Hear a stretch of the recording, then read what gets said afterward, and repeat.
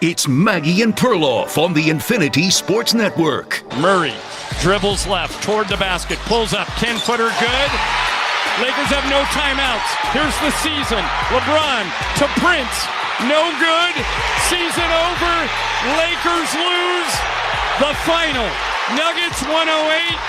Lakers 106. Series over. Game over. Nuggets on to the second round, and the Lakers, who led in every game at halftime, lose the series in 5 games.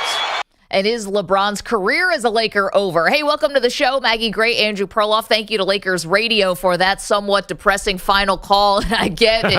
I get it, Perloff. This is a major crossroads now for the Lakers, who get gentlemen swept out of the first round by the defending champs. Feels like the Lakers could play the Nuggets 100 times, and 96 of the games would end up the same exact way. The Lakers lead the whole way and then lose. So a stat that I saw this morning was that the Lakers have led 70% of the way in this series. And I thought that would make me feel a little bit better about the Lakers and how they performed in this series. But honestly, to come up short this many times in such a variety of ways, having double-digit leads, blowing those, having ties like last night where it's, thrilling and coming down to literally the final shot. It was another Jamal Murray game winner. Yeah. And to be honest, if it wasn't Murray, Jokic was open too. There's always somebody. And then all of a sudden, Michael Porter can't miss a shot for a week. It's ridiculous. Well, you want to know why? Is because the Lakers really were kind of a guy short in terms of covering Michael Porter, and he was awesome last night. Dude, 6'11". What guy is going to be out there covering him? Again, the Lakers do have some size, and they weren't able to match up with the Nuggets. I mean, they were able to match up with them, but just not when it counted the most. And listen, there were a couple calls here that didn't go the Lakers' way. Could there have been an over-the-back call maybe on a LeBron James offensive rebound, defensive rebound that Aaron Gordon ended up coming down with, kicks out to Jamal Murray. He hits a 3. I mean, listen, they missed 9 free throws also. The Lakers, the anatomy of the loss here is Anthony Davis suffering a neck shoulder sprain in the third quarter, kind of took him out of the game offensively. They miss free throws, and just the Nuggets are like a machine at the end of games. Whether it's Murray, whether it's Jokic, whether it's another guy stepping up, they're not going to be denied. Well, the funny thing is, there is a real possibility, and I've said this before, and maybe it's an overstatement. Lakers could be the second best team in the NBA for all we know. I mean, and we'll never know. They're not that far off from the Nuggets. The Nuggets are just, they're a real mini dynasty in NBA terms. They're much like the San Antonio Spurs. That's the team I would compare them to. Is it possible the Lakers are much better than we think? Because they're going out in the first round. To me, it's a slightly deceiving going out in the first round. I think they would have beaten a bunch of teams.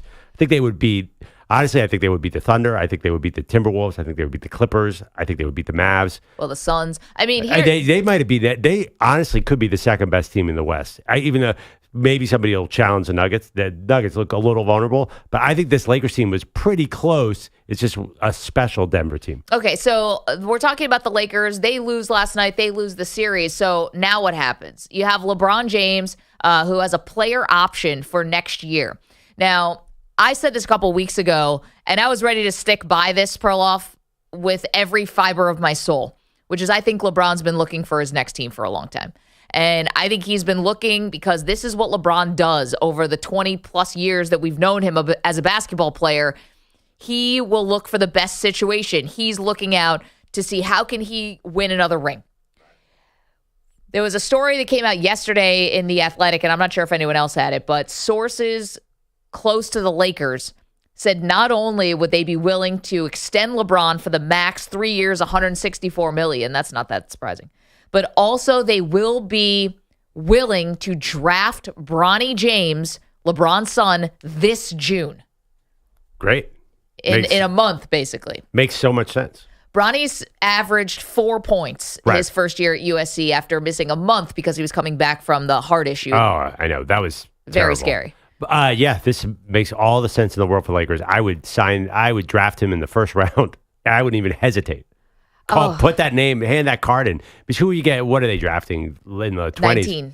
19. 19. See, that's a real player. Get him in the second round. How's that going to work? I don't know what the agreement is here. And you don't know. I don't think anyone else would take Bronny. Like, just his college tape is not worthy of being a pick in this draft. and this is a bad draft, right? Or this is not a very star-laden draft.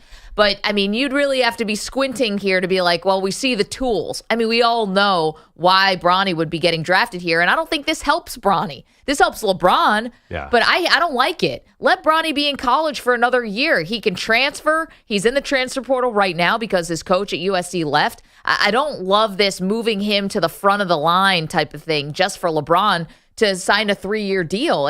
I wouldn't do this if I was LeBron as a parent, number one. And two, I just don't think the Lakers, this is not what they need. That 19th pick, I mean, you could package that if you're going to try to trade for another star. Right now, you can't use that on Bronny. You could use that 19th pick to get a star?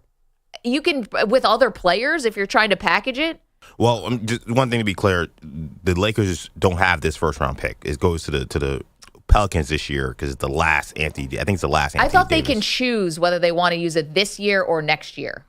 I thought there was an option where they have the choice if they want to use it this year. They could do that, but considering they may be a better team or worse team next year, that could be a little risky. So that's going to be the decision they're going to have to make. I guess. Listen, if they want to choose Bronny, they're going to have to. If they're saying they're going to take Bronny, I guess, but then you risk that someone else could come in and take him just to mess you up, just to screw you over. That's a little bit more dicey. Yeah, so it's funny. What if Atlanta took Bronny at the end of the first round? I don't think the NBA would do that. Maybe I'm crazy, but there seems to be a gentleman agreement on these type of things. Going back to Kobe Bryant, the NBA said he wanted to go to the Lakers, and who was Kobe Bryant at the time? He was a high school player. They said, okay, you can go to the Lakers. You're telling me somebody's going to swoop in and take Bronny James and get the wrath of LeBron and the Lakers? That feels like a bold move that doesn't really have an end game. Anyway, this is the only reason now where I think maybe LeBron will stay. And again, I don't know who the coach is going to be of this team. I don't know if Darvin Ham comes back. I don't know what kind of moves they try to make. But, LeBron and AD together, is this as far as it goes? Is this as far as they can go? And how can they better suit this supporting cast? Is Trae Young the answer? I don't know. Well, here's the other question. Where would LeBron go, though? I mean, if he really wants another ring, there's only two places that would probably guarantee a great chance, would be Denver and Boston. After that, or maybe like an up-and-coming team like the Thunder or T-Wolves, that would look so bad for LeBron. I mean, he would get the whole Kevin Durant bus rider treatment. If he just glommed onto a title team, that would be sad. Listen, I don't think he would go to Boston. I think there's legit bad blood there from his time in the Eastern Conference. He can't go to Denver. I mean, that would be too much. That is a Durant move. Right. But I think he could go to Dallas. I think he wants to play with Kyrie. Yeah. I think he would want to play with Luka. And that'd be great. But what happens in the third round when you're already out of the play? I mean, how is Luka, Kyrie, and LeBron? Is that team even better than the current Dallas? Listen, there's one basketball. I'm not telling you it would work. I'm saying, where does LeBron think it could work? But LeBron wants a title, so I think he's going to look. I feel like Dallas is the exact wrong kind of. They feel like the Phoenix Suns 2.0 if you give them. He wants like a varied team with giant big guys who are going to complement him. Sure. It feels weird that he would go to a team with 3 different versions of him. Like Golden State, too. Is that a good team if they have LeBron? Listen, I think he's looking at all these things. Is it better off just to stay then? Do you just stay with Anthony Davis? And do you think that maybe coaching was the difference here in this series? Because Darvin Ham, who is most likely going to be, I can't even say scapegoat. I don't know if he deserves to keep the job. Yeah, I think you get a new coach. You try and add a DeMar DeRozan type or DeMar DeRozan, who is a DeMar DeRozan type, ironically. Noted winner, DeMar DeRozan. I mean... listen, would you... Yeah, if you could add Anthony Edwards and Shai Gilgeous-Alexander, guess what? You can't. Your choices are Jonas Valanciunas or DeMar DeRozan or Trae Young. So you're not going to be able to pick a rising superstar. I know, but when you give me those options and I give you Kyrie Irving and Luka... I mean, I know it doesn't make perfect, like there would have to be more in terms of front court and you have to figure out some things. But if I'm giving you Luka's an MVP candidate and Kyrie has proven he can do it in the postseason. So.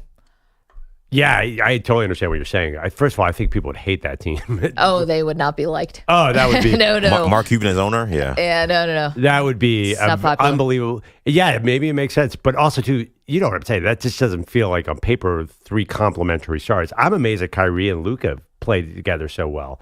That being said, they could easily go out in this first round. True. They matched up against the Clippers. Let's hear from LeBron last night when he was asked whether this was his last game as a Laker.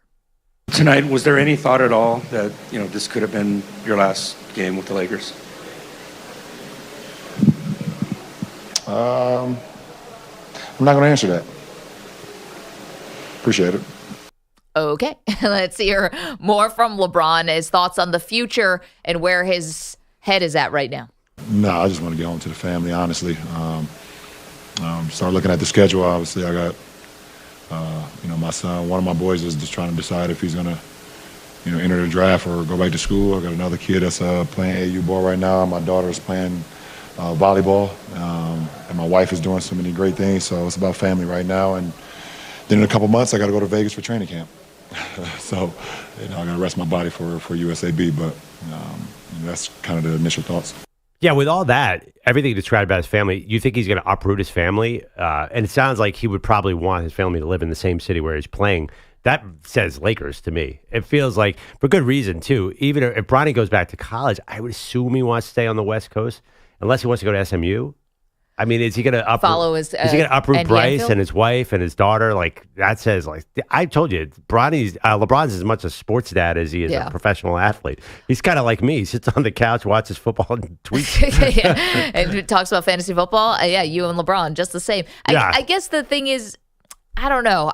You're in pursuit of this thing. Right. What thing? Of more titles. Right. You know that it's finite. This isn't, oh gosh, we're going to have to move you around and family. We're going to move you now in another year and another year and another. You would know this is basically like the last time that you would move. And I don't know if he did go to Dallas, if the team goes with him. If he goes to Golden State, I don't know why they would. You're so close between LA and San Francisco. I think you can make it work. Like, you got Bronny. He might be, in the league soon. He's in college. He might not be in LA anymore. Probably won't be. Then you've got the second son, Bryce. He's going to be in college soon. I don't think that's as big of a deal as you do. Oh, I think it's a huge deal because I think he already chose family by staying in LA. I mean, he knew after that first title that this team was flawed. He stayed there. I think he's chosen LA. It's not just the family; it's the industry too. The industry he has chosen, the entertainment industry. I mean, he's killing it on that side too. Yeah. I think to leave LA, I understand maybe a Dallas, but it just feels like slim pickings. He's not gonna uproot everyone and bring him to Oklahoma City or Minnesota or an up-and-coming team. Even if he joins Golden State or Dallas, like, these are aging teams in an NBA where there seems to be a changing of the guard, where these young teams are coming up fast. So, honestly, like, maybe the Lakers is just as good a chance as any of these places. I think there's so many compelling reasons for him to stay in LA. The more we talk about it, the more I'd be surprised if he left. Well, I mean, Luka is one of those young up-and-coming guys, though. Yeah. So that would be really attaching yourself to one of those dudes. If it can't be SGA, if it can't be, Anthony Edwards, Luka's not a bad option. Well, yeah, it's funny. The way he plays, he feels like an older guy. Yeah. It's not above the rim. Yeah, I mean, Luka's so ball dominant. It'd be so weird to see him and LeBron. Maybe that's an option. You know who'd be great to pair with him? A Jokic, a guy like a full service guy. Yeah. I think. Let me ask you. I'm a Sixers fan. How about Embiid and LeBron? I don't love it, but I know there's been reports out there. So the Sixers have a ton of cap space, and they can really go superstar hunting. This is why I would not do it if I was LeBron. It's always something with the Sixers. I mean, our former boss basically made a career out of this. The fact that they had the Sixers podcast that got so popular because it's just always something. It's not really the Sixers. Embiid is always hurt in the playoffs. Every Sixers fan knows this. So even if LeBron and Embiid wins 70 games, Embiid's going to be hurt in the first round of the playoffs. So what are you going to do then? Exactly. Like, you have your own issues trying to keep Anthony Davis healthy in LA. Why do you want to go play with another injured center? And that's another thing the Lakers are going to have to work on moving forward. So AD, again, sprains his shoulder and neck last night early in the third. Kind of took him out of the game offensively, tried to still, be a factor defensively. Why they never really got a good backup center. This is something that, you talk about with Embiid all the time. Who's backing him up? I mean, that's something that I would try to invest in a little bit if I were the Lakers. They've got a lot of changes, right, that they would have to make, because even if they led for 70% of this series, they lost in 5 games. Absolutely. I mean, again, credit the Nuggets. They're an incredible team. And I don't know if they do what they did last year, but they just have so many ways to beat you. Here's the thing. We should put this over a poll. EJ and I had a pre-show conversation. Who would you rather add, Jonas Valanciunas or Kelly Olynyk? Wow. Please don't put that as a poll. Get the parade ready. Here comes Jonas Valanciunas. Here comes Kelly Olynyk. I mean, maybe actually Kelly Olynyk might be pretty sweet for the Lakers. A 7-footer who can hit a 3. I don't know. But let's be real. This is what we're talking about with the Lakers. There's no savior coming to this team. You're going to have a 40-year-old LeBron, injury-prone Anthony Davis. Here's the worst part of the Lakers. D'Angelo Russell has a player option. I mean, I know he had this great season, but he was 2 for 10 from 3 last night. D'Angelo Russell, like, could anybody look at a team with him at the point guard and say, man, they're going to win the title? That does not feel right to me. Well, think about who they won the title with in 2020. And I know it was the bubble title. Yeah, KCP. That dude wins nothing but titles. And Rondo. Yeah, Rondo wins titles too. Those guys are title-winning players. Right, exactly. But I'm saying it's guys who are passing. It's guys who are, like, Rondo's not putting up shots. Well, right, but D'Angelo Russell is not like, he's the opposite of Rondo. He's That's the what I'm opposite. saying. Right. Okay, so get in. That's Dennis the problem. Schroeder, it's the opposite. And, right, but that's the problem. D'Angelo Russell is going to be their point guard next year if he takes the player option. I think it's not that much money, but doesn't that scare you a little bit? Yeah, it definitely does. He's definitely one of their best players, though. Here's the thing. I think the question comes down to this, EJ, and I think this could be our poll. Does LeBron stay or go? Is he staying in LA or is he leaving? I'm going to be honest. I've been on the leaving track for weeks and months and months. I saw the Bronny thing. I saw the news item that the Lakers are willing to draft Bronny. I thought, oh, maybe this changes his mind. But I'm sticking with my guns. He's gone. Where? I think Dallas. I hope so. Then the All of America can join against one team, the most full of themselves group of human beings ever on the planet. Our question for you, 855-212-4227. Does LeBron stay or go? It's simple. Stay in LA, leave LA. I know Pete Pilotti's been waiting for this. Oh, yeah. This is your day. Cut the electricity with a knife. Where does LeBron go next? We can have another decision. We can have all that fun stuff. Really exciting. Really good for the NBA. One thing, too, I think you have to consider, does Charlotte hire J.J. Redick? Because I think the convenience to do Pete Pilotti's favorite podcast is important. So maybe LeBron would go to Atlanta because it's a short flight from Atlanta to Charlotte so him and J.J. could drink wine and do podcasts. Want to keep sending your organization to hell. Do that. Wow. What about this? Just hire J.J. to replace Darvin Ham. Then you can just do the podcast, right on the flight. Oh, my God. That would be the greatest thing ever. If the Lakers hired J.J. Redick to just see Pete Pilotti's reaction, I would pay anything. Sorry, that hit me late. It would be amazing. They would do it. If the headline came down today, Darvin Ham fired J.J. Redick will replace him, Pete, would you be for this move? No chance. It's the Lakers. And then we're playing games. Give me a break. I mean, he's definitely getting an interview, right? If they fire him? For what? It's a coach. Let's go find coaches, actual coaches that coach basketball. Why are we pulling broadcasters out of the booth? I'm so tired of that whole thing.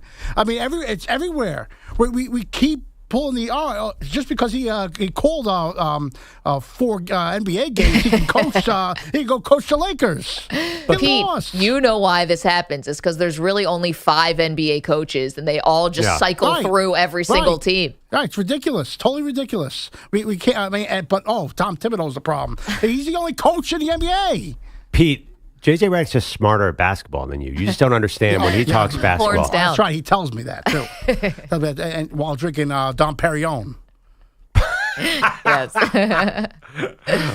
There we go. LeBron, does he stay in L.A. or does he go? That's the question. You answer it. 855-212-4227. I'm on record. I think he goes. You say stay.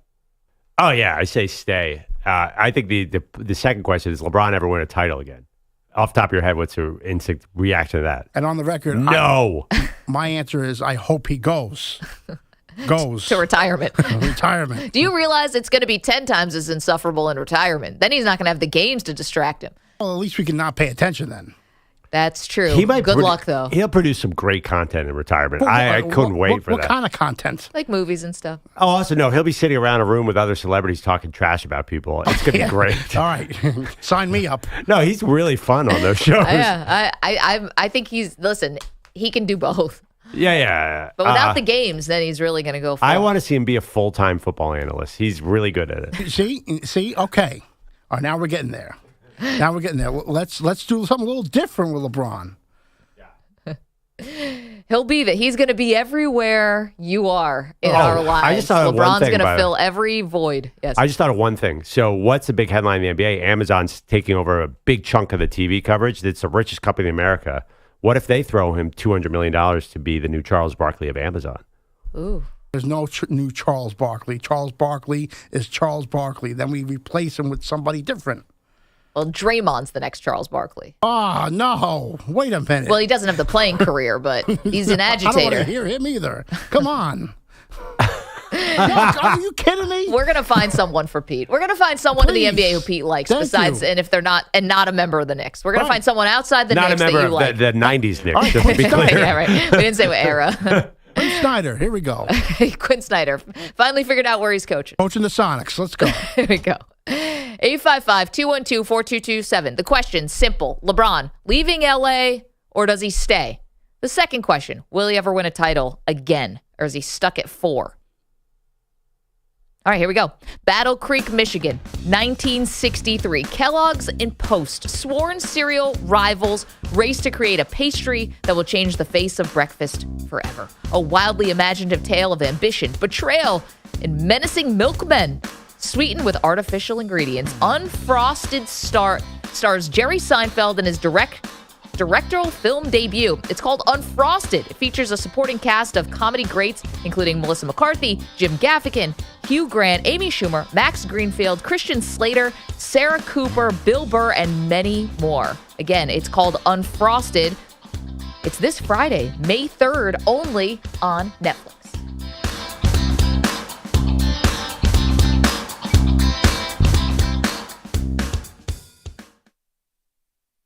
You're in a 4.5-minute break.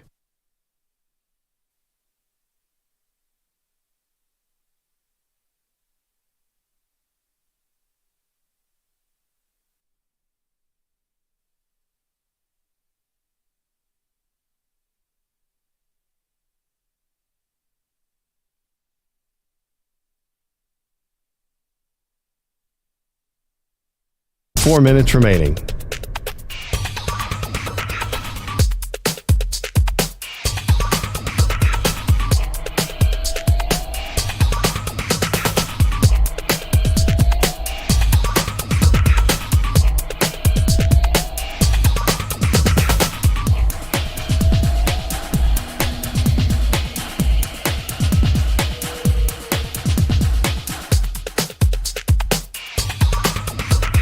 Three minutes, 30 seconds remaining.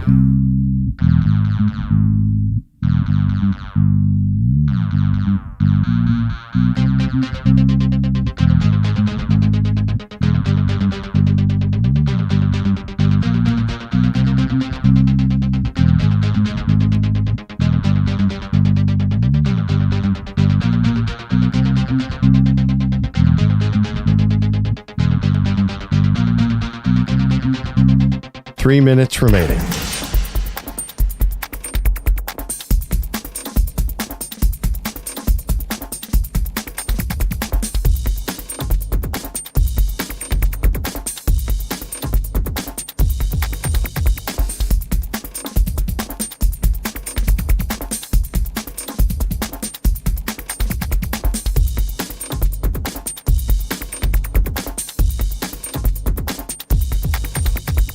Two minutes, 30 seconds remaining.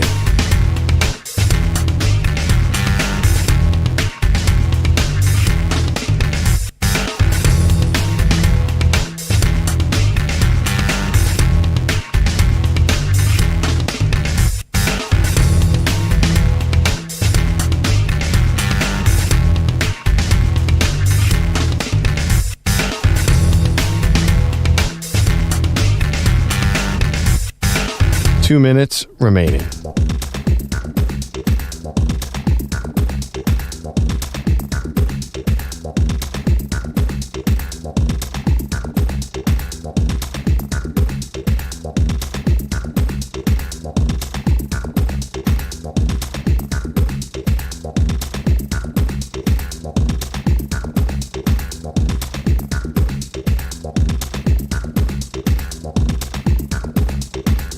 One minute, 30 seconds remaining.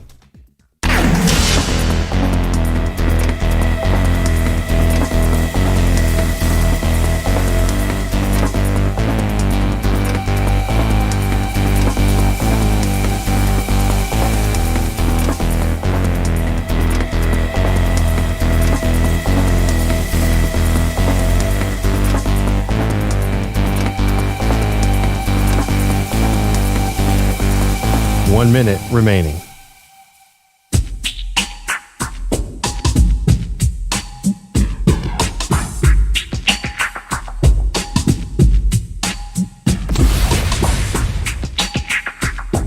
"45 seconds remaining.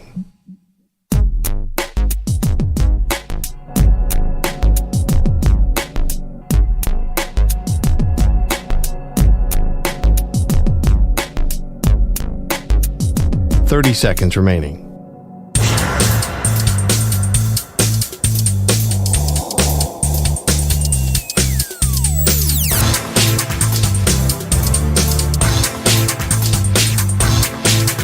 "15 seconds.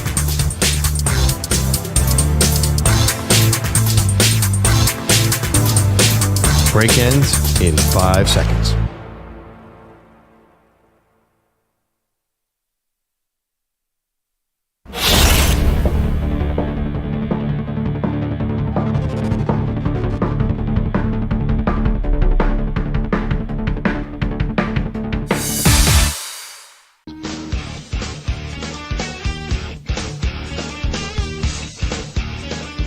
Welcome back, Maggie Perloff Show. Will LeBron come back to the Lakers? I say yes. Maggie says no.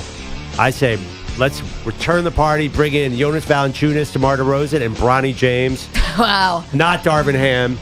Sorry, Darvin. Bring back Frank Vogel. That's the best solution we had at coaching in the last segment. Give us a call, 855-212-4227. And will LeBron win another title? I say no. I think that's a safe bet. If you're going to handicap this in Vegas, I think it's 400-1 that he is not going to win. Not 400-1.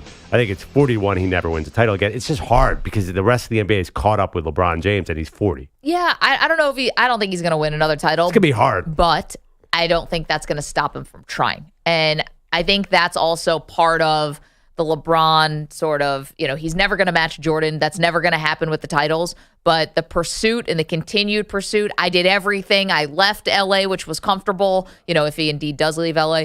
I left LA. It was comfortable. I could have sat there and I could have played out the rest of my career, but I didn't. I think all these things are going to be part of his sort of story. He never stopped trying. He already did make one choice to stay in LA when he could have left, when the writing was on the wall that they were not going to be a title favorite, and he could have left. So I'm not sure that the calculus is the same. Let's go to the phones. 855-212-4227. George is in L.A. George, what's the temperature in the City of Angels? Well, the City of Angels, Los Angeles, is basically a Dodger and Ram town. Now, Lakers are indifferent to the fans right now because they're not doing anything since 2021 COVID. But as far as LeBron, at 40, I don't see anything happening, to be honest with you. He's past his prime, and they need an infusion of young talent. And Perloff said, the rest of the NBA has caught up with them. It's just the way it is. And be honest with you, George, here's a question for you. I know you're a diehard Rams fan, but you're in LA. If LeBron left LA, is he remembered as a great LA athlete? Or no? No. Just an average player. We have a lot of great players come from LA for years, and he'd be just another one's of the charade of players that come and gone. Be honest with you. All right, George, thank you so much. No statues. I get it, though, about LeBron. Like, right now, if LA's always a Dodger town, first and foremost. You got Shohei and Mookie Betts. I'll bet you LeBron could sneak out of there without a lot of people paying attention. Oh, come on. We are not going to rewrite history here on this, day is it, Tuesday morning, and say that LA's not a Laker town. Come on. Get out of here. But if LeBron left right now, that would not be it's not like Mookie Betts leaving the Red Sox right now. I don't think the focus is on LeBron and the Lakers, right? Do you think there'd be some tragedy in LA if LeBron left right now? Nobody would care. I think Laker fans would definitely care. He's their second best player, maybe their first best player. I mean, they know let's he's not 40. Get crazy. He's I know 40 years old, but he's not playing like he's 40. Yeah, but you got young superstars all over the city. Why would you be upset about this? I mean, you have the Lakers fans, and it would be a big deal, but it would not be like LeBron leaving Miami to go to Cleveland. This is a much different thing. I think you are really underestimating the reach of the Lakers. The Lakers is a type of team that is worldwide. What the Lakers mean to people, not just in California, but throughout every time zone on this earth, the Lakers are popular. I mean, thank Kobe for that. The entire country, continent, loves Kobe. And I'm not talking about North America. I'm talking about Asia. I mean, you cannot walk anywhere in this world without finding a Laker fan. That I can't stand for that. That's just not true. I feel like my experience, LA is a little bit like New York, where New York's a baseball town first, and LA is really focused on the Dodgers. The Lakers are like 1B. It's definitely Dodgers are bigger than the Lakers. Do you really think it? It's always been that way. Yeah, the fans that get there in the third and leave in the seventh. Yeah, but These days you really got to get there fast because these games are moving. you know how? I'll just give you Pitch clock. I was at Dan Patrick's show. We were on AM 570 in the West Coast, and all the higher up said like this is a Dodgers station. Like everybody calls about the Dodgers. Like in Philly, everyone calls about the Eagles. That's the Dodgers in LA, not necessarily the Lakers. But is that a radio thing or is that like a town thing? Because talk to your friends in LA. The Dodgers are a big deal. I mean, the Lakers are too, but the Dodgers are definitely bigger than the Lakers there. Let's get to Bogusch. He's got headlines for us. Hi. Good morning, guys. Those headlines, as usual, are sponsored by Progressive Insurance. Drivers who switch and save with Progressive save nearly $750 on average. So call or click today and find out if we could save you hundreds on your car insurance. Nobody listened, but he was right. Perloff said the Pelicans would miss Zion Williamson against the top-seeded Thunder. And here's New Orleans not winning a single game in the series. Holmgren is layup blocked. Gets free on the deck. Dort has it straight away to Dub. Cranks a three at the shot clock buzzer on line. Cha-ching! A Thunder money ball. Is he something? Is he something? Jalen Williams up and down again with a tray. Has 23. Thunder by 11. Wow. The run extends to 13-2, the lead to 11, 2:55 left. Matt Pinto on Thunder Radio. OKC pulling away for a 97-89 win in the Big Easy. That's a 4-game sweep. Jalen Williams and Shai Gilgeous-Alexander each scored 24. Apparently, head coach Mark Daigneault got hit with some kind of liquid post-game in the locker room. Our players are idiots. What happened in the locker room? And just a quick shower from the fellas. The Thunder dry off and wait on the Mavs. Clippers winner. They're 2-2 with Game 5 tomorrow night in L.A. I think that would offend Perloff. He doesn't like celebrating after a series. You don't like how baseball players pour beer and champagne on each other after winning the wild card round. That is the lamest thing in the world. Be like the NFL. You know, I'll focus on the next game. Why do they do that? So, sorry, the second you said Pelicans Thunder, I tuned out. What happened there? We can't relitigate it. Yeah, no, Thunder won. They celebrated beating the apparently Zionless. Oh, that's so lame. Yeah.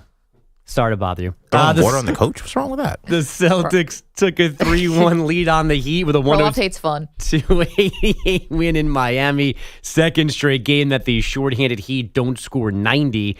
And it was where the show began. The Nuggets send the Lakers home in 5 with a 108-106 home win. The deciding points coming off the right hand of Jamal Murray with 3.6 seconds left. Murray scored 32 total after convincing head coach Michael Malone could play through a nagging calf issue. The kid's a warrior, man. I can't say enough good things about Jamal Murray. The bigger the moment, the kid just continues to shine, and I'm proud of him. One tough cookie. Nikola Jokic had 25 points, 20 boards, and 9 assists. Up next for Denver is Minnesota starting this weekend. Okay. Can I call out Jamal Murray right now? Yeah. There's no freaking way he had a calf injury. I watched the first half of that game. Like, what is he talking about? There's no possible way that the player that I saw last night had a calf injury. Well, did you see it all wrapped up with like? You see him wincing after the one of the other last. Did you see how he was not playing 23 regular season games? Did you see how he moved? How is it that could not have been? Nobody comes back from a calf injury and plays like that. It was incredible. So you think this is some kind of what? Like, I think he was overstating. Like a Kurt Schilling bloody sock? Was it actually bloody? He had to be overstating his injury because he moved so well in that game that it was like he didn't. Calf injuries are serious. They're very hard to move around, and he looked perfect for a big chunk of that game. So you're calling BS on the injury? I just think that it's weird that he had a calf injury and had to beg to play and was questionable last minute, then just came out and dominated from the opening whistle. It's just weird to me. I'm sorry. The Lakers now wonder if Darvin Ham keeps his job and if LeBron stays. As you've already heard this morning, he did not answer when asked if he had thought about this game being his last with the team. He doesn't need to think about it. Here's EJ again forcing me to talk about something I don't want to. The July 20th fight, air quotes, between Mike Tyson and Jake Paul. Now an officially sanctioned bout courtesy of the Texas Department of Licensing and Regulations. So the result of the fight, which will feature 8 2-minute rounds, will affect the pro records of the 57-year-old Tyson and the 26-year-old social media star. Yeah. Mike Tyson could be 87. He's winning that fight. It's going to be a version of Mike Tyson knockout. Wow. Are you going to put money on this? No, because who knows what's going to happen with this thing. Yeah, something weird. No. I mean, Mike Tyson is a professional fighter. He's a guy that knocked out so many opponents in boxing. Yeah, just unbelievable. All of a sudden, he's gonna not do anything in this fight. He's gonna knock him out in the first round. He's 31 years older than the other guy. I don't care. I said he could be 97. He still has the knockout punch. Wait, so Maggie asked, are you going to bet on it? You said no because I have no idea what's going to happen. But then you forcefully said he's going to knock him out in the first round. Well, that's what I was wondering. You had a lot of conviction. Because he's Mike Tyson. Yeah. So, but why would you bet on it then? I'm not gonna bet on it. No, it is the sport of boxing. Something weird's gonna happen. Jake Paul can get knocked out, and somehow they still give him the win. This sport is crazy. Let's be honest. Fall down. What really helps this? Some kind of rematch. I mean, let's see if this. Let's see if we actually make it to the fight. Number one, whoever actually sanctioned Mike Tyson at 57 years old to actually fight should have their license revoked. That person knows because he knows that Mike Tyson will win the fight easily. That's why this should not be sanctioned. I'll do a show bet with you. Jake Paul's definitely winning that fight. Jake Paul's Maggie not nailed winning it. that fight. No chance. He's a pretty big favorite. I saw Mike Tyson running at 40. Did not look good. 40? He ran 40 feet. 40 yards. 40 feet. Whatever he ran. He was sprinting on some track, and I was like, oof. Mike Tyson could look like me in that fight, and if he still has that knockout punch, that's it. It's over. Listen, he obviously has the experience, no doubt, Pete. You're right about that. He has the punch. Don't forget it. Do we forget everything that he did as a fighter? No, we just probably think it has kind of lost some of its effect. Like since 20 he's years ago. 57 years old. Nothing wrong with 57 as far as I'm concerned. Well, also the muscle boxing memory there might be. The muscle memory never leaves you, right? He'll be able to do combinations, put together those for a video. Not gonna run around on his deathbed. That's his muscle memory that's ingrained. It's like Steph Curry will be able to shoot a jump shot for the rest of his life. That's not going anywhere. He's not running around the ring like Ali. He's not doing that. All he needs to do is punch him out, and that's it. It's over. Put the wagons in a circle. Man, I can't believe they sanctioned it. Anyway, back to you, Bo. Oh, thanks. Yes. I'm looking at Tyson's last two fights: a 5th-round knockout at the hands of Kevin McBride and a 4th-round knockout to Danny Williams.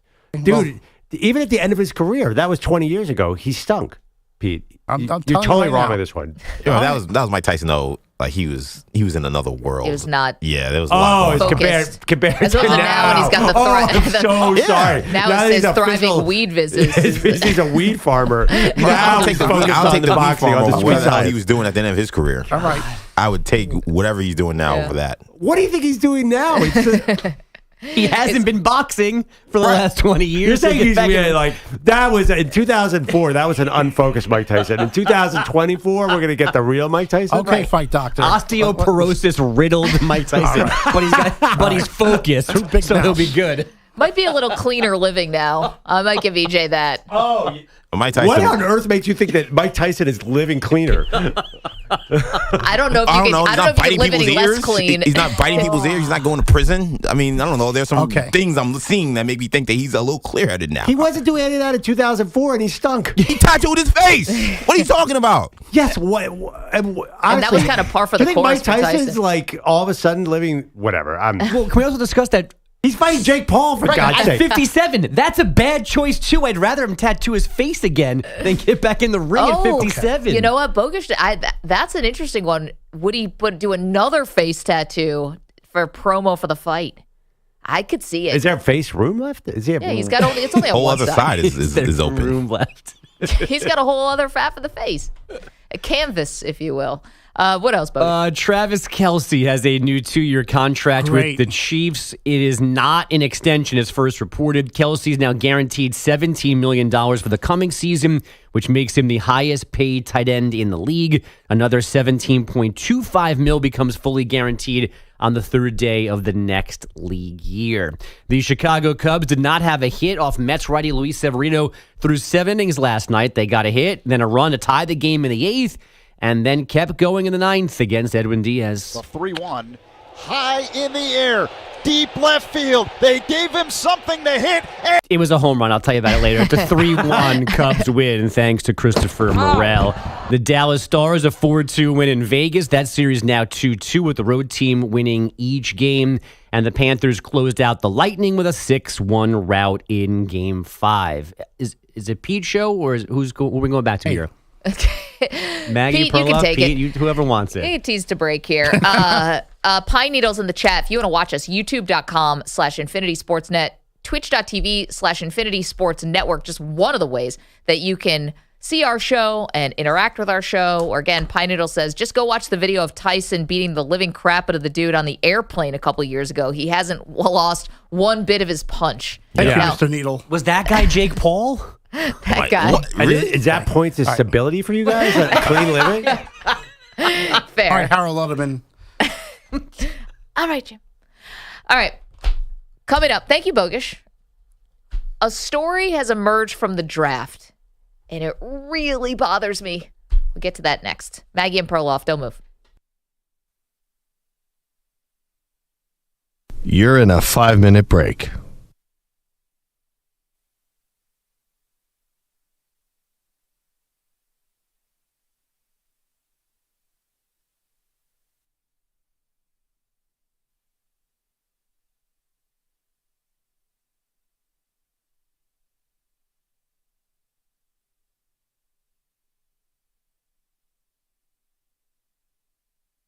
Four minutes, 30 seconds remaining.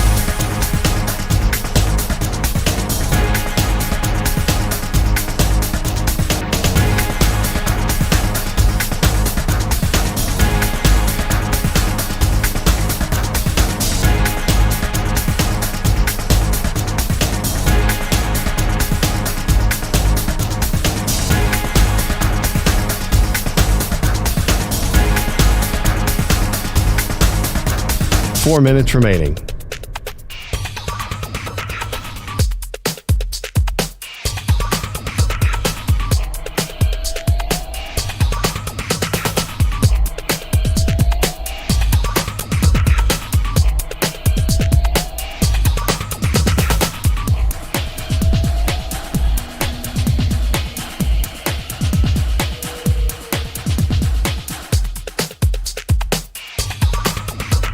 Three minutes, 30 seconds remaining.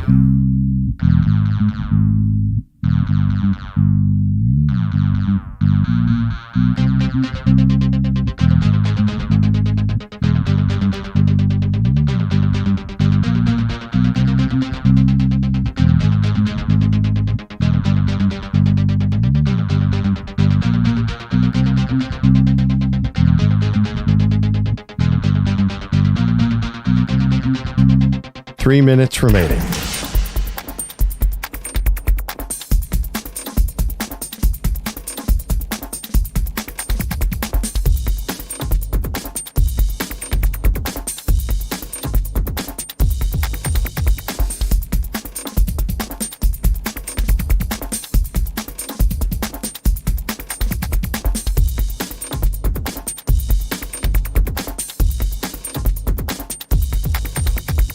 Two minutes, 30 seconds remaining.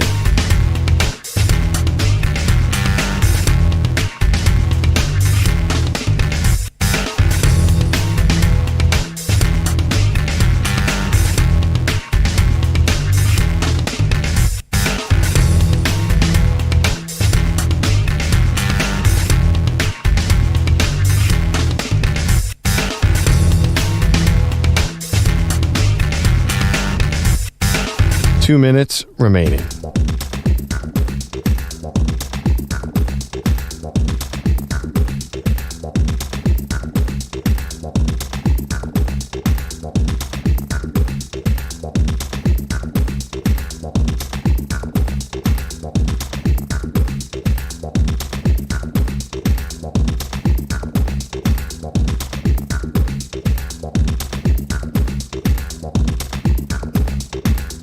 1 minute, 30 seconds remaining.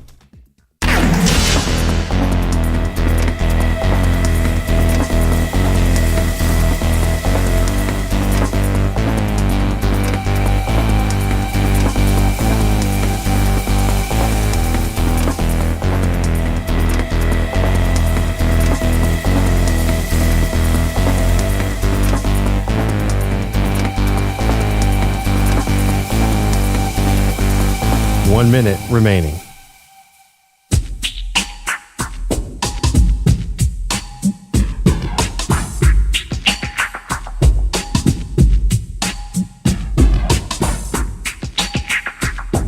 "45 seconds remaining.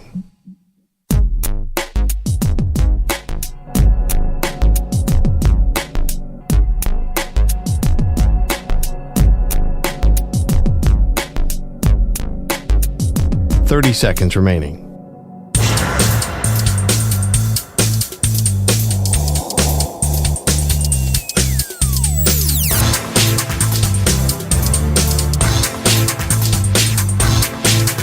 "15 seconds.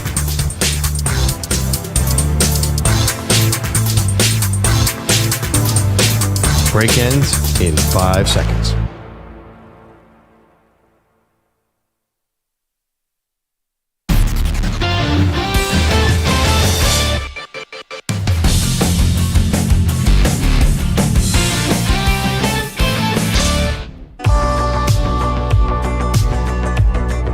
Welcome back. Maggie Gray, Andrew Perloff. Okay, so now you have a lot of stories that are coming out from after the draft. And one is courtesy of Albert Breer from Sports Illustrated, friend of the show. And it's a good story, right? It's a good anecdote that Albert got here. I have this is not a problem with what Albert wrote. It just really made me roll my eyes. And I'm curious if you had the same reaction.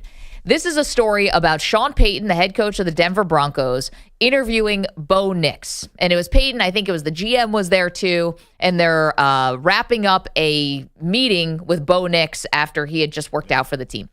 So they asked Bo Nix, so what's in your backpack? Like the backpack he brought to the meeting. And he reaches inside and it's a roll of tape, it's a extra pair of cleats, it's a lacrosse ball he uses for rolling out his back. And they say what wasn't in the bag was just as significant. Everything was football related, all of it. So he's got only football stuff in his bag. And according to Breer, and presumably getting this from Sean Payton, moments like that are like gold for NFL teams because somehow they think this shows who Bo Nix really is because he only had football stuff in his backpack. I had to roll my eyes 100 times. Again, this is not on Breer's reporting. If this actually did sway Sean Payton in any way, it is beyond stupid. Yeah, but we always do those draft stories, those narratives. I mean, obviously, Bo Nix has amazing game tape, so it's not like they needed. They're like, well, you know what? We didn't love the way he played Oregon, but we like his backpack. So it's teams do this all the time. You know the game. Okay, but flip side. Say that, you love his tape, but then he's in the backpack, and what could he reach in? Yeah. What if he pulls out, a box of, granola bar? Like, what is it that would be in there that would turn you off, maybe outside of a loaded gun or something? Well, it's funny. I read that story, and honestly, it's a terrifying story for Broncos fans. He said that he has to tape both his ankles. Both ankles. And then he rolls out his back with a lacrosse ball.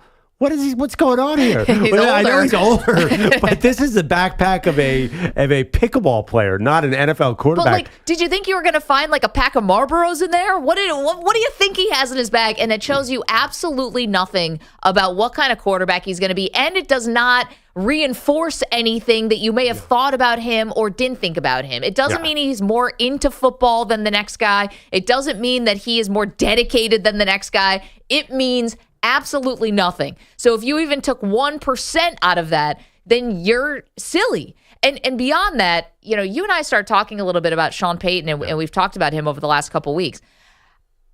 I never really rolled my eyes at Sean Payton. I never used to have these sort of reactions to things about him. And yet these days, I find every time he does something publicly, I find it a complete turnoff. There's something about this coach. He's a great coach, by the way, obviously, but there's something about him that I've kind of turned where I think, he's arrogant. I think that he's mismanaged that first season of the Broncos. I kind of just, my thoughts on him have really changed over the last year. You know, I didn't like the way he yelled at Russell Wilson after a running back fumbled. I thought it was totally bizarre. That was the one thing that really bothered me. But I wonder if Sean Payton was winning, would you say that? I mean, honestly, at the end of the day, if he goes 13-4, then he's going to become everybody's hero again. Yeah, I think part of this is, and again, it's like the bedside manner stuff, you know? And listen, Nathaniel Hackett may have been the worst head coach in the history of the NFL. For the way he said it to a reporter before he had coached a snap with the Broncos, and then blamed it on having too much coffee and tried to walk it back in this silly way. I really didn't like the fact that they opened up their, he opens up his Broncos tenure with an onside kick. I mean, come on. Like, we know you're famous for that from the Super Bowl. That offside kick really bothered me. Really, because it's so him, not the team. That being said, there was no strategy about that. I feel like, it's easy to go after Nathaniel Hackett and Sean Payton and any losing coach.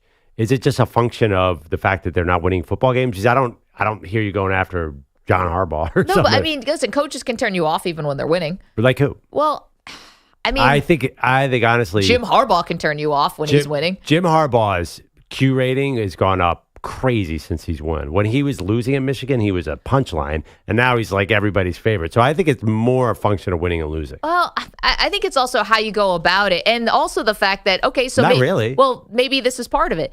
He blamed Sean Payton. That is. Blamed everything on Hackett and how bad the team was and how bad of a coaching job he did. Yeah, that was not good. And then came in and didn't do diddly. So, if you were going to call out your predecessor and essentially pre-blame him for everything that goes wrong, that's not accountability to me. Don't take the job if you think it's that much of a dumpster fire. And then on top of it, I just don't know if he even really wanted to come back and coach. I thought it was a bad sign that he only wanted to go to a place where he could play golf. I mean, what are we doing? It sounds like Steve Spurrier going to coach Washington. That being said, they were a 500 team last year. Actually, they won 5 in a row at one point. Yeah, they played okay. I wonder, and Bo Nix, regardless of the backpack, everybody made the same connection. Like, he kind of looks like he's the Drew Brees of this draft. So if Payton can get it going, they just don't have a really good roster around him. I don't understand the GM at that team. Yeah, me neither. Why is he still there? George Payton. It feels like it's mistake after mistake. Is he still? He still is there. Yeah, it's crazy to me that the team that surrounded him. I do think that if Sean Payton wins, he'll become, because he's very, very well liked in the media because he's a great source. Okay, well, yes, right, because he'll talk to anybody. But I'm telling you, I think he's got a lot to make up, a lot of ground to make up. And it's not going to be easy with Bo Nix because he's a rookie. I know he's got a lot of experience. Dude's rolling on his back with a lacrosse ball. He's 45 years old. He's ready to roll out of bed, get some stretches going, and get on the field. But the other part, too, was, listen, and Russell Wilson might not be winning a lot of popularity contests right now either. But the idea that they asked him to cut his guaranteed for injury, money, I thought that was bad form, too. I mean, there's just been a few things now where Sean Payton, I thought, had like a very, very, very high approval rating, and I don't really see him that way right now. Maybe it is the losing. Maybe it is. Yeah, I mean, everyone will be back on board if he's 12-5. Fortunately for him, that's definitely not happening. I think they're like third or fourth lowest in win totals for this year. So they're going to be, here's a question, too. Are they tanking? It's like that what's happening here? I don't even know where they're going because they don't have any talent in the AFC West. I hear what you're saying about he is insufferable. I totally agree with that. But he probably always has been. He probably was in New Orleans. We just didn't see it as much. The guy can call plays. I get that. He totally can. But it's not like he's selected these great quarterbacks over and over again. He already had Breeze there, and they were together for 15 out of 16 years. Let's see what happens now with this rookie. Well, it's his first, definitely his first round pick, yeah. Yeah. So there's nothing. And the other thing, and a lot of people think Bo Nix was overdrafted. Yeah, he's quite an older rookie. So I think he has a chance that he's going to be pretty good. You think the Broncos are a playoff team? I honestly think they're the 29th best team in the NFL. Oh, okay. Yeah. So major reset. Their odds are at 29. I think that's about right. But so what are you paying for with Sean Payton then if your team's going to stink this bad? Timing is weird, but I think Bo Nix was the right pick there because otherwise, who's your quarterback? Coming up, 855-212-4227. You are welcome to weigh in. We have our poll question. Will LeBron James stay in LA? You're welcome to answer that as well. Coming up, though, we do have a twist on one of sports' big dynasties.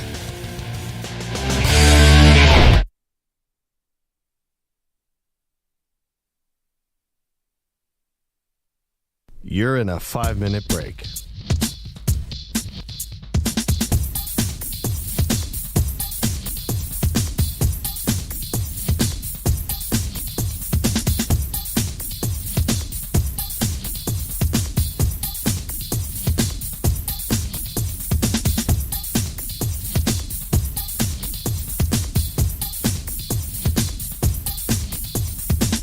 Four minutes, 30 seconds remaining.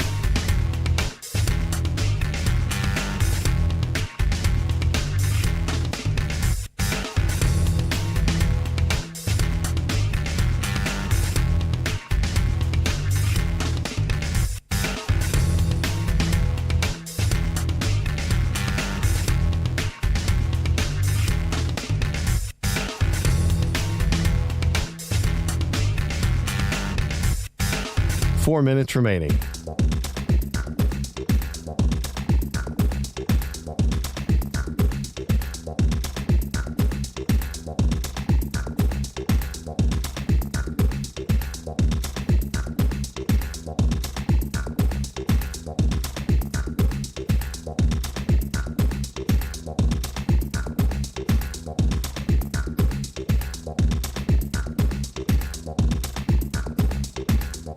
Three minutes, 30 seconds remaining.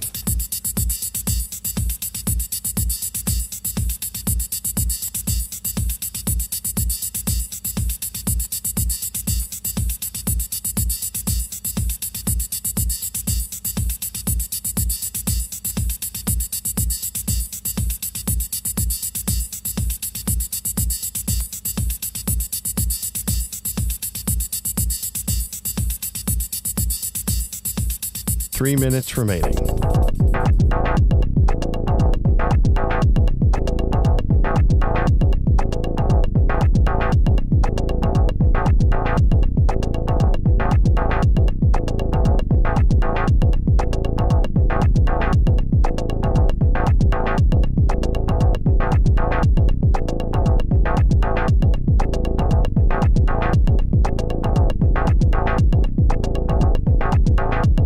Two minutes, 30 seconds remaining.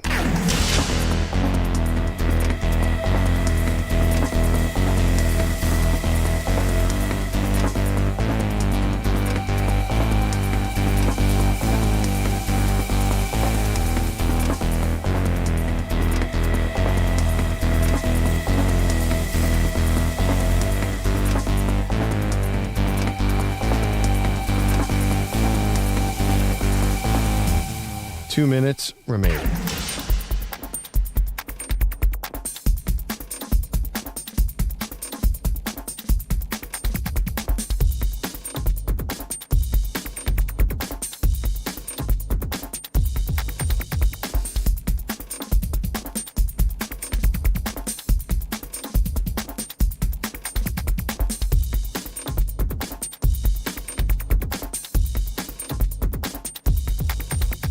One minute, 30 seconds remaining.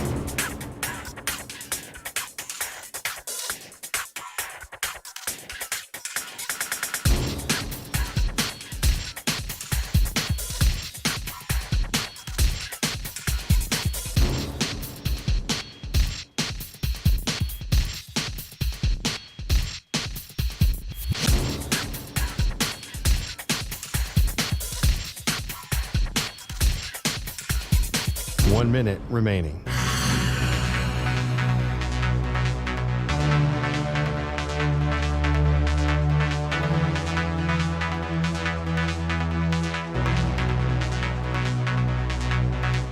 Forty-five seconds remaining.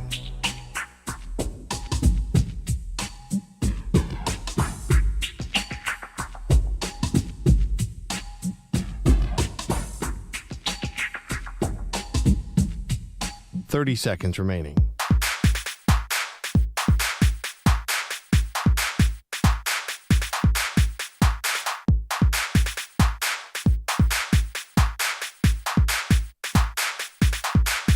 Fifteen seconds.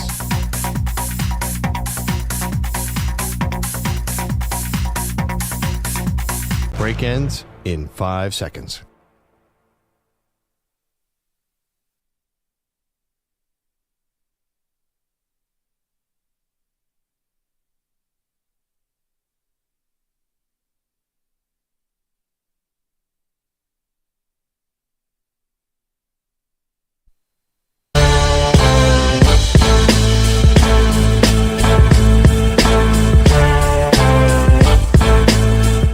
Maggie and Perloff on the Infinity Sports Network.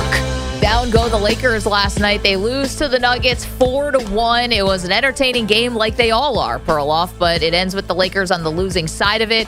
And now you've got questions about LeBron's future. Clearly, Darvin Ham, the coach of the Lakers, his future, sort of the crossroads this team is at because they can hang with this Nuggets team, but they can't beat this Nuggets team. Yeah, I don't know that anyone could beat this Nuggets team.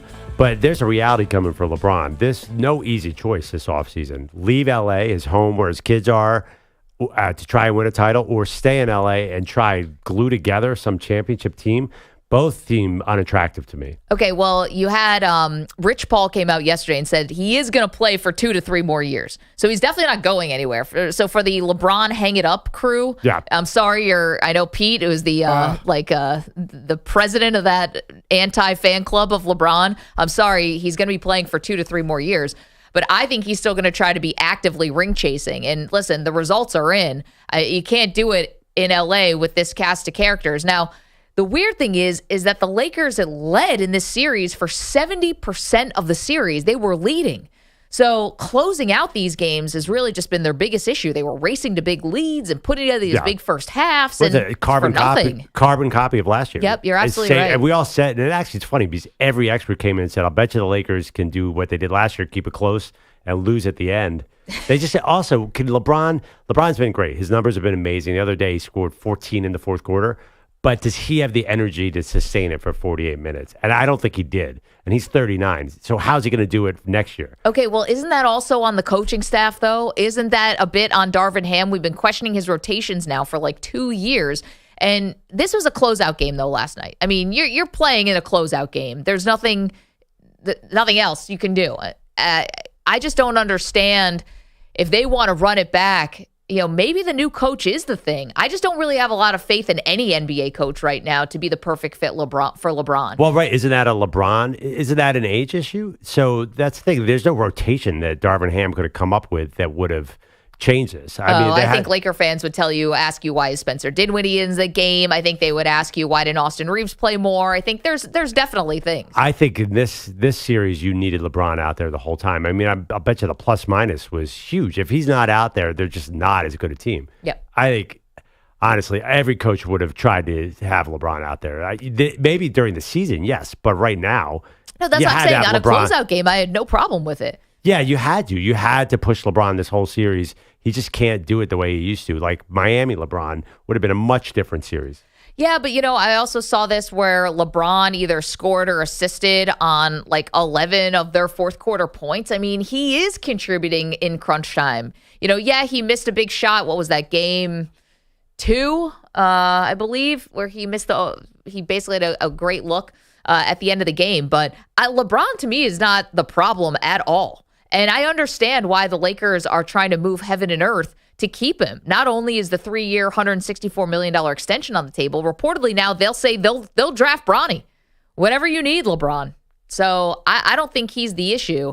However, the results are the results. They cannot beat this team. And so for that reason, I think LeBron is looking for his next destination, and I think it's most likely Dallas. I know. I hope so. That would be fun to watch. Because honestly, I think you could make an argument having Anthony Davis there is a better pair with LeBron than Luka. It could be, because Dallas is going to have the same problems too. Like, can LeBron really be defensive LeBron with that team? Because obviously Luka can't guard anyone. No.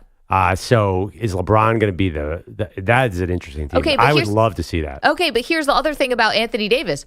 All-time great year this year. Great year. Healthy year. Yeah. He ends up getting injured last night in the third quarter, hit his neck and his shoulder, and it really hampered him. But this is an all-time great healthy year from Anthony Davis. And again, you still got the same result. You got to feel like you're just banging your head against the wall. And I don't know, besides, like, does bringing Trae Young in, does that make this team get over the hump with the Nuggets? I doubt it. What else are you going to do, and how are you going to use the assets you have and that draft pick, if you indeed use the draft pick, not on Bronny? How do you use that to try to get better? Okay, how can you get with a complimentary player that you can win a title with? How are you going to get with Giannis, maybe Embiid, you need a big star, like you need the right guy for him. And I'm not sure. Maybe if Dallas brings in LeBron, what else are they bringing in? Are they going to Maybe have Draymond? I don't know. Are they going to have enough? Well, yeah, you need tall defensive support. I'm just worried about the defense on that team.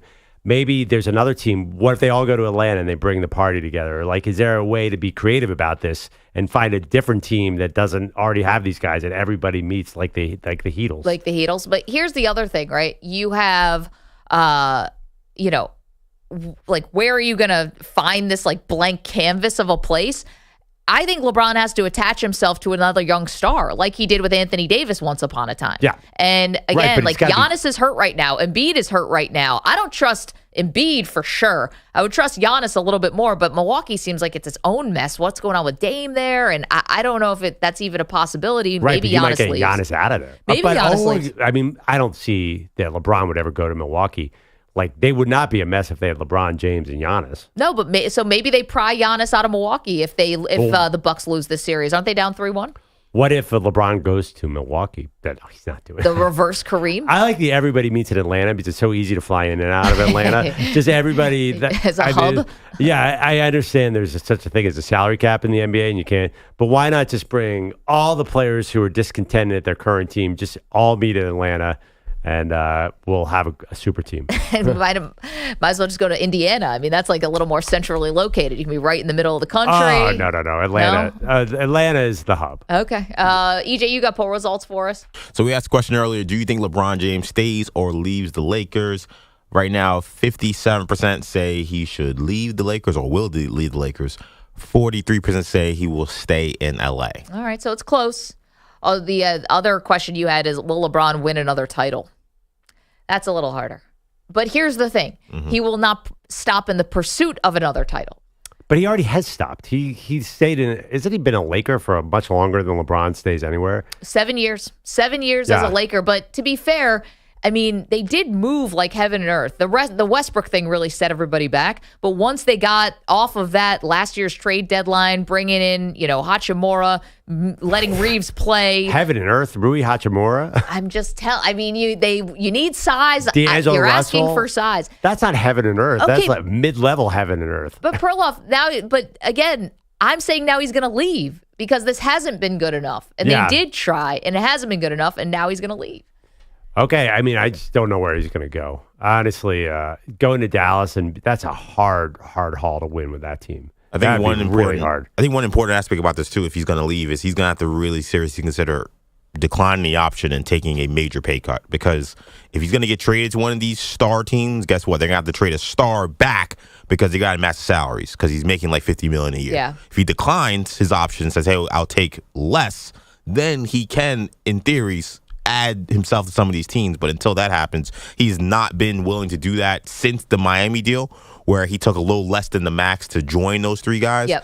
It's going to be a lot harder now. The NBA is so different. Back then, a lot of teams had a lot of salary cap room. This time around, there's just not a lot of good teams except for the Sixers that have that kind of cap space. Well, and that's where LeBron James was kind of smart on this one. And it's up to him, right? It's the player option. He could decline it. And I don't know if he's going to go play for the veteran minimum, but listen, again, he's done it before to win titles. Why wouldn't he do it now when he's much richer? He played for the veteran minimum? No, I said he won't. He played for less than, when he was in Miami, he played for less than the max. How much less than the max? I don't know. He could have made like $20 million at the time. He took like 16. He took less. No, I think it's interesting. So if he becomes a free agent now, right, would he pay for the max? I would do that in a second if I was LeBron James. But I agree with what you said originally, EJ. I don't think he's inclined to do that. For some reason. He needs to take the $50 million. There's a union thing too, where the union doesn't want a player the caliber of LeBron James of taking so less than what he's worth, because then that changes the whole landscape. But he's LeBron James. In theory, he could do whatever he wants. I mean, again, it's not the mid-level exception. Like, let's not get nuts here. Well, if he's going to join the Mavericks, that's what it's going to be, because that's a tax-paying team. That's an over-the-cap team, tax-paying team. Yeah, about $12 million, $14 million. And now if it's the Sixers, he doesn't have to. He can go there, which is why I think if he's leaving anywhere, that's where he's got to go. Man, but going to Philly, that just doesn't feel like it. I'm sorry to say this with you sitting right here next to me. Yeah. I know that this is important to you, the Sixers and the Knicks. Something always goes wrong with Philadelphia. Yeah, I mean, and Embiid, you cannot count on him. It's definitely not an ideal situation. It's a pretty thin roster too. I was wondering too, if they get LeBron, could they get somebody else? Like LeBron, I think Embiid and Maxey is not enough to get LeBron. They have to bring in another guy in LeBron. Yeah, no, there are no ideal situations. I think this is a tough spot. I think he stays because there's not the perfect marriage out there. Can I sell you on Philly, though? Because Maxey is awesome. Maxey is awesome, one, and he's a clutch client, so I'm sure LeBron would love to team up with him there. Two, despite Embiid's injuries, that's been a part of the problem. The other problem with the Sixers is they're a very dumb basketball team, to be clear. I mean, they played terrible down the stretch in Game 4. They played terrible down the stretch in Game 2. Like, the issue with them has been they can't finish games. They can't win these close games. Right. If you're looking for a guy who can not carry you for the 4 quarters, just get you to the 4th quarter and then close games, maybe adding someone like LeBron, who's a high IQ player, maybe he's the last bit that they need to get them over the hump. Perloff, 76ers fan? Well, I mean, their star player is playing on one leg, and they have like a G League roster around him, except for I mean, Tobias Harris is just god awful. Well, he'll be Nick gone. Batum is basically come out of the grave, and he's playing big minutes. Like they're old. They have how many players over 34 do they have? Okay, wait, but they have what do you think? They have no roster. But what about EJ's point to Yeah. the fact that he would make them a smarter basketball team? Okay, yeah, I understand what you're saying, but there's just if you have LeBron, Embiid, and Maxey, there's no way that's enough. That's enough for LeBron because Embiid has such an injury history. LeBron is getting older; he'll be injured. You need to bring in another star. You need like also a Paul George there. I don't. Yes, oh my gosh! Speaking of injured, you're bringing Paul George to this MASH unit. I mean, you gotta LeBron's take the a risk. healthiest of the bunch besides Maxey. You need another. You need another player there. I don't think LeBron, if he wants to win a title, it's not going to happen with Embiid and Maxey. And I get Pearl being down on the Sixers right now, or anybody being down on the Sixers. But what I will say, and I'm taking off my Knicks hat, they could have won all 4 of these games. It's not, and that's been every series they've been in this Embiid era. It's not like they're going into these series and they're getting smoked, they're getting blown out by 40 points. They're in these games in the 4th quarter. Well, not Game 7 last year against the Celtics. That was one bad game, but Game 6 they were home and they were leading, despite James Harden shooting 0 for 11 or whatever he was. Like they're in these games, they can't close. Like we can talk about the injury, we can talk about the roster. They always have a chance. I mean, and it's to me, kind of- LeBron always gives you a chance. It's kind of amazing. Embiid is really, as Maggie said, like she just can't even watch him right now. Yeah, he shouldn't be out there. First of all, he Yeah, should he have definitely been should be. suspended for the last game for the Mitchell I Robinson don't know. turned ankle. But no, he shouldn't have been out there. And he's putting up 50 points. It's the weirdest playoffs I've ever seen in my life. Our pal Jay in Nashville back in the chat, youtube.com/Infinity Sportsnet, twitch.tv/Infinity Sports Network. He said, what if the Clippers ditch Kawhi and LeBron stays put in LA I was rocking a wondering different about that, uniform? too. Didn't Kawhi already sign the extension, though? Kawhi extended in It's- February, I believe, or January. It's Paul George who's yet He's the to guy sign. that has the contract up. Now, I don't know when you can trade Kawhi. There's usually a deadline. Yeah. So I don't know if that happens over the summer. So you're the Lakers. Why are you taking Kawhi Leonard? Well, here's the but guys, let's think about this in the bigger picture.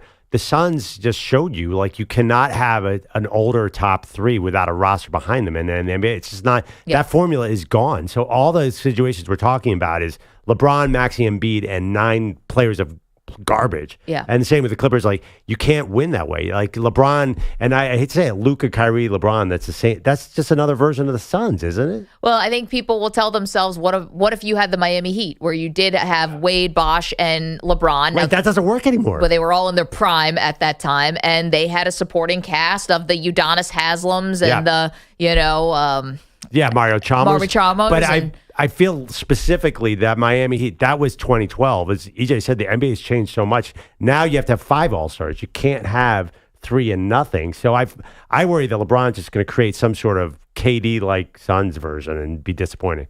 855-212-4227. All right, you're welcome to vote on our poll about LeBron. Stay in L.A. Does he leave L.A.? This is the postmortem on the day that the Nuggets move on behind another Jamal Murray game winner. Despite being on a bad calf, even if Perloff doesn't believe it. Yeah, right. He nails a game winner. And honestly, if it wasn't him, Jokic was open too. So this was happening for the Nuggets last night. And now the Lakers have to pick up the pieces. I'll tell you what, I think Darvin Ham is probably on his way out. But that's not I think you're right. That's not an easy replacement, No. LeBron's played for how many coaches now? A lot. I mean, there's a lot of expectations. No doubt. Coming up, we do have an update, again, to one of the dynasties currently in sports. Well, somebody just got a big raise. Get to that next. 855-212-4227. It's Maggie and Perloff. You're in a 5-minute break.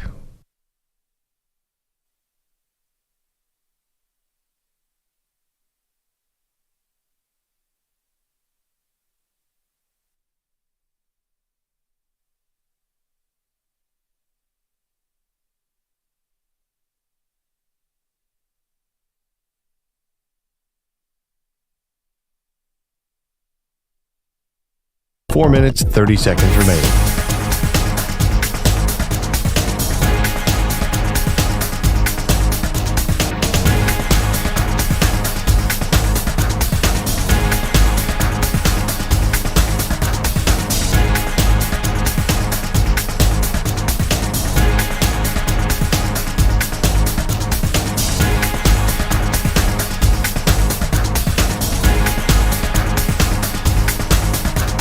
Four minutes remaining.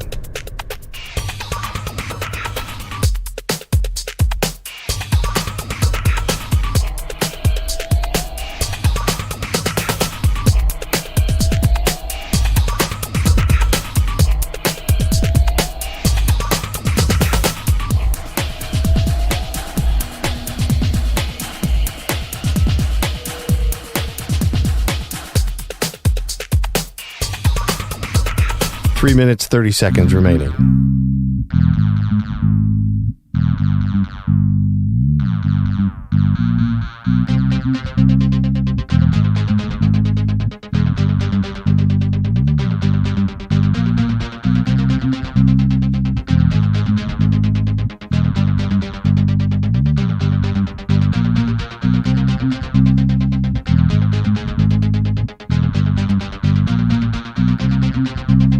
Three minutes remaining.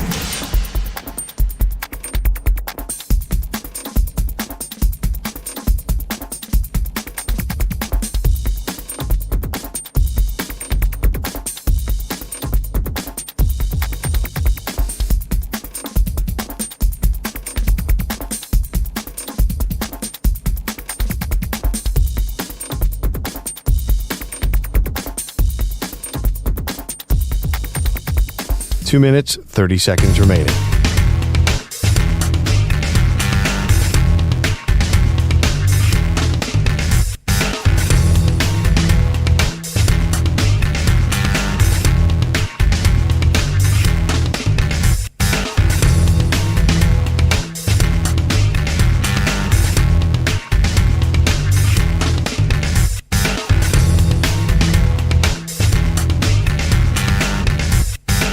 Two minutes remaining.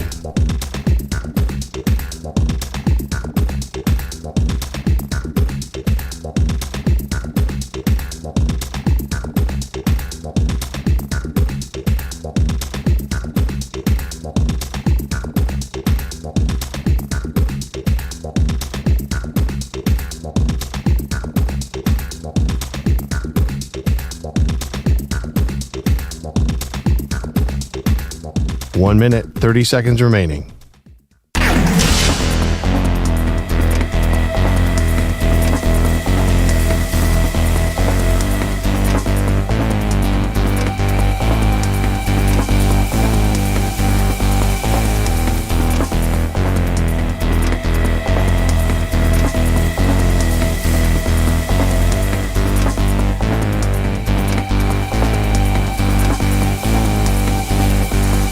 One minute remaining.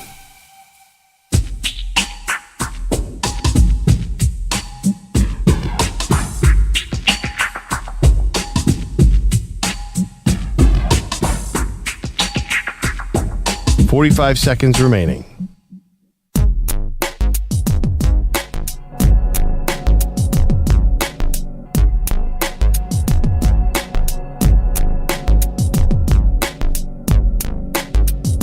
$30 seconds remaining.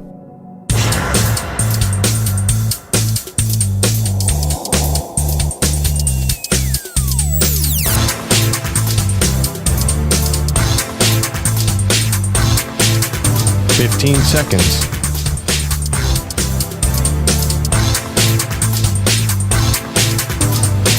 Break ends in 5 seconds.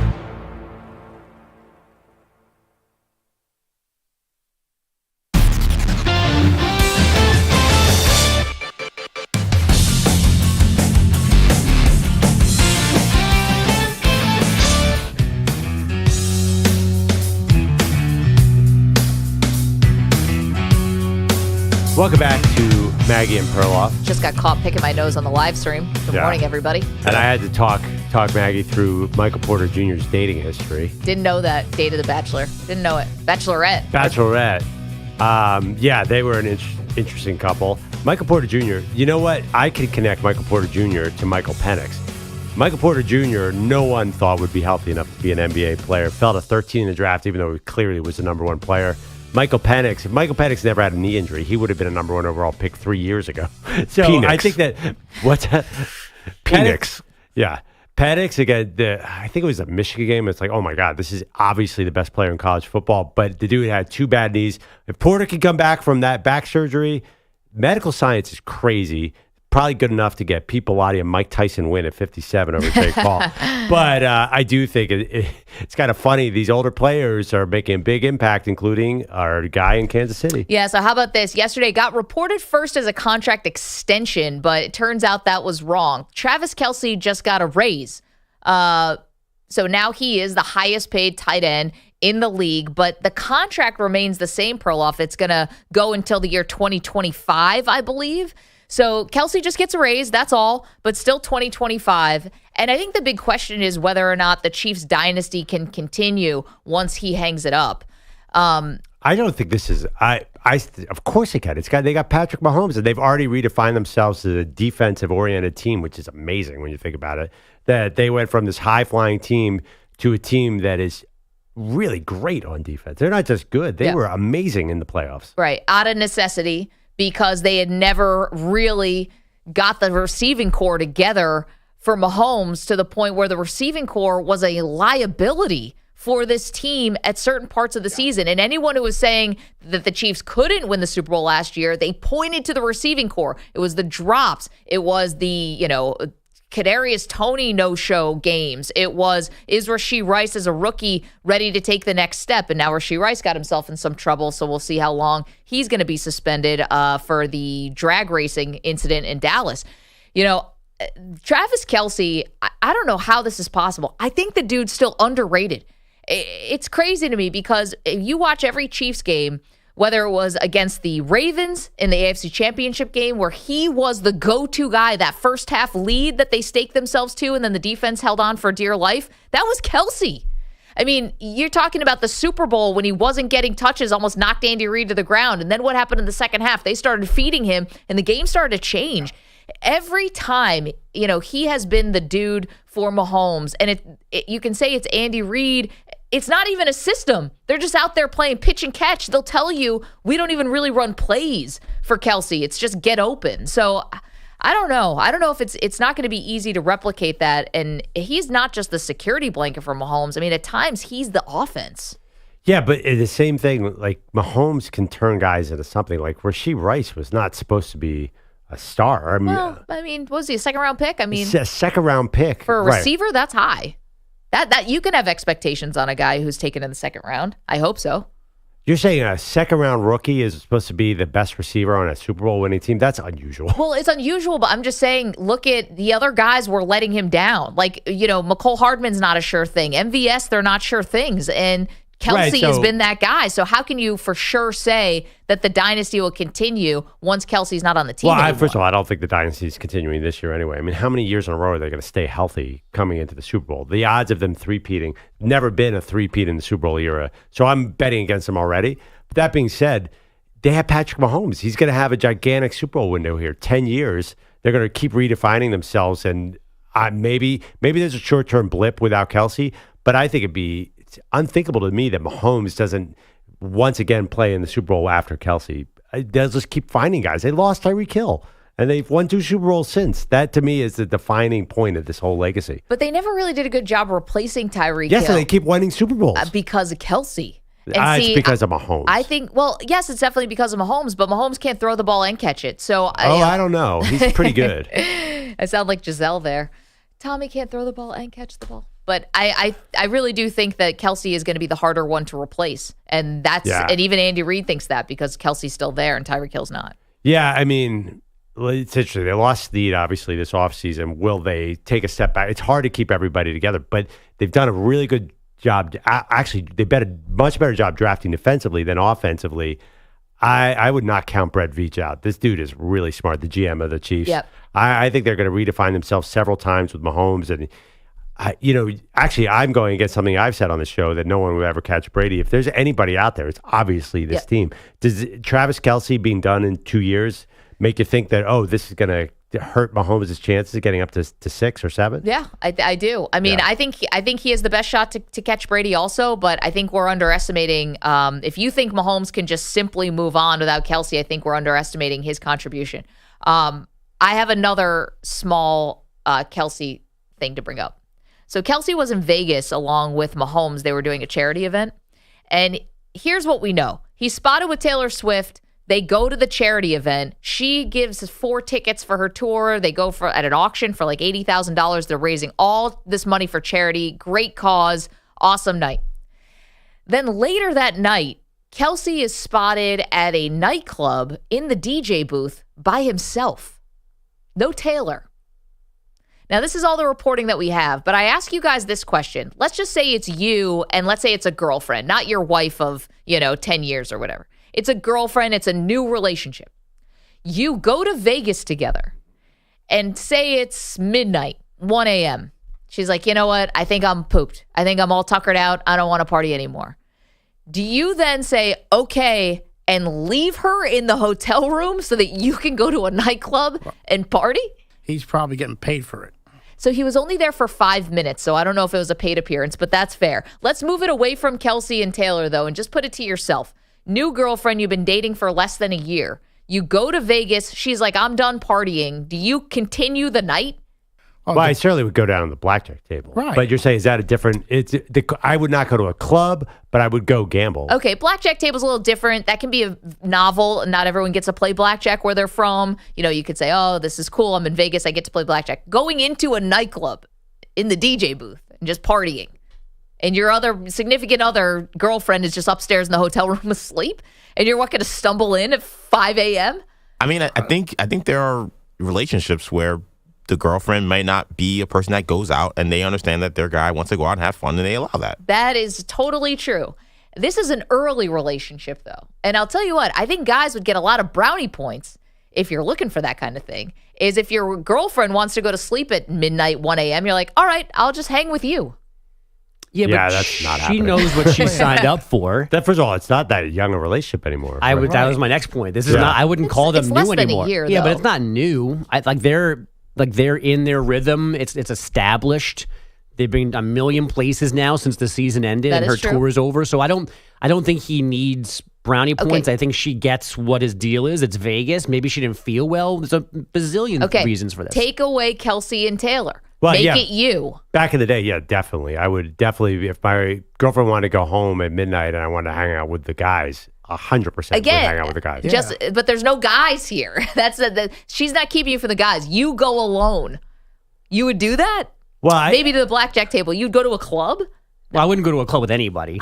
Alone with people. So there's that. Yeah, but you make it sound like he's just some random dude walking into a club. Yeah, it just doesn't even feel like, let me ask you a question. If you're totally reset this, say you had a boyfriend, you were 3 months into the relationship, and you were out at a bar in New York City, and you're training for a half marathon, you have to go to bed early on a Saturday night, and he's sitting there with his guy friends. Yeah. Do you have any problem if he stays out and you go home? I mean, not outwardly. No, I would not make it appear like I have a problem with that because, hey, you're with your guy friends. You've been friends with them a lot longer than you've been dating me. But secretly, am I harboring? I might be harboring. Slight harbor. I think I feel like the longer your I actually feel like the longer your relationship is, the easier that is. No, I think it's the opposite. Oh. I think the longer your relationship, I think there's more of a hey, like come on, like, we're going together, we're leaving together. Yeah, let's get over this. We're now a tandem. There is no you do one thing, I do another thing. I think when it's early on, like you gotta let him still be him. That's fine. And I said every woman I think would just say, fine, do you. But when they're walking home alone, do you think they're like, man, this guy? I don't know. I don't see. I think Travis Kelce not guilty. I'm sorry, not guilty. We're not talking about Kelce. We're talking about you. Any person not guilty in this scenario. He might not be guilty, but the prosecution's going to have questions, and they're going to need some corroborating witnesses. I mean, I've done this in the reverse. I've gone home when we were first together before my wife went home, and we're married now for 17 years, so we're good. We've already established that your wife is much cooler than you. Right, so like we are the reverse. I'm Taylor Swift. She's Travis Kelce. Right. She would go down to the club while I went to bed in Vegas, and I wouldn't care, and she wouldn't care. It's similar to my wife. My wife would probably do the same thing, and I wouldn't care. You know, she going. I totally trust her. She's gonna go have a little fun. I'm gonna go finally get some sleep. Watch out. Watch out. We're gonna watch some NBA back in the room. Tyson fights. Listen to that LeBron JJ Reddick podcast. Yeah, just pop some headphones in. That's right. Pour a glass of Pinot. Order room service, everything. I'd pray for my wife to let me go home. Sit and listen to Janice talk about her boyfriend problems. Please, God, get me out of this place. I think that's the problem with this is like I don't think any of us can imagine wanting to be at a Vegas nightclub at 3 a.m. Well, yeah, no, but I hear you that. I think that harboring thing, I was like, ooh, I don't think I want to date Maggie 3 months. I was like, oh, this is... The whole room felt that's that. All right. Oh, That's I got a lot of oohs and ahs in That's here. a big problem, Maggie. You should, if you ever, God, no, you will never become single again. But if you ever did, do not let the boyfriend know because that's like the number one red flag. What? I never let him know. Yeah, okay. And Taylor's my definitely got private thoughts are my private thoughts that I just shared on the radio with everybody. I'm 10 years into my marriage, so my husband can basically read my mind at this point. I mean, and Taylor's in that situation. If you let the guy know, oh, you shouldn't go out, oh boy. And we know what happens though is I don't I can't say it for Maggie, but for a lot of other significant others is you say I'm not going to say anything in the moment, but 2, 3, 4, 5, sometimes 6, 7 months down the line. Oh, yeah. It's going to come back to, well, that night in Vegas when you went out at 3 a.m. and I went to bed and you're going to be like, what the hell? You're not even going to remember what happened. So I hear that harboring thing. I'm like, uh-oh. That's a receipt that's going to get paid soon. No. All right, guys. Listen, I'm not keeping anybody from hanging with their boys. It's not that. Travis Kelce in a nightclub alone. I mean, he's in the DJ booth. He's in the DJ booth. It's a little different. Like he's the man of the hour. Like, I think that's a little different, too. Like, if I was the man of the hour and, like, I pull up to the club and I know I get to chill in the DJ booth, I don't got to deal with these annoying-ass people, you know, because, I mean, come on. The commoners? Yeah, a Vegas club at 3 a.m., I can't imagine the kind of folks that are just sitting around. I don't know. I'm in the DJ booth. I got to worry about them folks. I mean, yeah, I can see anybody saying, I'll take that. My night, I'm not tired. I've been up since whatever. Yeah, let's go. Yeah, very different. He probably has a red carpet to that DJ booth. You know, like if she shows up, it's a big thing. Oh, yeah. You know, so she probably, even if she wanted to be there, she can't be there. Maybe she was already wrecked and had to go to sleep. That's right. Maybe she got hammered at the Mahomes event. That's what we call the Bogusch. Maybe the turntables at another place. I'm sorry, for Bogusch, you have to be hosting this party to get totally schnockered. Yes, right. Mahomes would be passing out at his dinner. Just right into the filet mignon. Bogusch also has headlines. There was a decision to be made pregame for Nuggets guard Jamal Murray, who is indeed battling a lingering left calf issue. I'm not even supposed to be here today. But he did stick around and score 32 in Game 5 with the Lakers. The last of those points came with 3.6 seconds left. Denver looking for a game winner. Murray has it on the high right side. High pick from Jokic. Murray, jumper from 8. Got it again! 3.6 seconds left for the Lakers.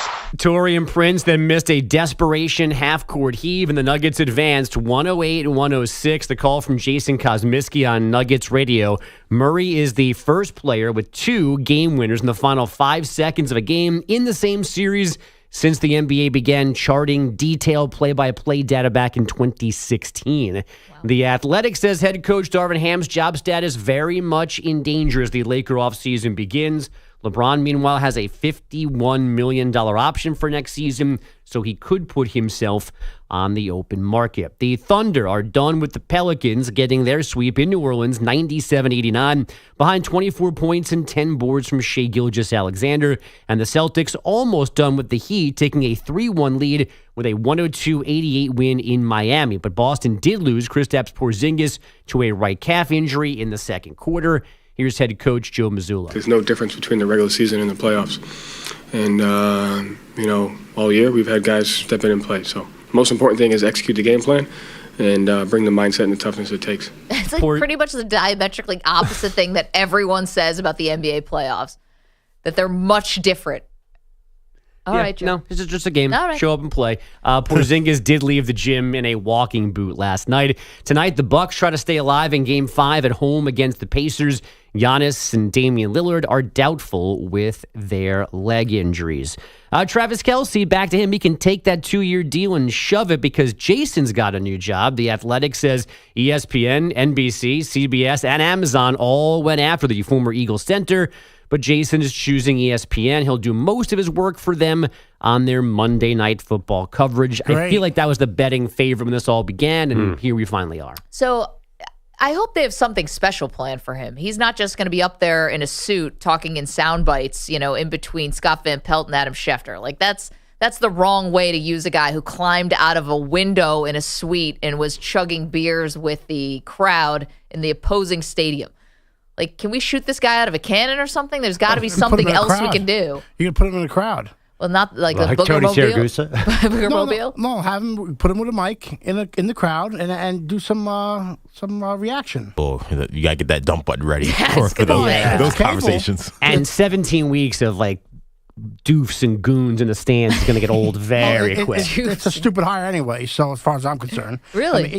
What's the come on. difference? Who cares? It's It's also on the that. ESPN pregame show anyway. ESPN jumped the shark maybe 10 years ago with their coverage and how they do things. So it fits what they're doing now. Whatever. I mean, I get Kelce wanting to do this, but wouldn't he be great doing, I don't know, like Man versus Food? Like I think I would love to see him just host a game show. move But he away probably from can football. do all that, and, too. and maybe he will. Maybe this will end up kind of being the thing we know him second for, not first for. But I mean, Monday Night Countdown, I don't know, it just didn't move the needle for me because of how the show is produced. And I love Scott Van Pelt, so I think the fact that look, if anybody could make this work, it's him. But like, man, he's such a crazy man. Yeah, but Strahan is on the Fox pregame show and doesn't do much. Yeah, it's like he's just like another guy. He has a game show and a daily morning show. Yeah. Right. So it doesn't he's matter. Not like a huge personality on that Fox set either. He's just another one of the guys. Right. My point is, this is not going to stop Jason Kelce from doing a single thing. Anything Jason Kelce wants, he wants to shoot out of a cannon on a Tuesday. But honestly, like, think about it. I think about it like inside the NBA on TNT has so much personality. ESPN has no chance to do that. Like nobody's going to care. Who else is on it? Alex Smith? I don't even know. Yeah, like, I don't even think does anyone. does the average fan? Well, they got rid of RG3. Gone now. He's gone from this. He so is? So it's Ryan Clark, and it's going to be SVP Kelce. I don't know if there's a fourth guy, but then they don't use the Sunday guys like Randy Moss on Monday night. No. So here's the thing: does the average fan know the difference between Alex Smith and Matt Ryan on whatever show? Does anyone care? I'm being serious. Like studio shows are way less popular than they used to be. So, by the way, we should say congratulations to our pal Boomer Esiason down the hall. 22 years doing NFL Today. Hell of a run. I mean, amazing, and earned every bit of that, and is going to continue with WFAN. And just signed a new contract extension on his extension. And I told him this morning, they're never going to let you retire. He will be working at FAN for the rest of time because they love him there and he's the best. Yeah. This is Boomer Esiason. They're going to miss him on that show, too, because he says stuff. Boomer definitely stood out on that show. Like, you remember what Boomer says. And that was a shot at Alex Smith and Matt Ryan. But it's really hard to stand out now. And maybe Jason Kelce's different, but I kind of agree with Pete. I'm a Jason Kelce fan, but is his analysis interest anybody? No. Do you want to hear what he says about the offensive line play or anything? They would have been better off, to be very honest, better off paying those Sunday guys a little more money to do Monday night. Because they're the best thing in terms of their football coverage than anything on that network. Rex Ryan and Randy Moss and Teddy Bruschi. I'd rather hear them. That is it. I always wondered, why not Rex? Rex is great on TV. Yeah, on Monday night. Like, why do they keep those guys on Sunday? Like, but did they used to have a cast of thousands there? Then they cut it down to Steve Ryan Young. and SVP. Didn't Steve Young do it with Susie Colbert? Yep, they all got laid off. Yeah, because I mean, was Scott already on pregame, or is this new for him is too? new. New for this year. Season 2, I believe, will be. Listen, the best thing that ESPN did was move Buck and Aikman to Monday night. And no disrespect to Steve Levy or Joe Tessitore. Yeah, they're great. I mean, it was just a revolving door, and now you just got Buck and Aikman. You know what you got. I watched that over the Manning cast. It's great. It's a great broadcast. It was such a help for their product. Yeah, it did. But no, also funny. RG3 is great. Yeah, and he's good. He's already out the door. Like Jason Kelce might last 2 years. The fact that Drew Brees, who was the ultimate interview, only lasted 1 year in the NBC, like this is a hard business. Well, just because Jason Kelce gets hired today doesn't mean it's going to last. That's true. And listen, Brees was on games. He just wasn't very good. Oh, was he on game? I thought he was in the studio of Football Night America. He did both. Yeah, Notre Dame Saturday. And he did the playoff game between the Bengals and the Raiders, right? he was in the booth for that. I mean, the fact that he couldn't make it stick, that Drew Brees. It's funny to me. What else we got, Bogusch? The Tampa Bay Lightning recently made 3 consecutive Stanley Cup finals. Now it's back-to-back first-round exits Take a hike. after losing Game 5 to the Panthers last night 6-1. When that game was still closed, the Lightning had 2 goals taken off the board for goaltender interference. Head coach John Cooper thinks goalies should deal with a little more interference. The boxing out that goes there, it's like prison rules in the playoffs, but it's not prison rules for the goalie. Like the second something happens, I mean, they have to battle through stuff too.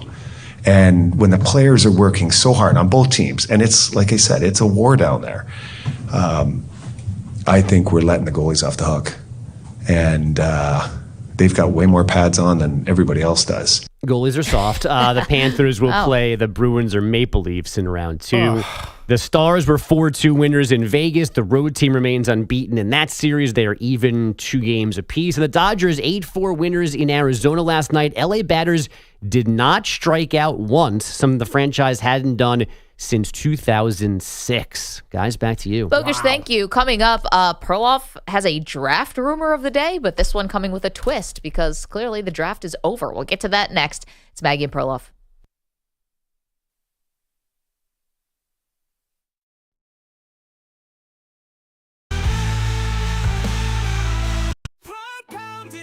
It's game day, the crowd's on fire. Maggie and Perloff, the legends we admire. Stats and insights, they bring the heat. Hot takes that sing to every heartbeat. They love the Bills and Eagles, the pride in their eyes. Cheering for their teams, reaching for the skies. Every touchdown, every tackle, they're in the zone with passion and energy. They make the stadium their own. Unstoppable, bring it on. The anthem of the game. Maggie and Perloff igniting the flame. When they're on the mic, you know it's gonna be a thrill. A sports duo like no other. They've got the Bills and Eagles will.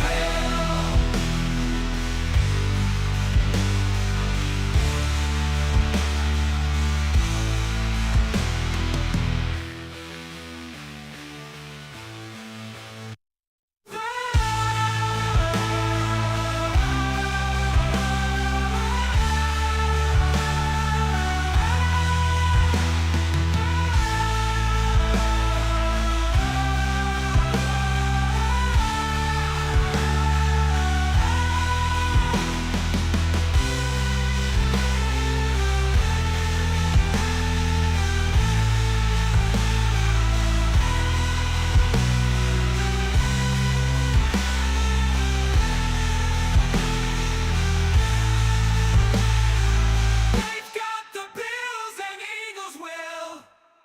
Heart pounding, it's game day, the crowd's on fire.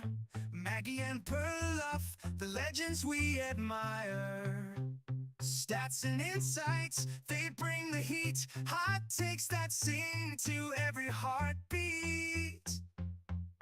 They love the Bills and Eagles, the pride in their eyes, cheering for their teams, reaching for the skies. Every touchdown, every tackle, they're in the zone with passion and energy. They make the stadium their own. Unstoppable gridiron, the anthem of the game. Maggie and Perloff igniting the flame. When they're on the mic, you know it's gonna be a thrill. A sports duo like no other. They've got the Bills and Eagles will.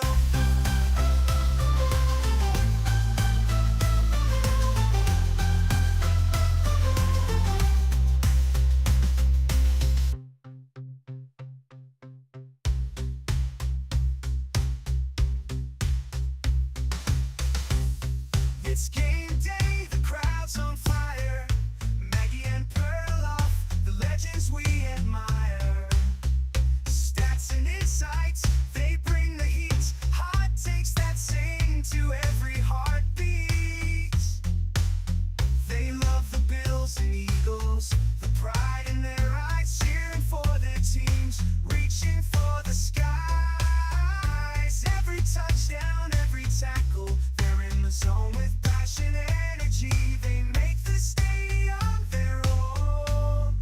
Unstoppable gridiron, the anthem of the game. Maggie and Perloff. Running through the end zone, touchdown the field. Bills and Eagles, yeah, we never gonna yield. Stats and insights, we the legends of the game. Maggie and Perloff, we taking all the fame. I take stats, saying we bring the heat each day. Talking football, that's the only way to play. From the Bills Mafia to the Philly faithful, we got that game day glory. Unstoppable and grateful. Unstoppable and grateful. Game day glory, we bring the fire and the fun. Maggie and Perloff, we ain't ever done. Break ends in 5 seconds.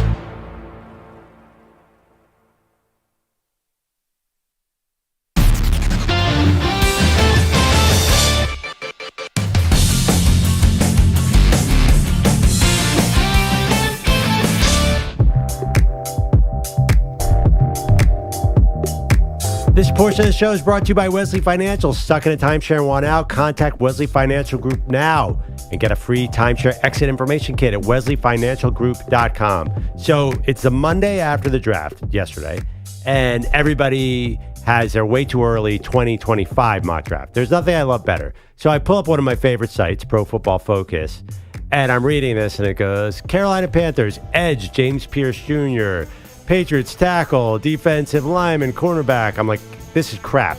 Give me a good mock draft. So we went to CBSSports.com, and my man Ryan Wilson, Maggie, guess the number of quarterbacks he has going in the first round. 20. 5. I'm just He's kidding. going to go from 6 to 5 next year. 5 first-round quarterbacks. Listen to this. He's got Carolina taking Shedeur Sanders at number 1. Love it. He's got Denver taking Carson Beck at number 6. If Denver immediately moves on from Bo Nix to Carson Beck, that would be awesome. He has the Saints taking Cam Ward. EJ's Cam Ward, by the way, transferring from Washington State to Miami at number 9. Quinn Ewers, number 12 to the Bucks. But here's the one that's really juicy. You ready for juicy? Yeah. This is juicy as it gets. Dallas Cowboys, 25, taking Jalen Milroe out of Alabama. Now, I don't know if the draft needs higher TV ratings, but if you get the Cowboys taking an Alabama quarterback, I just love. Perfect storm. I love Ryan's chutzpah. He is basically Shedeur Sanders 1 and Travis Hunter out of Colorado number 2. That is just amazingness. This is really exciting. I think that we're going to be watching a lot of future stars this year. So there was this idea that next year's draft stinks in the quarterback front. Ryan's convinced me. They're coming. There's more quarterbacks. Let's go. Listen, get used to what we just saw this year. 6 quarterbacks going in the top 12. I think this is here to stay because people like Perloff who love what the Falcons did with Michael Penix and the fact that Bo Nix even got into the top 12 when he was really projected as a second-round pick. I think these teams, the over-investing in the quarterback, and they all scare each other that, oh, this guy's not going to be there if I wait around to get him at 25 or 26, so I got to get up to 6 to get him or whatever. This is now going to be the norm, I think. No, it'd be fun. Quarterbacks. Some of these scenarios are great too. Imagine if the Bucks, who have Baker Mayfield, took Quinn Ewers, and Baker was stuck there mentoring Quinn Ewers. Well, that's funny because they're both Texas guys, right? Listen, they're like the ultimate mullet guys. Baker Mayfield doesn't have a mullet, but he should have a mullet. Is Ewers also from Austin, like Baker was? Quinn Ewers, I think he's from Dallas. He's from South Lake Carroll, right? So here's that actually makes sense to me. You have Baker Mayfield on a 2-year deal essentially. Taking Quinn Ewers next year, that makes sense to me. The Michael Penix with Kirk Cousins still doesn't make sense to me. Penix. The drafting Bo Nix 1 year, and then who did Ryan have them taking next year? Carson Beck the next year? Yes. That doesn't make any sense. There's no way Carson Beck's there at 6. That dude he's pretty surefire. He's 6'4". But again, you're gonna do the Arizona Cardinals thing, oh yeah. Okay, but that happened because Josh Rosen stunk. Kyler Murray was sitting there, and Kyler Murray's college coach now was coaching the team. Yeah, but those kind of circumstances were super unique. I don't know. I've been reading all these Atlanta Falcons think pieces, sort of defending the move. It just feels like so far the record on overinvesting a quarterback has worked really, really well. So I think teams, until it starts to fail more, teams are going to go there.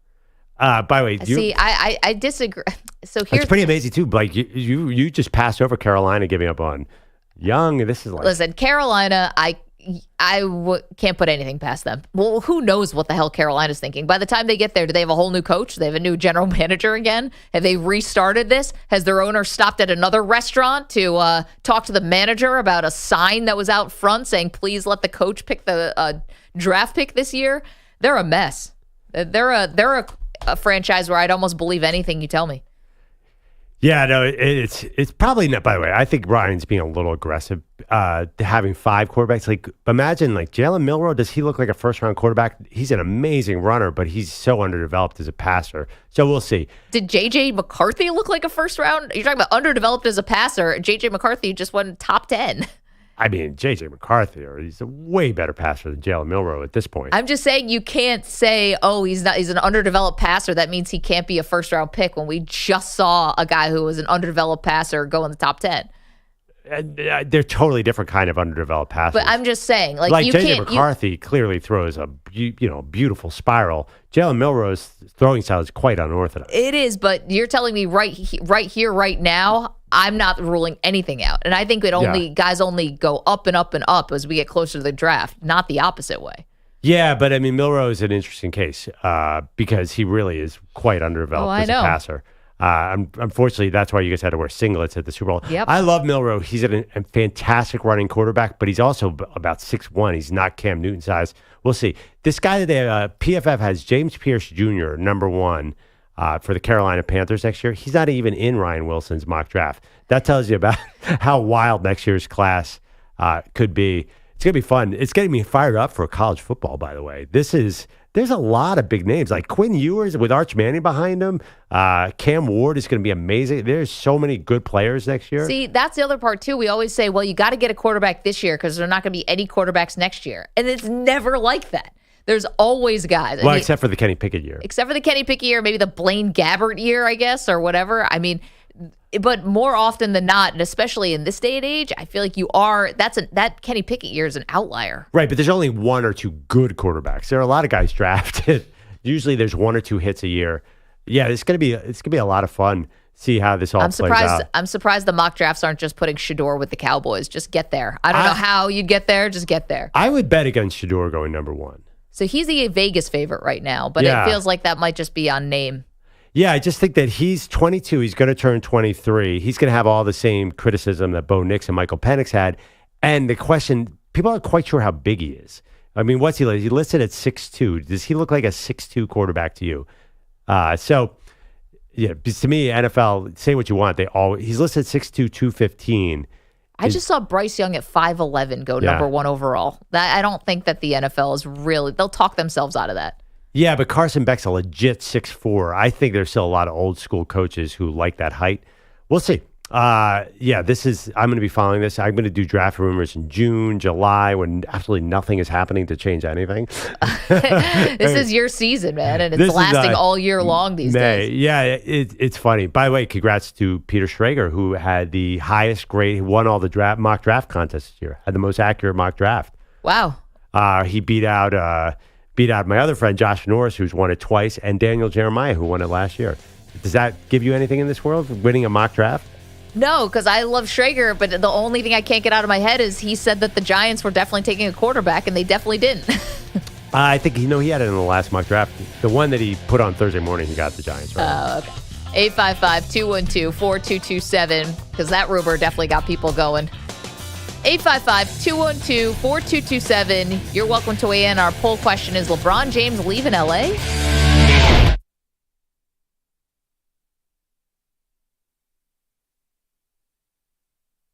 You're in a 5-minute break.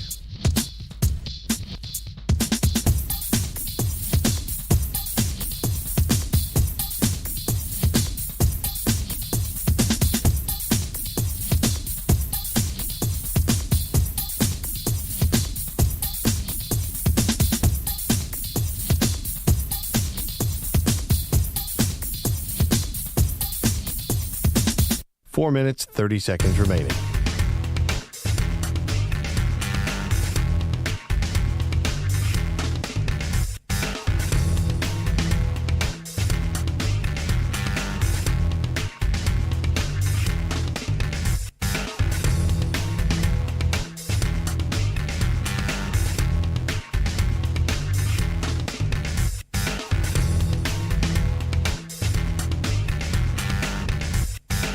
4 minutes remaining.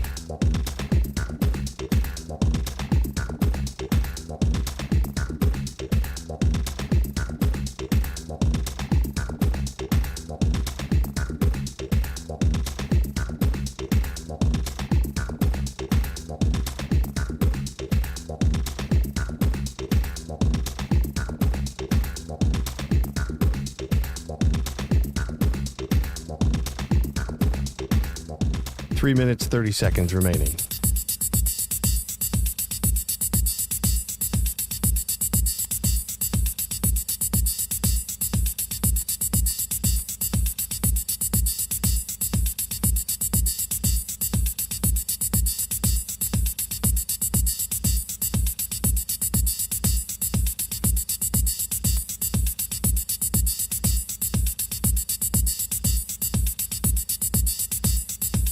Three minutes remaining.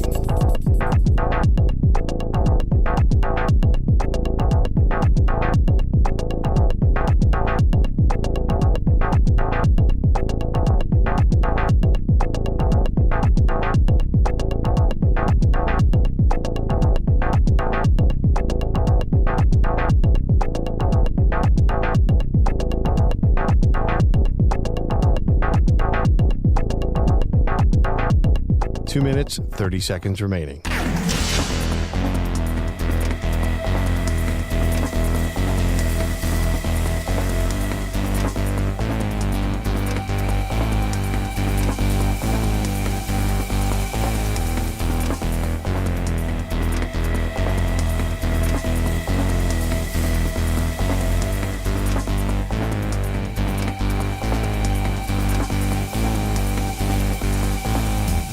Two minutes remaining.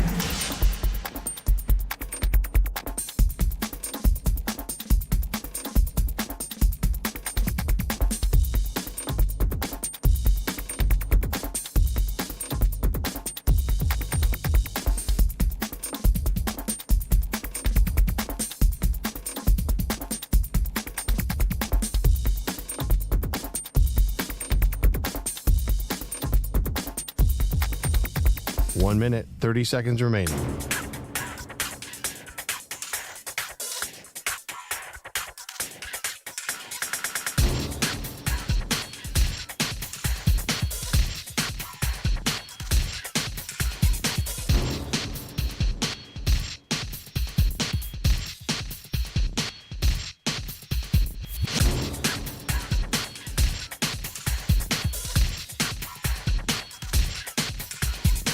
One minute remaining.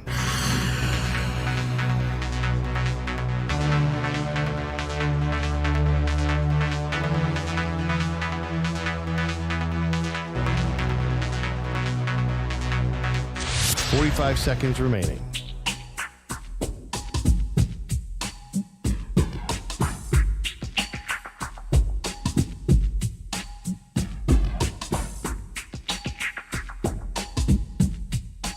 Seconds remaining. People always got something to say. Infinity's nice.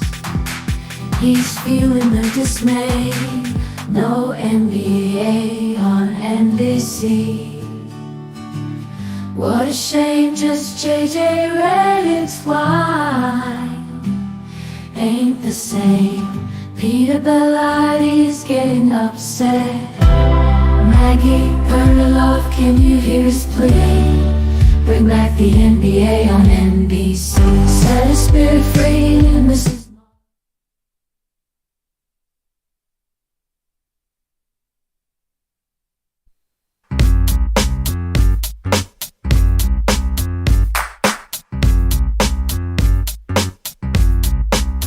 It's Maggie and Perloff on the Infinity Sports Network. Jokic a screen, Murray to try to break the tie. No timeout by the Lakers, they gotta go. James, a bump, a feed, a Prince shot, no! Zero's on the clock, the Nuggets advance. They have won, and the defense of their championship title is alive and well. As only Kevin Harlan can on TNT.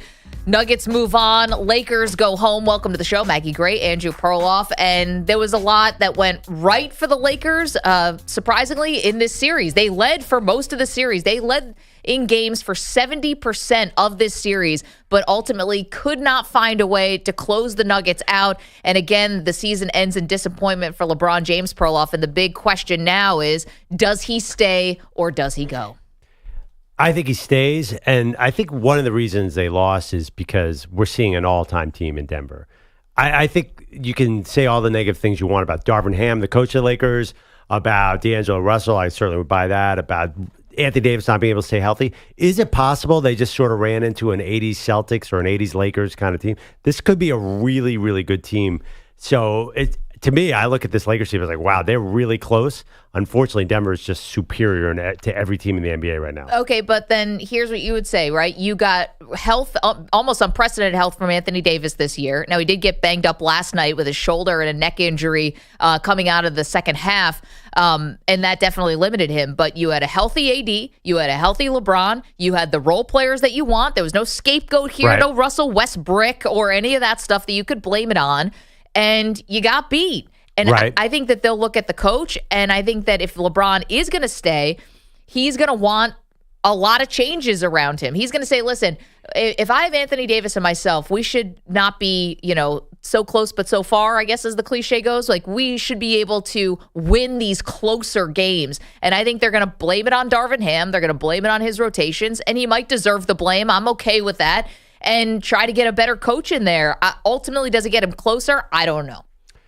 I don't think so, and the reason is they can't redo the roster. Maybe they add an older guy like DeMar DeRozan, or maybe they get a center like Valanciunas or Kelly Olynyk, whatever. They're going to have to build around the margins with this team the way it's set up. So there's no cavalry coming in personnel wise. There's no coach who's going to make this Lakers squad better than the Nuggets. And the truth is, LeBron is not going to get better as he gets older. It's going to go downhill even more. Listen, he was good last night. He really was. I mean, he's even good in the fourth quarter at high altitude. I mean, the dude, he's not the problem. I think he's the problem is the Nuggets are just superior to every team in the NBA, and the same thing's going to happen to him next year. He can leave all he wants. How are they going to handle Jokic and Murray and Gordon and all these guys? Be that as it may, Perloff, do you think that the Nuggets and their next opponent, the Minnesota Timberwolves, do you think that's going to be 4-1? Because I don't. I think that's going to be a much longer series. Like, I think that's not going to be. This is going to be a more knockdown, drag 'em out than what the Lakers were able to provide. So last year the Nuggets had one series that went 6 games. The Suns. Yep. Just because I think Devin Booker was on an outrageous heater. Otherwise, they really didn't go past 5 games with anybody. Maybe I'm wrong. Maybe the T-Wolves are better than I thought, but I wouldn't be shocked if the Nuggets did this in 5 or 6. Again, but if it goes to 6 or 7 between the Timberwolves, that makes LA look even worse. And especially if the T-Wolves are able to win games in Denver, that's going to make the Lakers look even worse. And so here's why I think LeBron is going to leave, is because he's basically always left. But he hasn't left LA.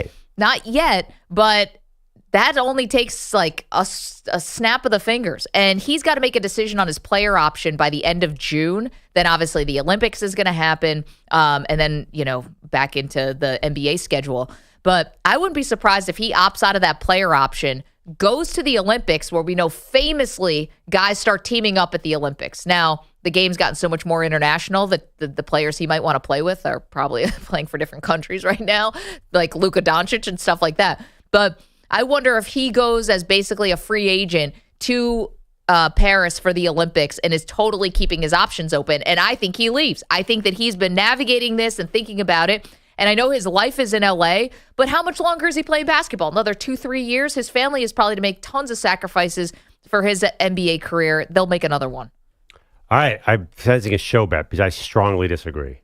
I think that he stays in LA. I mean, you can't run a movie industry from Dallas, Maggie. Sure you can. I don't know. I think you want to be in LA. He's got to take meetings for Spring Hill. He's got to do his shows. I love how you think he's in these meetings like from the pitch. Oh, LeBron. You don't think LeBron has a heavy hand in his entertainment wing? He definitely does. I think they bring him in at the end when they're like, "Hey, LeBron, here we're picking between this and this," and then maybe he comes in, maybe, and that's maybe being a little too generous. I think LeBron James's interests have widened in recent years tremendously. Honestly, the dude's spending more time thinking about wine than basketball right now. Listen, the main thing's still the main thing, though, is Which you mean wine? which is basketball. You mean Pinots from Napa?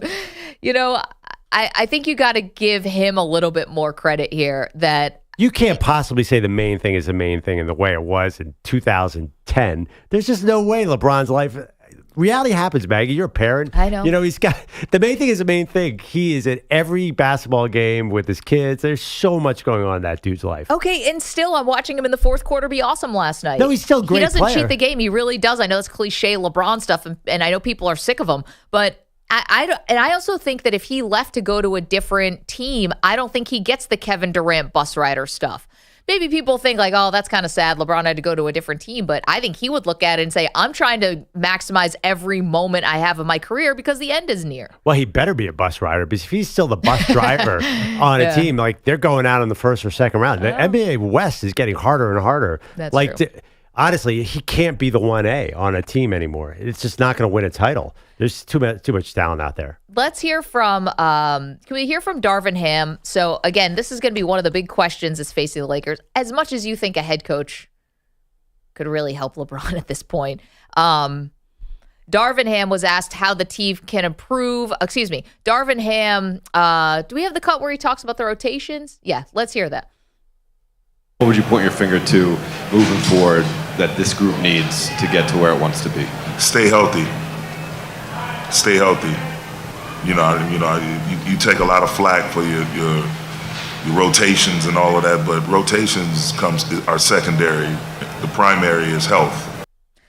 Who, like Gabe Vincent? I mean, I think that's what he's talking about. Again, you got over 70 games this year from LeBron James and Anthony Davis. They were healthy in the playoffs as much as Davis is healthy. I know last night he got banged up, but health, I don't know if I can buy that this time around. Well, a little bit. I mean, Vanderbilt was hurt. What happened to that guy? Well, he came back last night. He was back? technically active and didn't play. I mean, they were having to play a lot of my guy, Torian Prince, which is surprising to me. I'm not quite sure that there is something to that. I just don't see an answer here, Maggie. I don't think he's winning in LA. I don't think he's winning anywhere else. I mean, can we back of the envelope for a second? The head coaches that would be available and that could actually coach the Lakers. Let's put a pin on that for a second as we welcome in one of our good pals, Carl Dukes, 92.9 The Game, just crushing it in Atlanta. Carl, the voice of Atlanta sports. Thank you so much for getting up early for us. How you doing? I'm great, Maggie and Perloff. You guys are burying LeBron already? I think he's leaving. I think he's going to Dallas. Carl, we all age as ball players. Let's face reality here. He's buried. It's over. He's not winning another title. He's not coming to Atlanta and bringing a dream team with him. No, although people hope that they draft Bronny and he comes. But no, listen, I just heard your conversation, and it's over. It's over. It's over. So, yeah. Carl, you can go vote on our poll if you're into that kind of thing. Will LeBron James leave LA? You can find that at Maggie and Pro. Well, listen, Carl, I'm going to be honest. The moment that the Falcons announced, or the commissioner announced, that the Falcons were taking Michael Penix Jr. with the 8th overall pick, you were the first person who we thought of. Like, wow, what would Carl have to say about this? I'd love to hear not only your reaction, but also the fans in Atlanta, and how did they receive the news? Well, let's start, Maggie and Perloff, first with the fans. They're still PO'd. I think a lot of people have yet to accept what this is, what this could be, or what it's going to be. And yes, it was a surprise simply because it was so far out there in left field from what the norm is, right? Especially when you have additional needs to add to your team. So I just think for most people, the average football fan says, oh, what do they need? Oh, they need an edge rusher. They need, more secondary help. And you immediately think that that's what they're going to do. I think if anything, guys, you know this, the draft proves to us it's the best reality TV show. It never goes the way you expect. And because of that, when the Falcons drafted Michael Penix Jr., everybody freaked out because they said, wait a minute, what's this mean for Kirk Cousins? It doesn't mean anything. My thing about this whole ordeal is the Falcons have been in quarterback purgatory for the last few years, And their general manager, Terry Fontenot, does not want that to happen again. They will not be in that situation again. And I think the bigger thing about this whole pick is that the owner signed off on it. Arthur Blank wanted this as much as anybody on the staff. I'm not telling you this was his pick, but he knew and he was aware and he was for it if it was going to happen and if he was there to be picked at 8. So they have a succession plan. Kirk Cousins is the now. He could be the next 2 years. And if they win, great. But they don't have to worry about going to get another guy and hoping that they are high enough in the draft to potentially draft a guy that they love, and they absolutely do it in Michael Penix Jr. Carl, so there were bits and pieces that they were looking at Penix, or at least that they had met with him. How come Kirk Cousins was so blindsided when other people had speculated that Falcons might make this move? Kirk Cousins' agent never got wind of this. They had met with him in Seattle, and there was interest there? Perloff, I think more than anything, it's real time, right? I mean, as the draft plays out, they told Kirk, there's a chance we may get a quarterback. Well, hell, he's thinking what, 3rd, 4th, 5th round? Okay, fine, whatever. I don't think he believed they would do it in the 1st round, which is why we're talking about this, right? Which is why there's this added pressure now that the Falcons have gotten this right, and now have you created this controversy in the building, which I don't believe to be true. But with that said, I think Cousins, when they called him literally on the clock to say, hey, this is what we're doing, he reacted just like anybody else. Hell, that'd be like us, and our boss is calling us and saying, hey, by the way, there's a new morning show that's starting tomorrow, and I just want to let you guys know tonight, we just made the decision. Hell, we'd be pissed too. So I think part of that was just the timing of it. But understand, guys, Cousins called Michael Penix. I talked to Penix on Friday. He did not share with me the details, but he said, look, Cousins called me last night. We talked.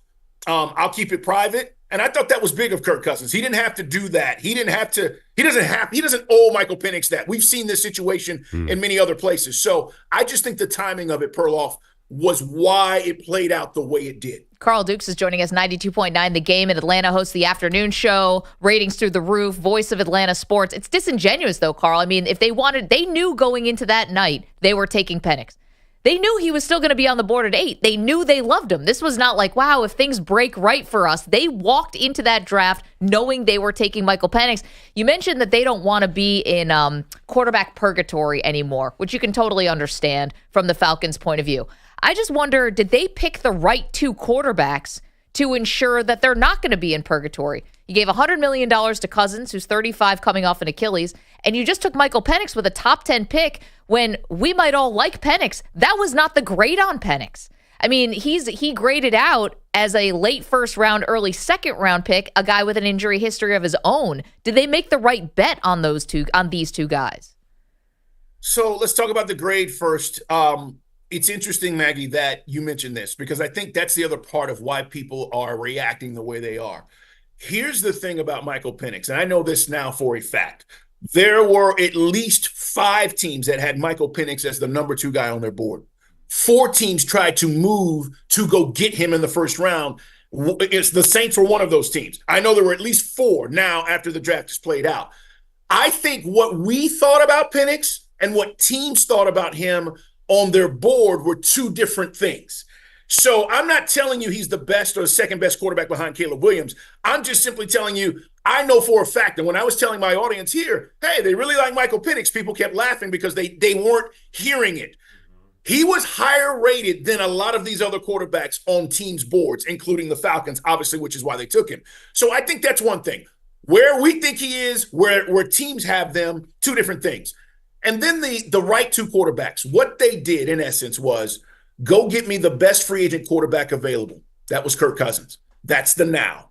Then I'm going to address this again when we draft Michael Penix. Only time will tell, Maggie and Perloff, on the Penix thing. We know this, right? We got to see these guys play. But what you have right now is you have Kirk Cousins. We know he can play, if healthy. And everything that's said, we've talked to, and everybody we've talked to says that he's moving in the right direction. Coming off of an Achilles injury, we know how severe that is. But I think in the back of the Falcons' mind, in the front office, Terry Fontenot and Raheem Morris, they believe they have the now. We got a guy that can play right now and get us where we need to be, and we're going to have the guy sitting there waiting to take this thing over if it plays out perfectly. Now, guys, that's the key, right? if it plays out perfectly. Perloff, you're laughing because you and I both know it rarely does. So maybe Cousins is only here a year or two, guys. Maybe it's one season and Penix is now the guy. We don't know how this is going to play out, but that is hopefully the plan. What are the expectations? Are fans going to be really disappointed if they don't win the NFC South this year? Yeah. I mean, it's wide open. Listen, I know the Bucs re-signed, Baker Mayfield, and Mike Evans is a great talent. And I talked to Mike, and listen, they feel like they got a chance to go back to the playoffs. Fans in New Orleans are disappointed in Derek Carr and how he's performed, and so that defense is being rebuilt. You just look around this division and you kind of go, the Falcons have probably the most talented roster right now. They're young. If we could just get a delivery system, maybe we could just, go win this thing. And I think that's kind of their mindset. That's why they were, and their intent to sign Cousins. Now, I also want to mention this. I know a lot of people are caught up on the money. Guys, this is the money for a starting quarterback with his experience in the league. I know it sounds like they paid him $100 million. Well, Derek Carr, the Saints signed him to 35 or whatever it was. This is kind of the going rate to do business. So I just believe, like, when you look at this, this is a 3-year deal, Maggie and Perloff, 45, 45, 10. There's no guaranteed money in the 4th year. And after the 2nd year, if you wanted to move on, it's not going to crush you in the cap. So this is 2-year deal. That's how you have to look at this. 2-year deal. On the flip side, 2 years off of Michael Penix's rookie contract, which is, again, short amount of time, short window that teams like to maximize. You can understand a guy sitting for a year, but 2 years, maybe 3, you're really eating into Michael Penix being a cheap option for you. Carl Duke's with us, 92.9 The Game. One more for you, Carl, and then we'll let you go. And again, thanks for waking up for us, and we trust you with all things Atlanta and beyond that. If you gave the front office for the Falcons truth serum today, do you think they would undo the Cousins contract now that they have Penix in the building? Do you think they would? They regret secretly going that hard in free agency after Cousins, knowing they could have a 24-year-old quarterback with tons of experience in the building today? It's a great question. I don't believe so. I think in my conversations with some people in the front office that the fan base needed to see that they were going to address this quarterback situation in the offseason by going to get the best free agent quarterback. I think you have to just look at this as what is best for us right now. And they did that, months ago, right? And then you get into the draft, and you get into your evaluations, and then you say, wow, we really like this kid. Is there a chance? Well, he might be there, he might not be. Well, if he's there, do we take him?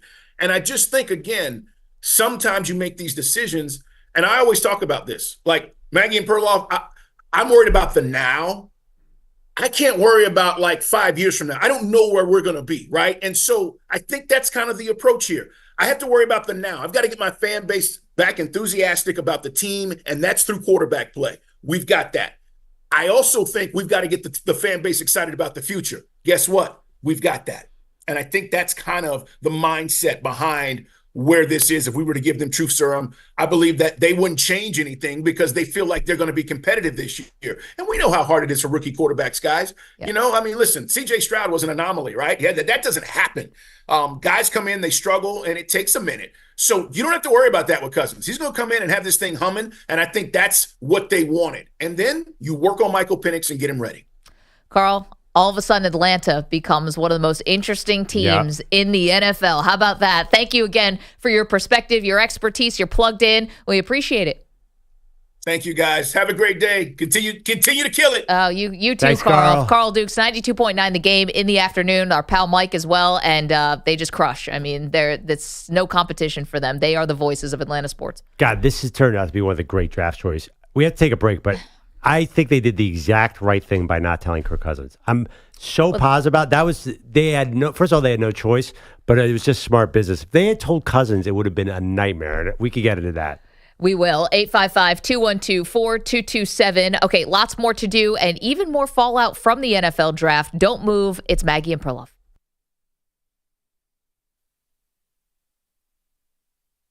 You're in a 5-minute break.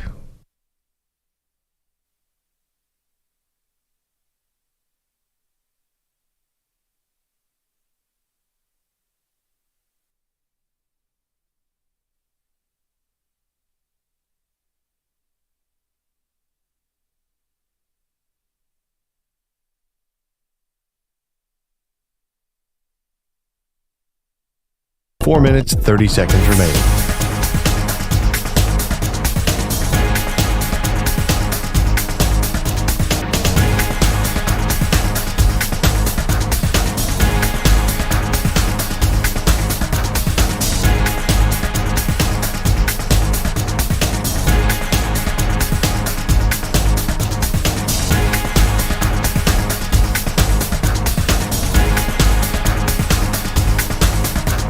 Four minutes remaining.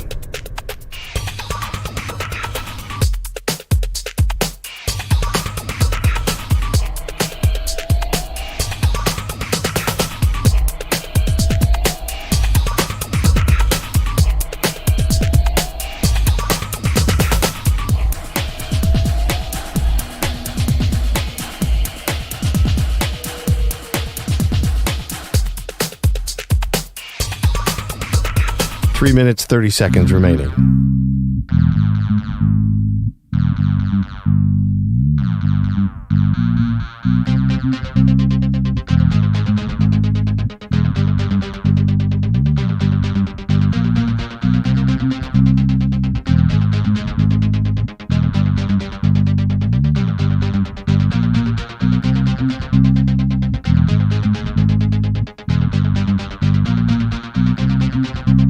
Three minutes remaining.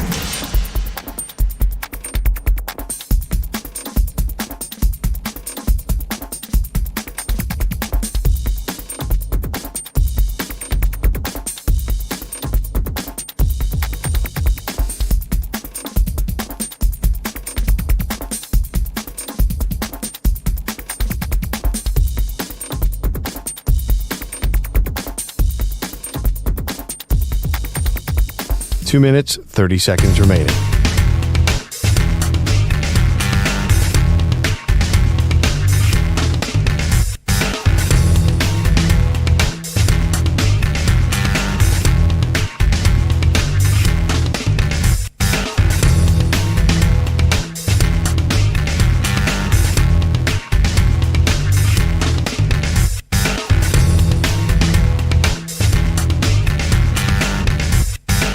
Two minutes remaining.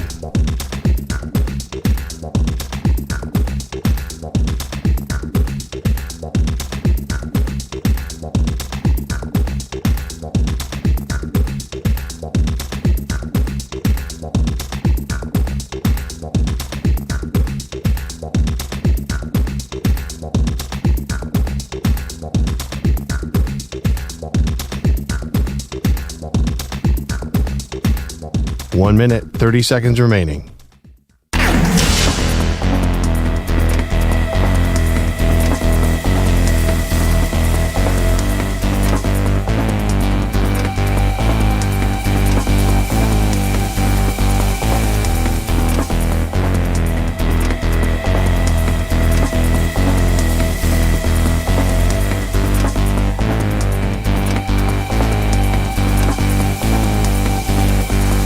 One minute remaining.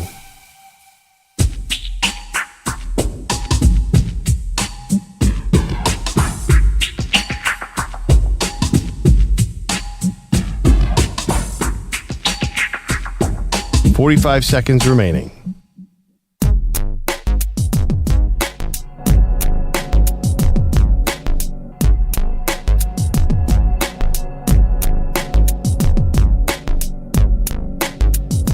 .30 seconds remaining.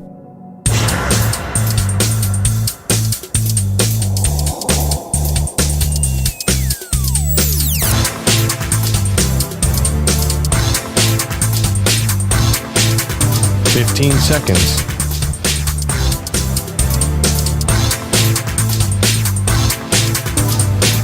Break ends in 5 seconds.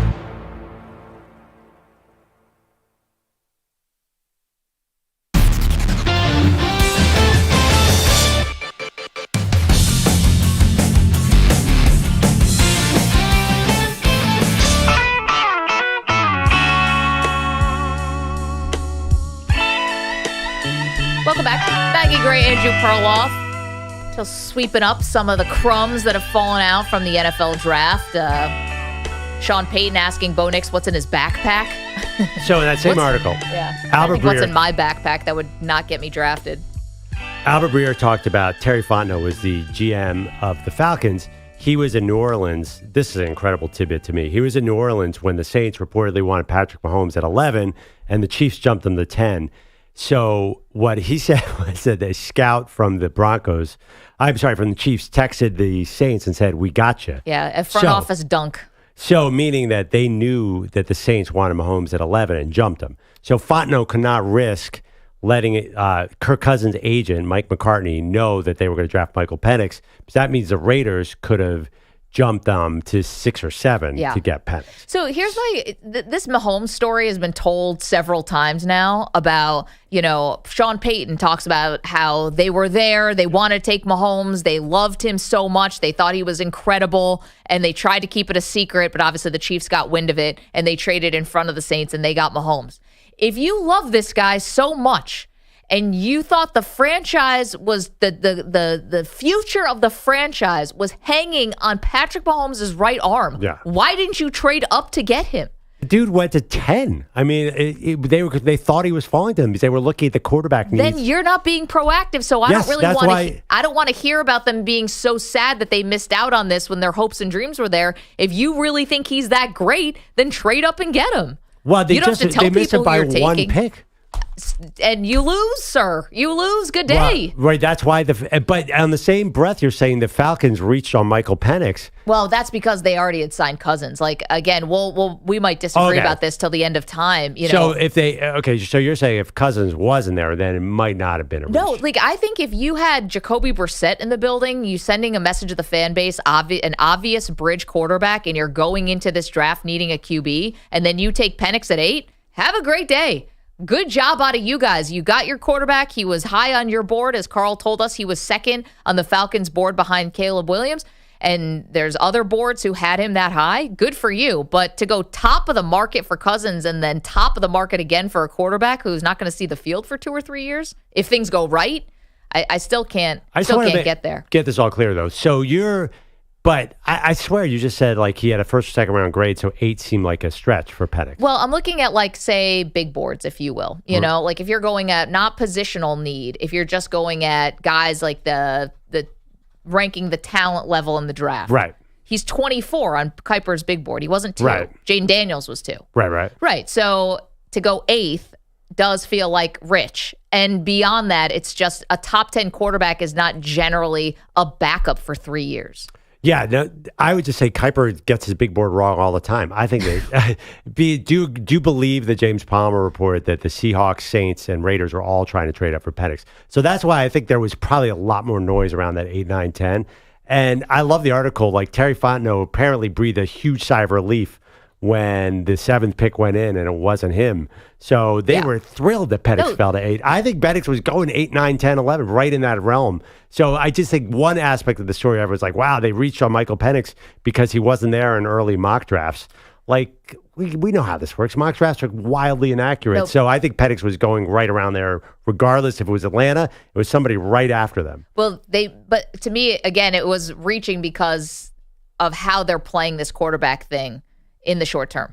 I totally get that. I totally understand what you're saying. You can say oh, well, you can't ever overinvest and, $100 million, Carl Dukes just showing us it's a going rate for a quarterback at the top of the market. He's totally right. But it does prohibit you from spending in other areas. It's never just, we've got the quarterback, we'll pay whatever we need for him, and there's no consequence to this whatsoever. You doubled down so hard on this that you paid Cousins so much that it is going to impact players you want to sign in the future. And you also took Penix so high that it will impact having a player this year who could help you on the field. So you can overinvest in quarterback all you want. Let's not pretend that it doesn't have any consequences. It definitely does. It definitely does not, because if you get the right quarterback, then it's all that matters. Right. The other thing too is that's the only defense that you guys have in this sense. But it doesn't mean, and you might end up being right about it. We have no idea. It doesn't mean the process was flawed. The flawed. funny thing too is I do really think, regardless of what you're saying right now, I do think a lot of people don't understand how good Michael Penix is. I think the entire draft media industrial complex missed on Penix. he clearly was awesome We this watched him year. in the national championship Yeah, game. yeah. I don't know how you can miss on this guy. I mean, It he was feels in our like- face in prime time every day. I just think every mock draft early on was way too low on him. People did not understand that Michael Penix was flying up NFL team. They just sort of missed it. It was same thing happened with Mahomes. I mean, Mahomes, they had no idea. No, the media had no idea. All the draft report cards say, "Oh my God, the Chiefs reached on a guy who couldn't win in college." They just did not know, and I think people don't know about Penix. I think he's going whenever he gets on the field 2-3 years from now. in the year 2030. I can't believe he even fell to 8. Like, you really think Michael Penix was not better than Drake May? I am flabbergasted by that evaluation through the years. I just think he had bad knees, but still, he was amazing, and people seem to have forgotten that over the last couple months. Listen, I'm with you. Penix is awesome. He's awesome. I just think that, and because he's awesome, I wish he was on any other team but the Falcons so that we could actually watch this guy play at some point. Andrew Bogusch is here. He's got the latest for us. Guys, hello again. 5 games is the quickest playoff exit ever for LeBron. That disappointment, plus his possession of a $51 million option, could lead to LeBron changing teams again. So, did he think at all about last night being his final game as a Laker? I'm not going to answer that. Appreciate it. Yeah, don't mention it. Bron had 30 points, 9 boards, 11 assists in last night's 108-106 heartbreaker in Denver. Like the previous 4 games in the series, LA led at halftime last night. But like Game 2, they lost on a last-second shot from Jamal Murray. This one coming with exactly 3.6 seconds to go. It gave Murray 32 points. It's a dream come true. All these fans on your side and to get it done in this fashion, you know what I'm saying? I don't know what to say. I'm just happy for us. That was Murray postgame on TNT. The Thunder advancing for the first time since 2016, sweeping the Pelicans in New Orleans 97-89. And the Celtics took a 3-1 lead on the Heat in Miami, not behind Jason Tatum or Jaylen Brown, but Derek White. Jalen spins on Hero, kick to the corner, Horford extra pass. How about a Derek White 3 that finishes the deal? How poetic was that? His 8th 3 of the night. 38 for Derek White. A career high 38 for White in this 102-88 final. That call from Sean Grandy said Maxwell, Celtics Radio. Boston does have a Kristaps Porzingis problem. He hurt his right calf in the second quarter of this one. The Suns could have almost as much offseason drama as those Lakers. Maybe there's a coaching change. Maybe there's a breakup of their big 3. Stephen A. Smith shouted on TV yesterday that Devin Booker wants to be in New York, which probably means the Knicks, but the Nets do play in the city as well. Booker has 4 years and $221 million left on his contract. Is that a fit? I think Booker's kind of a fit everywhere, right? Well, I don't know. You have Jalen Brunson. They're kind of like 6'3", great scoring guards. I'm not sure Booker's if that's bigger than is that the missing piece for the Knicks. In theory, he could be a great fit. Booker's like 6'5", and Brunson's like 6'1", so there's not an issue Brunson's with only size. 6'1"? It's more Okay. of he plays so big. Booker's going to play off the ball, which has been kind of a weird thing where this year he kind of played on the ball a lot because they didn't have a point guard, but in New York, he would have a point guard. I think it could be great for him. For the Knicks, I don't know if you have enough would be the question mark. I guess you'd have to hope that the Suns take back Randall in that deal because you're going to have to match that salary, which is huge. Yeah, it's, what did you say? It's $50 million a year. $50 million a year. Here's the question. Is he going to be the one who has to go, if anybody has to go, out of Phoenix? Like, Devin Booker is the one who's been there. He's the draft pick. He's the guy, who's already gotten them to a finals. I know it was a couple of years ago, but why should he be the one who has to go shouldn't it be, or if they're going to break this up and they don't, shouldn't Durant be the one who's traded away? Or, No, but I think Devin Booker that again. desperately wants to get out of there, right? or does he? Or does he want to reload? Well, the issue is one, he's the guy you get the most value for. He's the youngest. He's the best. So you're going to get more for him than you would for Durant. Bradley Beal has his no trade clause. So, and I don't know who's raised their hand saying, I'll take $50 million for Bradley Beal next year. So he's probably the most tradable guy. And one little interesting thing about this, Isaiah Thomas is kind of the GM in the shadows of this Suns team, and we know how much he still loves James Dolan.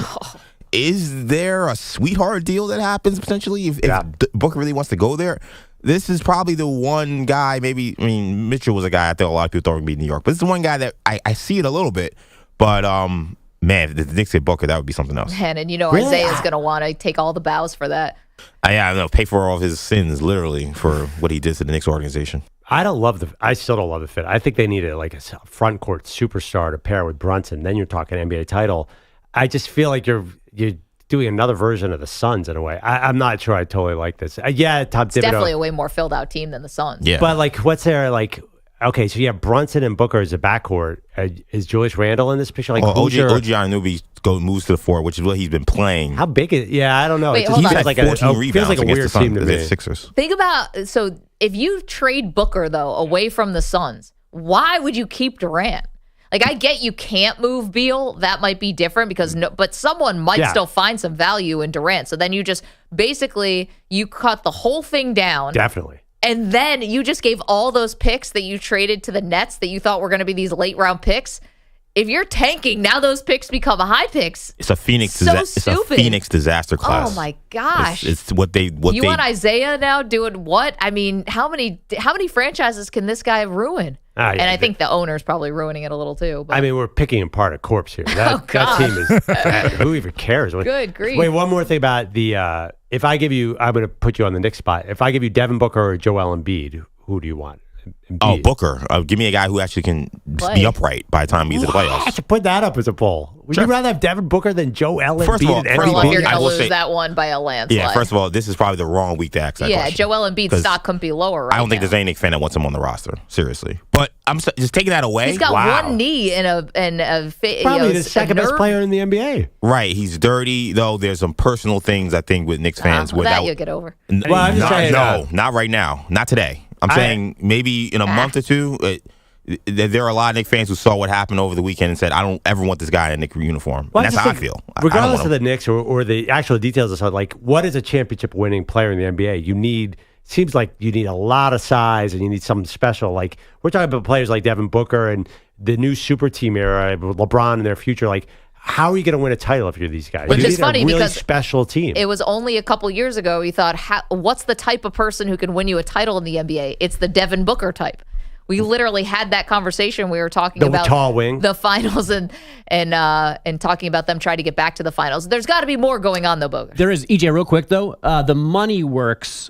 Randall and DiVincenzo for Booker. You would do that in a second, right? That's the deal. And you're giving him a lot of draft picks, but that's the deal that probably happens. I'm doing it, no question. So they get their draft picks back. So the Suns get some, that's not bad. Now the problem though is that in theory the Knicks would be a good team, so the first round picks you're getting back probably won't be all that great, but at least you're getting something back. What else we got? College sports leaders reportedly strongly considering a settlement for the antitrust lawsuit they're facing over NIL. Losing in court could cost them $4 billion in damages. This settlement would include the framework for sharing revenues with athletes. The Florida Panthers into round 2 on ice, closing out the Lightning 6-1 in Game 5. And the Stars won in Vegas 4-2 to level that series at 2. The home team has not won a game yet. Dudes have hit 10 homers in April before, just not this young. And that is drilled out to right field towards the flag court. It goes, and it's gone. A leadoff homer for Gunnar Henderson. He clears the wall and right and add another home run to that April tally. As heard on Orioles radio, Gunnar Henderson doesn't turn 23 until June, so he's the youngest ever with 10 April long balls. He and Baltimore took the first of 4 from the Yankees to zip. Our White Sox had their 3-game win streak snapped by Minnesota 3-2. Those Twins have now won 8 in a row. And the U.S. and Mexico have dropped their joint bid for the 2027 Women's World Cup, deciding to focus instead on the 2031 version. The 2027 event would be a tough sell business-wise here in the States because of the 2026 Men's World Cup and the 28 Summer Games in L.A. So sponsorships, et cetera, might have been tough to come by in the middle of those 2 already established events. Guys, back to you. I get that. And we got a lot of things coming up here, don't we? Yeah, those are, obviously World 2 Cup and the Olympics? significant things. Back to back. Mhm. Anyone going to L.A. for the Olympics? Not Pete. I'm going. I feel like Pete is an Olympic guy. No. I really want to go for the World Cup in 2 years. Well, that's here. Well, there's going to be multiple spots. I'm not going here. Are you kidding me? Oh, well, you go to the final right here. The traffic and guys. Come on. No. It's going to be the same as any Giants or Jets game. Which is horrible. I've never been to a Giants and Jets game. Why do you think? I mean, going to be honest, the traffic in LA is probably going to be no picnic. Yeah, for it's the hard to get Olympics. SoFi, too. No, so See, different one. I haven't done so far yet. But no, to be honest, I'm thinking more like Vancouver. That's a spot. For World Cup? Yeah, that's what I'm trying to do. That's going to be fire. That'd be cool. Oh, Canada. EJ just never comes back. Like, what happened? Should I drive to Vancouver from here? Get my driver's license first and then. Oh, right. You'd have to get a driver's license. Yeah.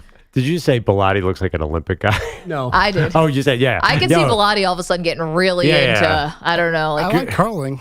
Having his own grading system for the gymnastics. Oh, you know what? You add me on the board of the IOC, you get some things done. You could really clean up that organization. That's right. Get all the crap out of there. You'd be taking bribes in less than a second. Not a chance. I don't take bribes. I feel like Bilotti's a man of honor. I do too. I believe Pete makes a reference to his paycheck once every third show. So if there's a chance to make some cash, well, I am a he's man of doing honor. I think he would like to be front row for like a, table tennis final or something. I could see Bilotti having big opinions about minor sports. I do. I have big opinions about C-list movies, so exactly. That makes sense. Squares. Yeah. Thank you. Coming up, we point out who's been lying the last couple days. Someone's out there telling some big whoppers. We're going to tell you who they are next.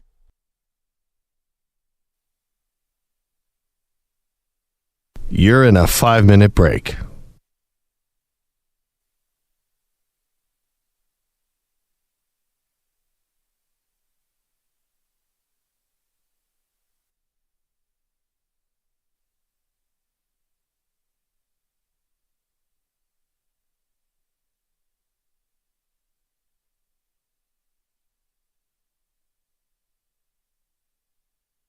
Four minutes, 30 seconds remaining.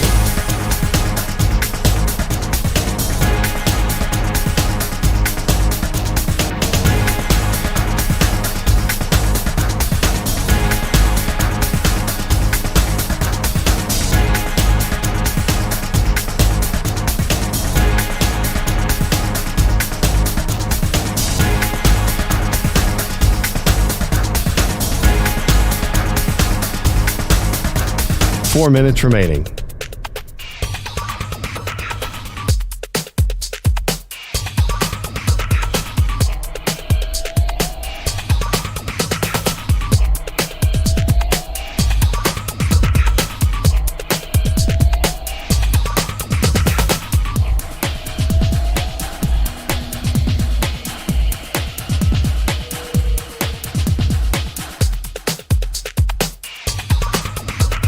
Three minutes, 30 seconds remaining.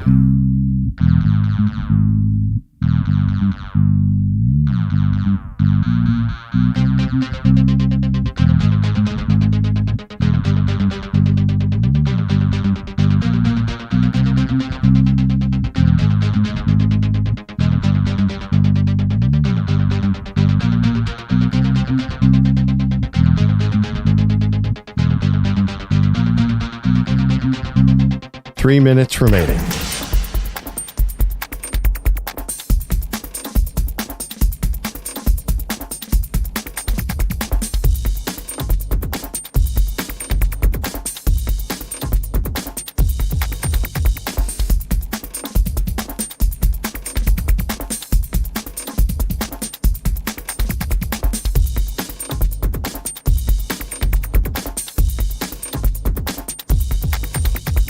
Two minutes, 30 seconds remaining.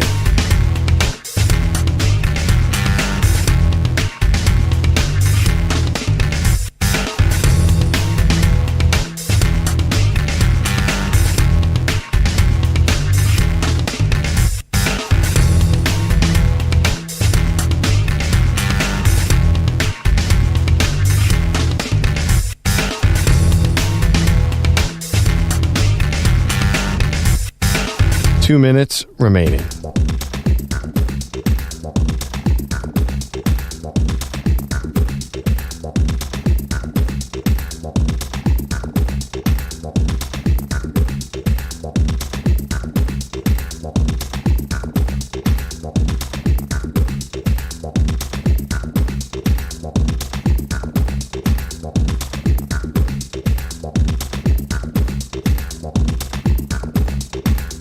One minute, 30 seconds remaining.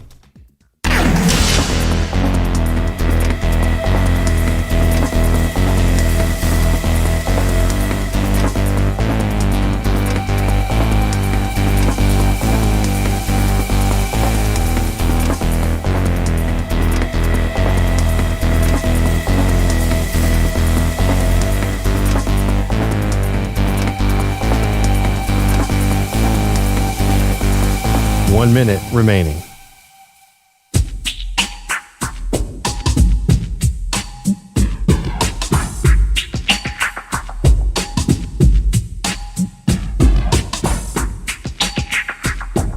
$45 seconds remaining.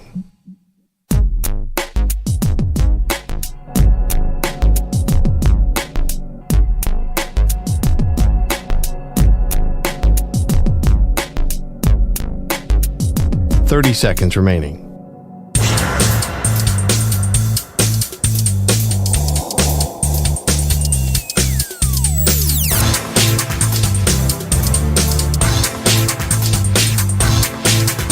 $15 seconds.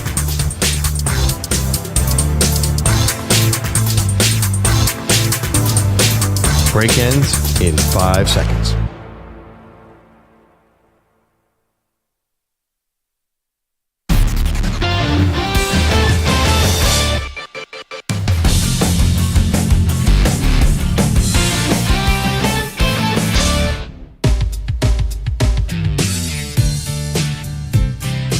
Welcome back. Maggie Gray, Andrew Perloff. All right, now that the NFL draft is over, Perloff, we're getting a lot of those stories our friend Brian Curtis calls, "Oh, now you tell me," or people trying to spin, "Oh, we were trying to do this, we were trying to do that." EJ's got a couple, "Oh, now you tell me's," and we'll determine whether or not these things are true or not. EJ, go ahead. All right, so let's begin in Las Vegas, where there was a report out that the Vegas Raiders were extremely serious about trying to trade up to 2 in this draft to get their quarterback, Jaden Daniels. Yes. Now, do you guys buy that as the truth? I think that the Raiders should try to tell everybody they tried as hard as they could to get whoever they could, because they came out of this draft without a quarterback. Yeah. And that was one of the huge, huge needs that the Raiders had in this draft. Oh, that is a definite true. Because of the Antonio Pierce, the coach of the Raiders, connection with Jaden Daniels, recruited him. The Arizona State, that one is 100% true. But do you get credit for it if that pick was never available? Do you get credit for making a phone call? Well, I don't know. What does if it's a credit mean? no-go? Like, does the fan base, they're like, "Oh, well, I guess they tried and they couldn't get him." The fan base just cares about wins and losses. I don't think that. Do you really think that it's that important that they tried? You're saying like this stuff means that much to the fans, that this behind the scenes reports that they tried this or that? I think they do. See, here's a question for you. We're going to get to our next lie in a moment. But if you are the Raiders, right, and everyone's apparently falling over themselves to try to get Michael Penix. Michael Penix became the person who was like...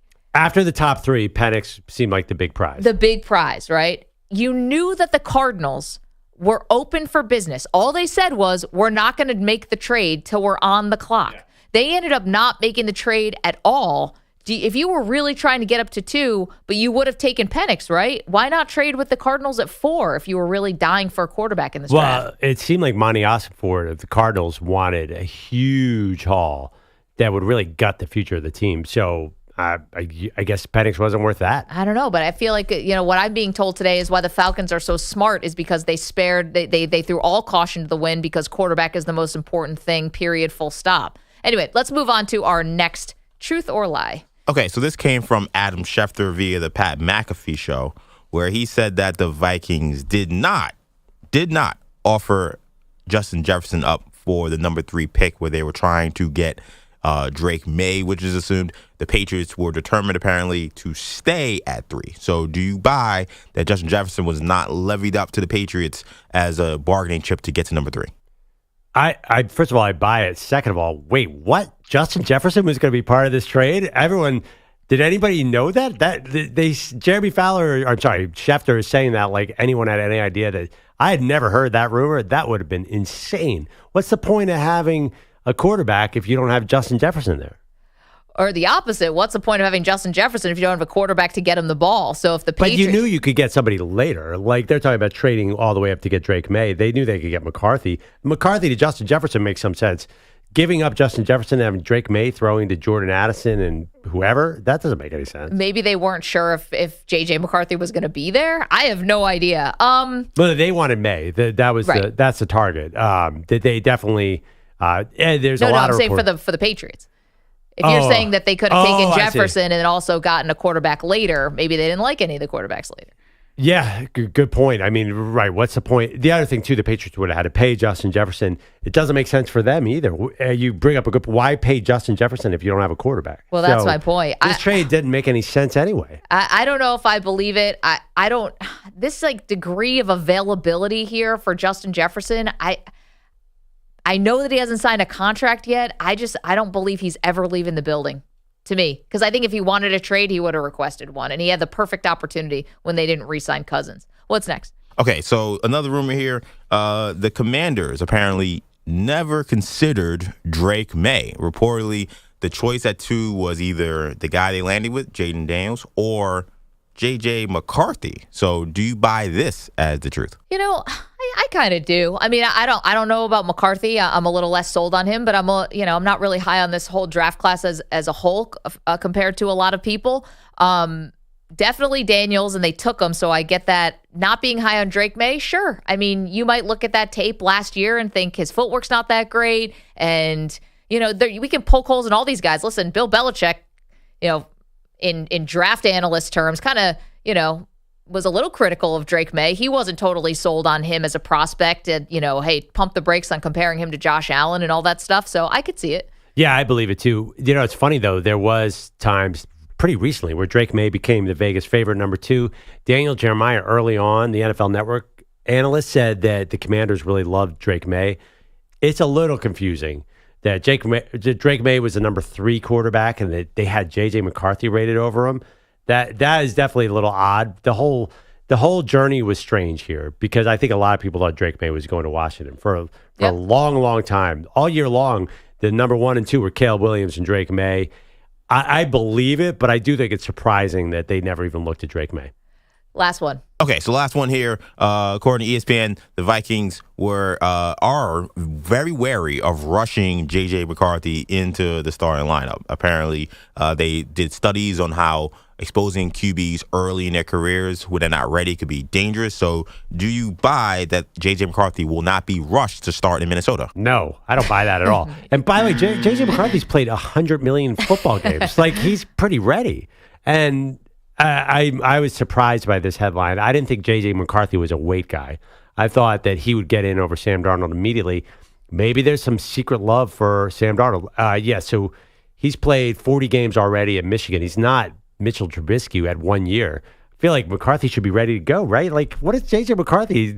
J.J. McCarthy looks like he was born to play this position. Well, it's not even about McCarthy. This is probably the best situation maybe that any of the quarterbacks went to in the first round. You've got 3 great receivers in Justin Jefferson, Jordan Addison, and you've got the tight end TJ Hawkinson. You've got a franchise left tackle that they have in Christian Darrisaw. You have another good tackle in Brian O'Neill. You've got all the things that you need for quarterback. Is he going to hit the ground running? No, he might struggle a little bit. He's a rookie, but they're definitely going to rush to start him. If they throw Sam Darnold out there with McCarthy just sitting, that is going to be such a disappointment for the fans, for everybody.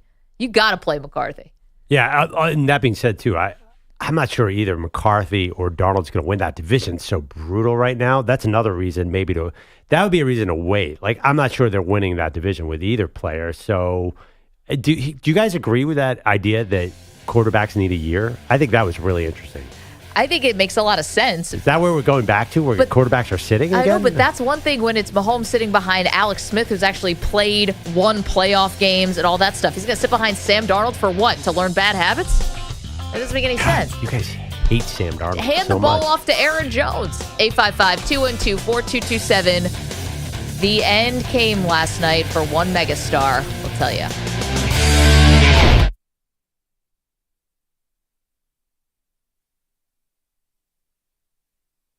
You're in a 5-minute break.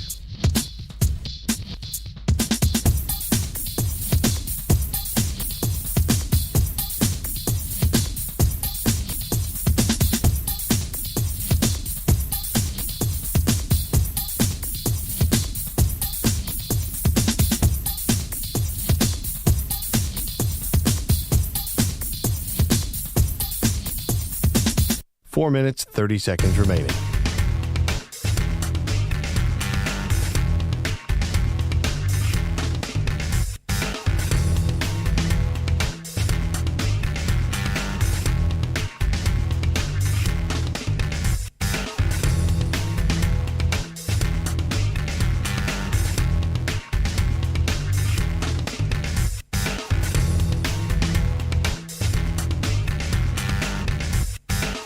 4 minutes remaining.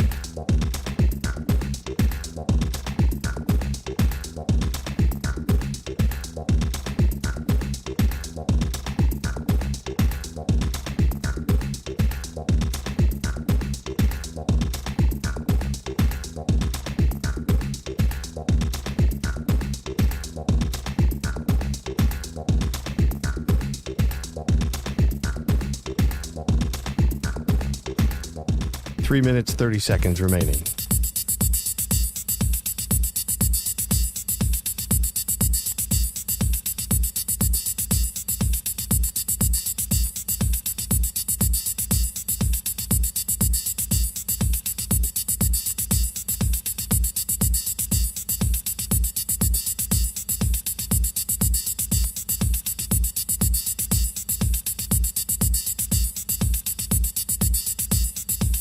Three minutes remaining.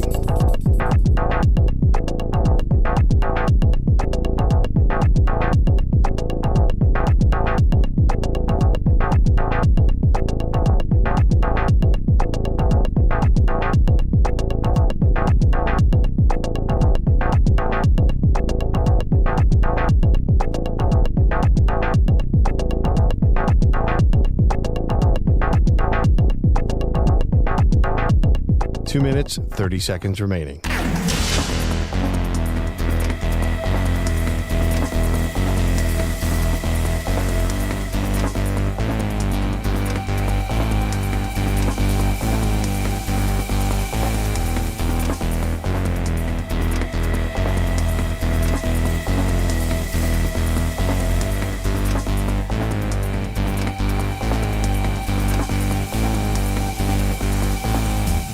Two minutes remaining.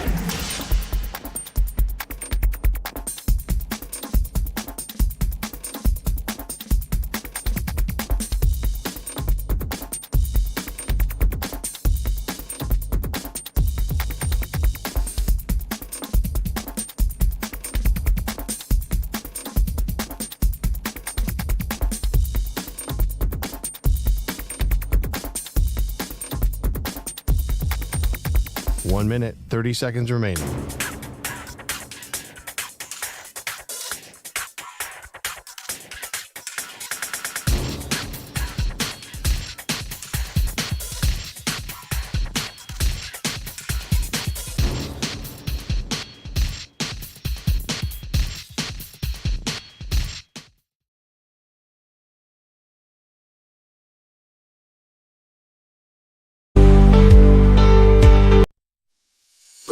He's got something to say, infinity's mice. He's feeling the dismay. No NBA on NBC, what a shame. Just JJ Redick's wine ain't the same. Peter Bellotti is getting upset. Maggie Perloff, can you hear his plea? Bring back the NBA on NBC. Set his spirit free, he misses Mar. Co-stars and the crew, those were the days. Pete cries out, boo, boo. Bring it back, oh can't you see? Bring back the NBA on NBC. Let it be. Pete's mad, he's feeling sad. Bring it back, oh make it right. Break ends in 5 seconds.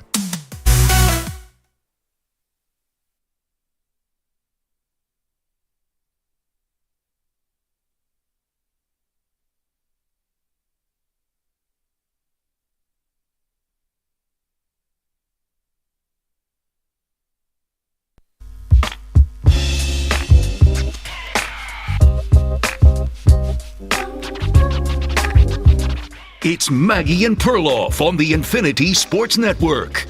Murray has it on the high right side. High pick from Jokic. Murray, jumper from 8. Got it again! 3.6 seconds left for the Lakers. LeBron over to Prince.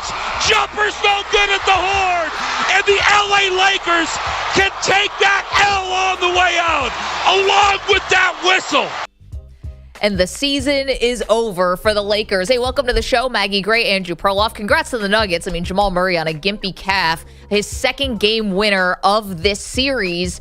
and the Nuggets move on, gentlemen's sweep, and now the Lakers are the ones who have to pick up the pieces with major questions about LeBron's future. Yeah, gimpy calf. He had like 3 dunks in the first 5 minutes of the game, whatever. Anyway. And he dunked on LeBron last night. What Oh, was that? That's boy. a gimpy calf. It's pretty interesting, too, because Kristaps Porzingis has a calf injury.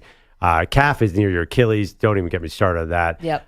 I think the Lakers did their best. I'm going to give them full credit. They just ran into a juggernaut. There's just no hole in this Nuggets team. I think the Lakers are getting killed now. Like, oh, the Lakers did this wrong and that wrong, and LeBron didn't set up his team this way or that way.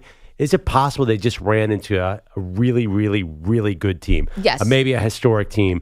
And LeBron, for all his brilliance, he's not 31. He can't lift them to that level anymore. Well, that shouldn't stop him from trying, though, because this is a league in the NBA where there's unprecedented levels of player movement. And not only that, LeBron is a player option next year, so he could just decline the option and then he could go wherever he wants to. This doesn't even take the finagling that it did to like get an Anthony Davis out of New Orleans and get him to LA, or finagling of, Kevin Durant specifically wanting to go to the Phoenix Suns.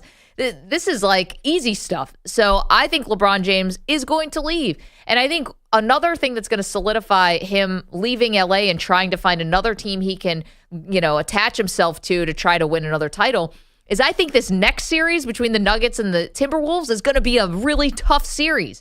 And I think it's going to show LeBron, listen, even if you played the Nuggets tight, there are ways to win these games and not always come out on the losing end. I mean, they've won 1 game against the Nuggets in the last 13 tries. No matter great job, great effort, all you want, that is crazy dominance for a team to have over another in the NBA. Yeah, I mean, but the Nuggets stormed through everybody last year. Maybe this year will be different. You're right. This Timberwolves series could be closer, but I think the Nuggets played the T-Wolves last year. They weren't even a challenge at all. We'll see what happens in that series. I still kind of like the Nuggets there. I just don't think there's an easy place for LeBron. If LeBron's not going to go to Denver or Boston, like, what are we talking about here? We're talking about another version of the Lakers. Is he going to chase it and come up short, which is by far the most likely scenario? Doesn't do anything for LeBron, so he might as well stay, be near his family, not uproot all these things that are going on, which are legit. I know we're laughing at them. It's not just about the rings. It's about his life as well. Bring in Bronny, perhaps. Maybe get some additional help, maybe a mid-level guy like DeMar DeRozan. Honestly, what's the better option? Go to what are some of the options that people are talking about? The Sixers? I mean, I'm a Sixers fan. There's no way that's going to work. I mean, you're talking about that's far away from your family. Maybe it doesn't have to go all the way switch coasts, but I mean, get into the easier conference. Maybe it's the Sixers. I don't love that because you can't count on Joel Embiid being healthy. I think Dallas is the place. I think that he would want to team up with Luka. You talk about attaching yourself to a young star. We know he loves Kyrie, wants to play with Kyrie again. I mean, maybe the Warriors are on a possibility. Then you don't have to move your family. You can just play, just up the coast. And I think that's possible. Now, here's one thing that does give me pause on my LeBron's definitely leaving thought. There was some new reporting that came out last night where not only are the Lakers willing to give LeBron the max 3 years, $164 million, they'll give him whatever money he wants. Money's not the issue. They have sources in LA are saying they will draft Bronny James too. So Bronny James, who averaged about 4 points a game at USC because he's recovering from this heart issue, didn't really have a great season at USC. The Lakers are saying that we don't care. We'll draft him. Yeah. Just anything we can to have you stay. Yeah, it's a no-brainer. Especially second round, like forget it. Who cares? Second round picks in the NBA have no value whatsoever. This is the most obvious pick of all time. Now, actually, I think the only really interesting factor of this, if Bronny does go into the draft, does somebody dare take him instead of the Lakers? They can't do that, Maggie. You can't be Atlanta or Orlando and say, with the number 16 pick, we take Bronny James. That's impossible. Well, if he goes into this draft, everyone knows that he's LeBron's guy. I guess so, and I know LeBron has a lot of power in this league, but again, is Charlotte taking Bronny James with the first pick in the second round? That's not going to happen. You never know. This could be old beefs, old grudges come home to roost. Now, the first but round, then they'd have Bronny James on their roster. Yeah, then what do you do? And maybe they think that it means LeBron would come. So the Lakers would have the 17th pick this year. Now, technically, this pick goes to New Orleans. Believe it or not, we're still paying off Anthony Davis picks. This is crazy. That was the Anthony Davis trade in 2019, and they're still paying for it. However, the Pelicans do have the rights to take the 2025 pick instead of the 2024 pick. As the second-round pick that the Lakers have, they have their own second-round pick. So that could be the Bronny pick. Oh, so the Pelicans have the right to this Lakers pick, so they will probably want next year's pick because it's a better draft. Well, that's what they're wondering. That's maybe what the Lakers might be banking on, too, that New Orleans would rather have next year's pick. So, but can't the Lakers just take Bronny in the second round and call it a day? I think, again. The guy scored 4 points a game in college. We just walk through. Feels like a second-round pick at best. Yeah. Well, listen. We have a poll question out there for you right now, which is, will LeBron stay in LA or will he go? EJ's been manning the Maggie and Perloff Twitter feed all morning long. Do you have an update for us, EJ? I do. So we asked the question, as you said, do you think LeBron James stays or leaves the Lakers? Right now, 58% say he leaves for a new team. 42% say he stays with the Lake Show. You know, the other part of LeBron leaving is we're almost conditioned to it now. I don't think this is the shock of when KD did this and he left to go to the Warriors and he got all that backlash because he joined a 73-win Warrior team and basically has almost never recovered from that in the eyes of many about whether he can actually lead a team to a championship. I think LeBron sort of that same like storyline doesn't really I don't say it doesn't apply to him. He got so much flack for going to the Miami Heat, but then he went back to Cleveland, he won. Then Cleveland wasn't very good anymore. Kyrie's asking for a trade. The team got old. He's trying to make the best of it with J.R. Smith and, Amon Shumpert. He went to L.A. and people understood it. I don't think they're holding LeBron to the, oh, gosh, how dare you go try to glob on and win a title at the end of your career. Like, it's beneath him. I don't think that's the same thing. It depends how good the team he goes to is. If he goes to a real contender, you don't think that people are going to criticize him. I mean, the ultimate criticism was that he needed Dwayne Wade and Chris Bosh to win a title. That still sticks with him, and that was 14 years ago, Maggie. First of all, they criticize LeBron for everything. You're naive if you think that they're not going to kill LeBron. Well, maybe he just doesn't care. KD maybe seems to care. I don't know if LeBron does because I think he believes at the end of the day it's another title on his resume, right? So that that would get him to 5. He could be a free agent. He's not going to Denver. For that why not go to Denver? If it's really about the ring, winning a ring at all costs, join Jokic. That'll get you a ring. I don't think he can. There is the one team that he really, if he's being serious about leaving, should go to. It's Cavs. He's got to go back. Oh, God. Because if he goes back there, it's a team that is young, that clearly is still struggling in the playoffs. If they can make a clean sweep of your trade, Donovan Mitchell to the Lakers, Mitchell gets his happy home in a big market. LeBron goes back home. He takes those young guys and tries to lead them to the promised land. You think J.B. Bickerstaff is going to do a better job than Darvin Ham? J.B. Bickerstaff will not be the head coach by the end of this series, I don't think. Let's go to the phones, 855-212-4227. Again, you're welcome to weigh in. LeBron James leaving L.A., staying in L.A. Randy is in Austin, Texas, has a thought for another superstar. Hey, Randy, how are you? I'm good. I heard a little rumblings listening to KMBR about KD going back to the Warriors because he misses Steve Kerr and Curry, and the fact that what he did didn't validate because Curry did it on his own, and now he wants to be part of it again. And I don't dismiss that, actually. I think it's kind of there. And the other one is that I wouldn't put it past Joe Lacob to go and get Bronny's or Bronny, whatever. Yeah, right. Just LeBron because he tried to do the trade. Yeah, right. And Randy, it's a good point. Joe Lacob, that is the guy who would take no, Bronny. He would not. The light years ahead. Okay. The idea that KD would go back to the Warriors. Let's put LeBron James going back to the Cavs for a minute. I think it'd be more like Dallas, but let's put that to the back burner. How about KD reunion with the Warriors? I like it a lot. But KD doesn't care. First of all, I don't think KD would be worried about the way it ended there. I think KD's pretty desperate to get something going, and that would be the best chance. I think it'd be the best chance. Again, that team, they'd be hard-pressed to recreate what they had 5 years ago. The players are much older. No doubt. But I think that makes so much sense to him. He must really miss playing. He mentioned how much he hated playing in the Suns' offense because he was standing in the corner. The Warriors are the opposite. They get everyone involved. That makes a lot of sense to me. Okay, this is like when a couple breaks up and then at some time passes and they're like, why did we break up? We were so good together. We should get back together. And then they get back together and it's like, oh, right.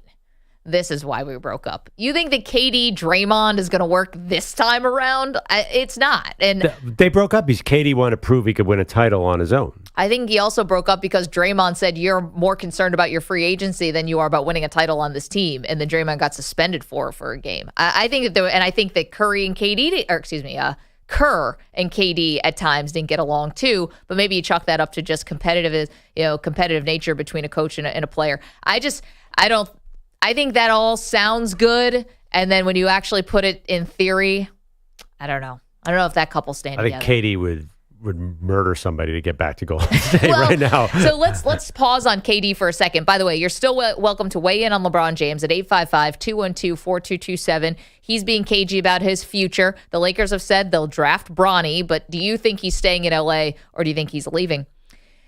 KD, you mentioned that story that came out. He was upset with how he was being used in the offense, thought he was just standing around too much, being relegated to the corner. He's obviously not happy with how things are going, even though this is the hand-picked place that he decided he wanted to go.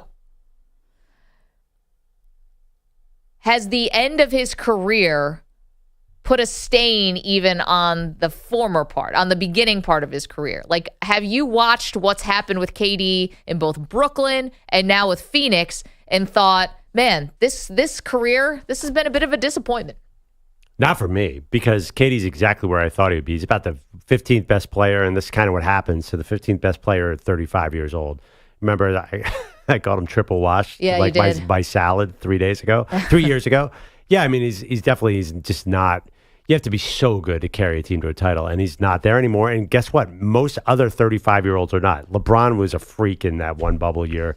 This is a very natural end of the career to me. It doesn't change anything that happened before.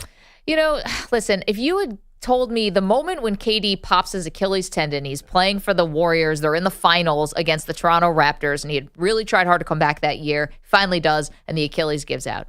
His trajectory, though, was still it was pointing like all the way up and to the right. It was. I mean, he is coming off of 2 finals MVPs.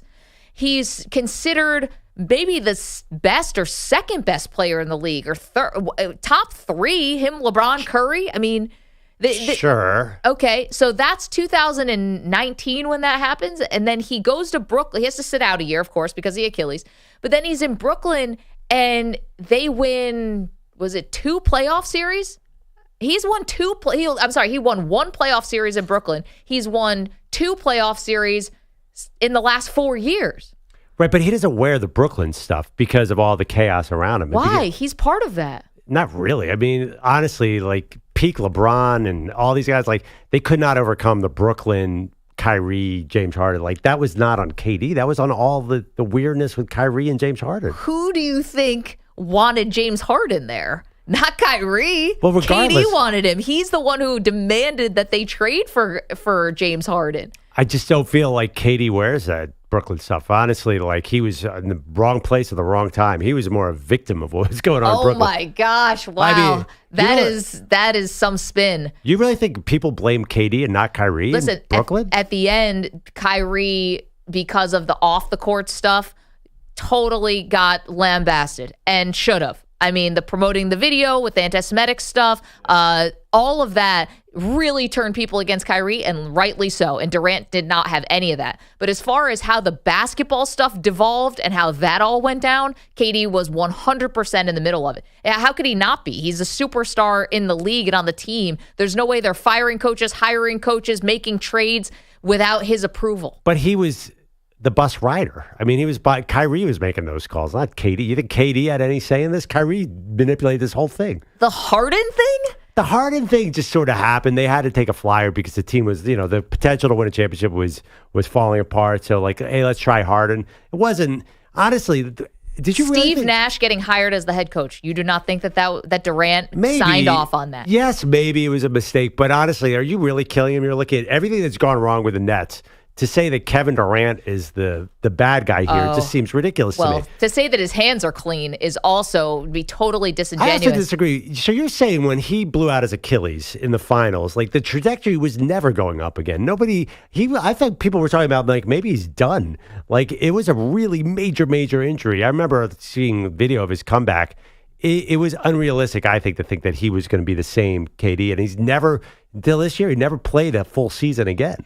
Listen, I think we talk about medical science. We're talking about Kevin Durant right now, and has his career been a disappointment because it was on this great trajectory. And to be fair to him, he's made a full recovery from the Achilles. We talk about modern science, and the injuries guys used to have don't end their careers the way they do now. But he's never, until this year, he's never played anywhere near a full season. Like, he's never been on the court. But that's not because of the Achilles. Well, you say that, but I mean, honestly, like blowing out your Achilles, you're saying all these other injuries are not somehow related. You know how the body is. Well, I hurt my hip and all of a sudden my knee is out and my ankle's gone. I just think that I just don't think health-wise the trajectory was always good. When you have a major injury like that, a lot of things happen. Well, the other part is if you're really trying to get back in your NBA career and you're trying to make sure you're healthy as possible, you don't have to play in the Olympics like he kept playing. He obviously was healthy enough to do that in Tokyo.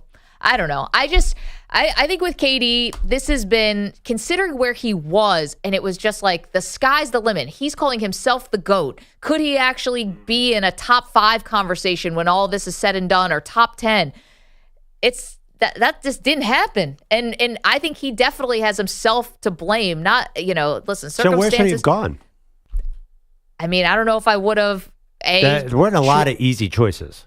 Well, maybe you didn't have to go anywhere.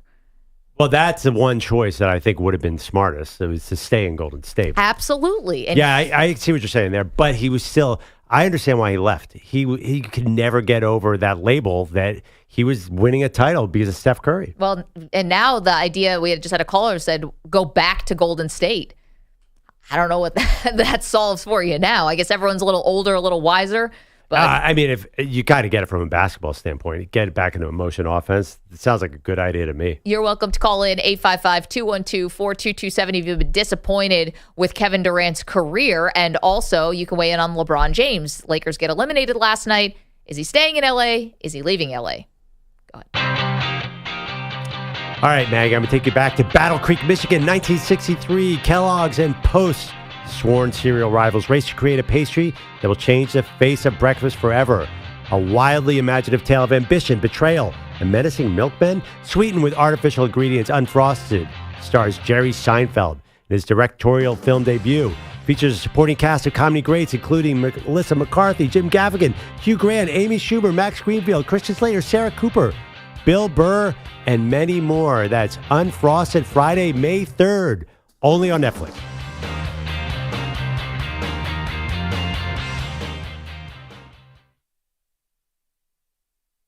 You're in a 4.5-minute break.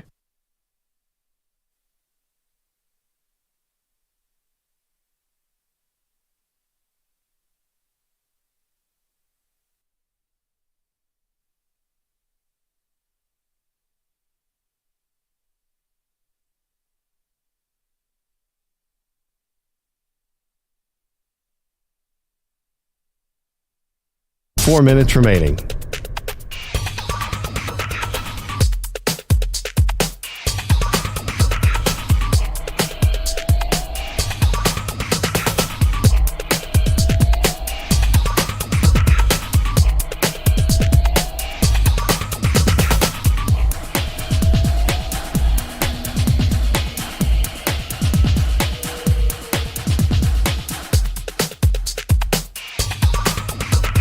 Three minutes, 30 seconds remaining.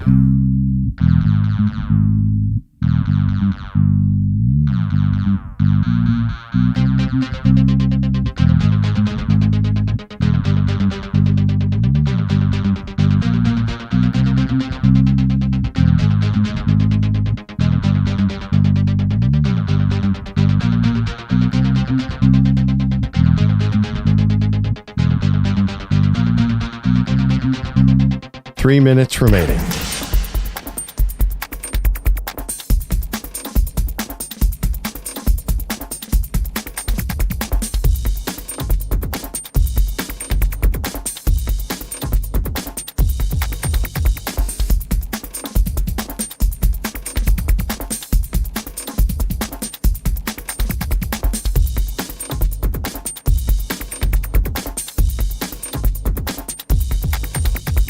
Two minutes, 30 seconds remaining.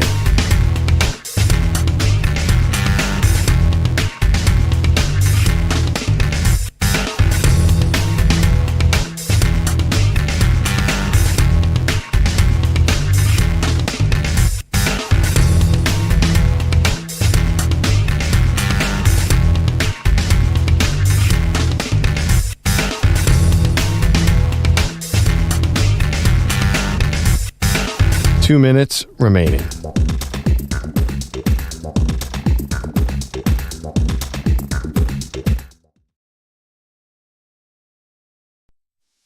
Believe Bilatti's got something to say. Infinity's mice. He's feeling the dismay. No NBA on NBC. What a shame. Just JJ Redick's wine ain't the same. Peter Bellotti is getting upset. Maggie Perloff, can you hear his plea? Bring back the NBA on NBC. Set his spirit free. He misses Mar. Co-stars and the crew, those were the days. Pete cries out, boo, boo. Bring it back, or can't you see? Bring back the NBA on NBC. Let it be. Pete's mad, he's feeling sad. Bring it back, oh make it right.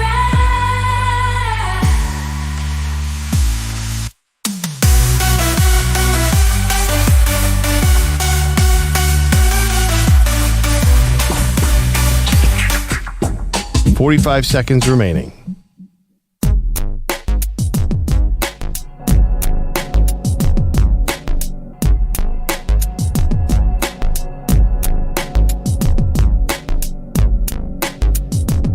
Seconds remaining.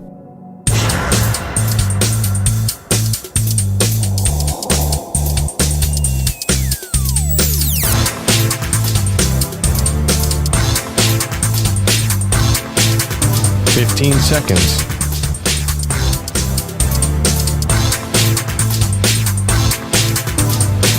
Break ends in 5 seconds.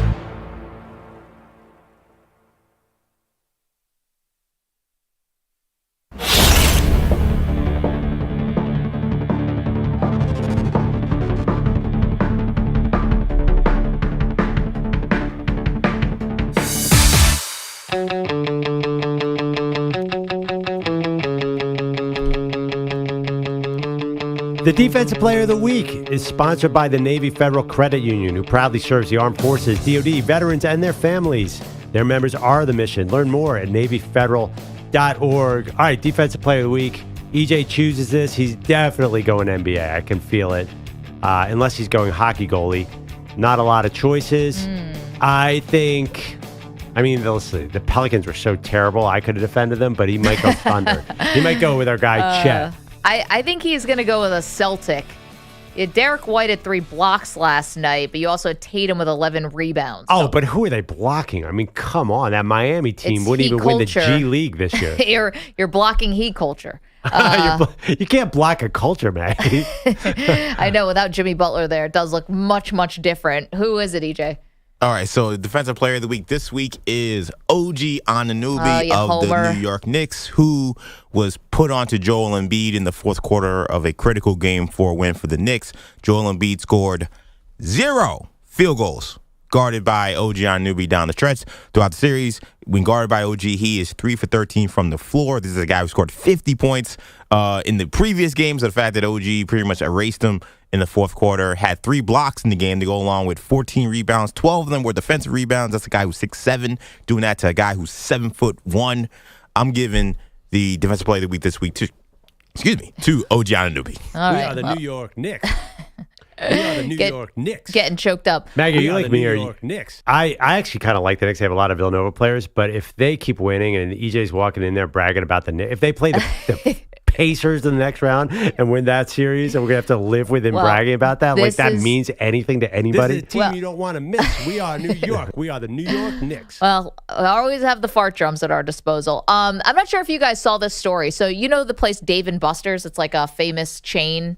You play like arcade games and stuff there, but it's also a bar. Hey, let me think. Yeah, actually, I do know. Me and everybody else. Of course, I know Dave & Buster's. Okay, well, I'm not sure how. I think it's all over the country. I also know Chuck E. Cheese. Sports specialty. Okay, sorry. Well, Dave & Buster's is starting a new thing where you can actually bet people like on skee ball, on Pop-A-Shot, and it's through their app, and it's like a sports betting situation. Like, you wager on like EJ's New York Knicks or whatever. You and I could go, and we could bet in an app that looks like DraftKings or what have you, and that's going to happen at Dave & Buster's. And may I be the first one to predict the amount of violence that is going to go down as a result of mixing alcohol with these friendly wagers. You have to be 18, obviously 21 to drink, but this is going to be just chaos. That won't last. This is going to be chaos, all right? That won't last. Well, how That much is can a you bet? terrible idea. I mean, yeah, but listen, here's the thing. You waste money like there's no tomorrow at Dave & Buster's. Like, oh, okay, let's, my daughter's like, let me do this claw thing. Well, guess what? It's not going to catch the expensive thing. And then you play and you win all these tickets. Is Dave & Buster's a tickets place Yep. where you go up to the prize drawer? You're like, I have 750,000 tickets. Oh, okay, here's this plastic harmonica. It's so true. It's such a money pit that I don't even think you'll notice this game. It's so much crap. Have you guys been there lately?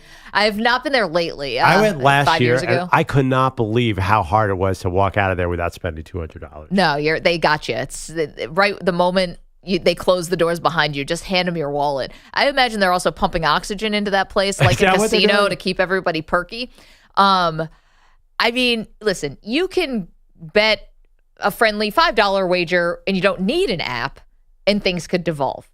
Something about the official part of this, though, with putting it down in the app makes me think you're going to add several of those large cocktails that they serve there, and you and your friend are going to play skee ball against each other. Someone's getting hit with one of those skee balls at some point. I mean, we had Carlos Ortiz on the show talk about how Chuck E. Cheese is a place where a lot of violence takes place.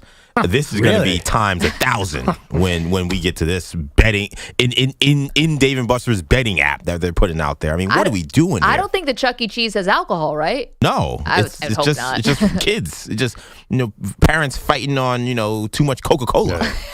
Once Carlos told us about that, I went and looked it up.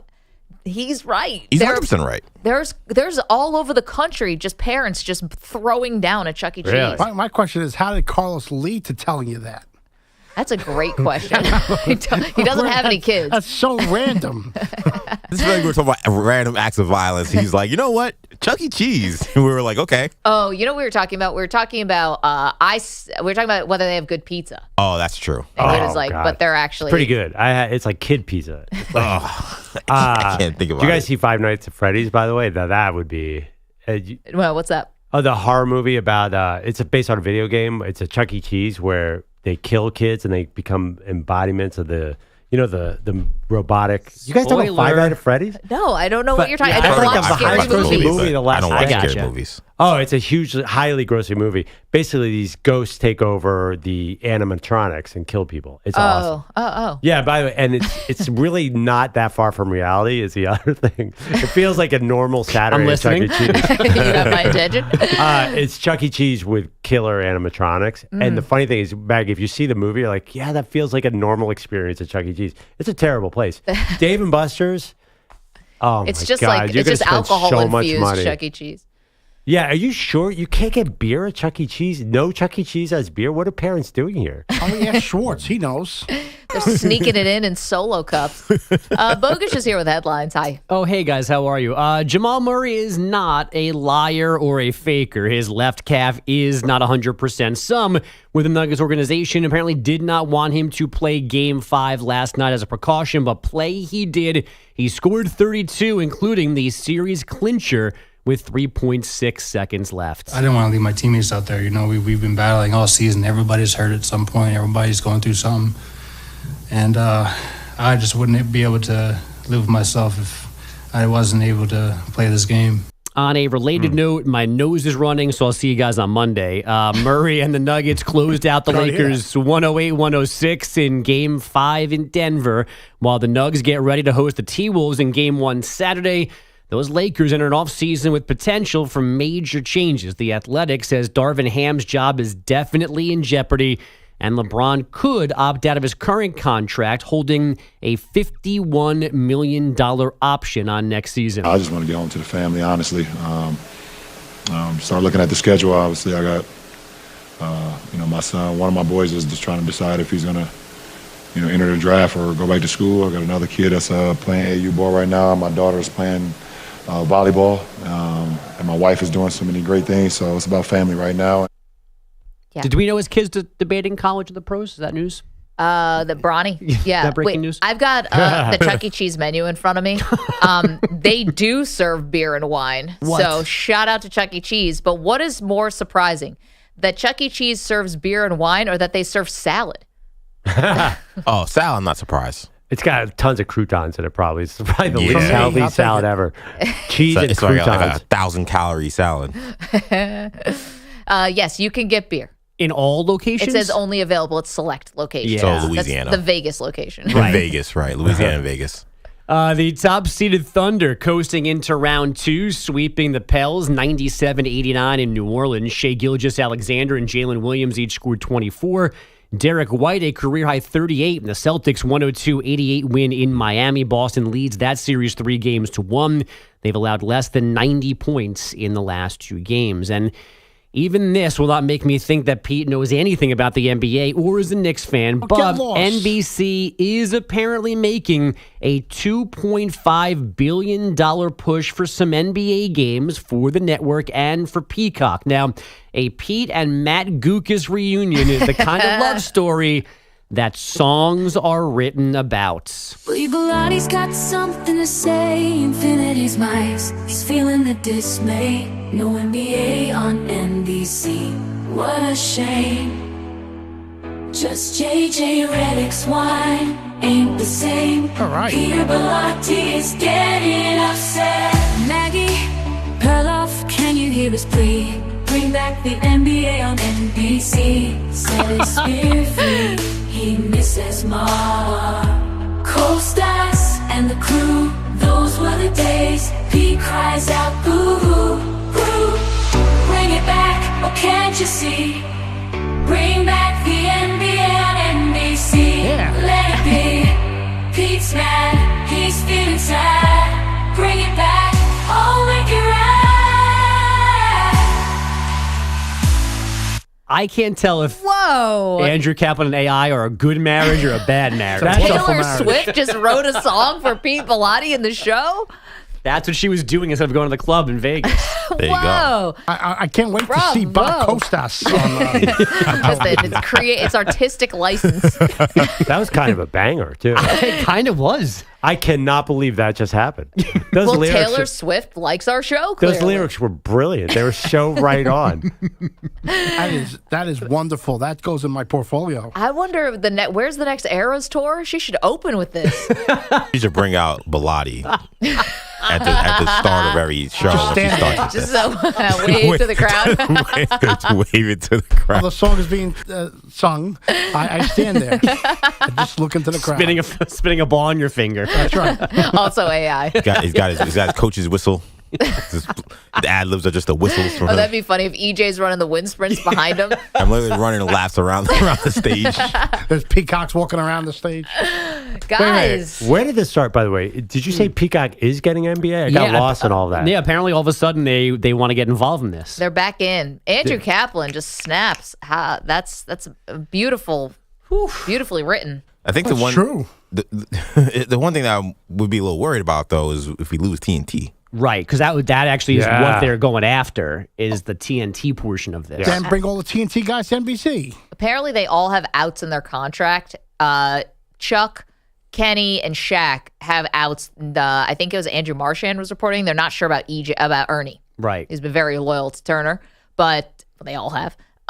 Yeah. But they could all just maybe get up and go somewhere else. Yeah, I would think Amazon would be a player in that, too. I could see Or Amazon. NBC? I feel like Amazon would be bigger player. Do you guys see, by the way, Peacock? You guys are wrestling fans, right? Yep. Do you see the rate hike? You're going Yeah. from $2 to $8 in July for the basic and up to $14 for the premium. I do the premium already, so what's that like That's going up, I think, $5 to $14. So, Are we just glossing over the fact that Andrew Kaplan has somehow got Taylor Swift to sing a song for Pete Bellotti? Yeah. No, that's the NBA. Yeah, that was pretty awesome. All right. I just need attention has to be paid to that. I'm sorry. Go ahead. The rate hikes. Well, I'm just saying somebody better give me their password for that wild card game. I don't care what they do with the NBA, but that'll be $30 a month. And that is the Eagles Brazil game. Is that going to be $8 for my trial month? What is going on here? I know, and I just DirecTV just did a thing like get Peacock through us, and it's $2 less per month. I'm like, oh, sure, fine. And now it's going to go up $10. Yeah, They got you right at the deadline. I have some type of special where it's lower. I don't know if it's going to change. I hope it doesn't, but I'm going it's with that gonna. way. So you want NBA on NBC according to Taylor Swift? Yes, I do. But what if it's on Peacock? Is that That's satisfy fine. you? That's what I've been saying. They want to get on the streaming platforms. Let's go. Let's pick all these other places. Why don't you just do it all together? Wait, hold on though, Pete. You have Peacock, I'm assuming, because of wrestling, right? Yes, I do. Okay, Yeah. well, aren't they going to Netflix? Well, Wait, and they're some of leaving it is. Peacock? Just Raw? Just Raw. Raw. So they're keeping wrestling on Peacock. Yes.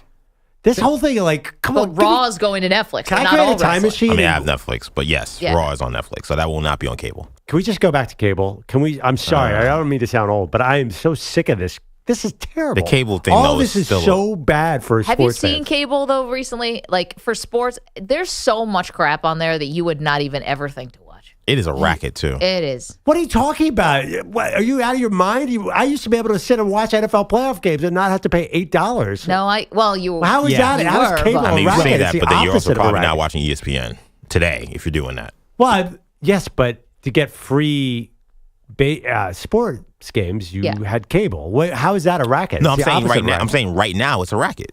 I'm saying right now the way it's set up, it's a racket. Because like you said, if I wanted to say, you know what, I'm just going to watch NFL on Sunday. Yeah. Okay, that's fine. I can watch those games on Sunday and then the Sunday Night Football game. But I'm not watching Monday Night Football. I'm not watching anything on ESPN because you're not getting that for a cheap price. Like it's just the whole thing's a racket. There is no good solution. No, Right, but ESPN's is in your cable package. Right, exactly. But for if you want to get the most basic package, then yes, you can get something cheap that doesn't include ESPN. If you want anything Is that beyond possible? You can get something that doesn't have ESPN. I don't think so. I think thought that's ESPN basic tier. especially ESPN and ESPN2, the like classic and news get tacked Yeah, on like the sometimes. ACC network and But ESPN and ESPN2 are going to be there no matter what. But I'm trying off the top of my head right now, Fox is the only one that doesn't have like a streaming service. Right, or connected to one. So once they do that, you could stop having cable and just pay for Paramount Plus, Peacock,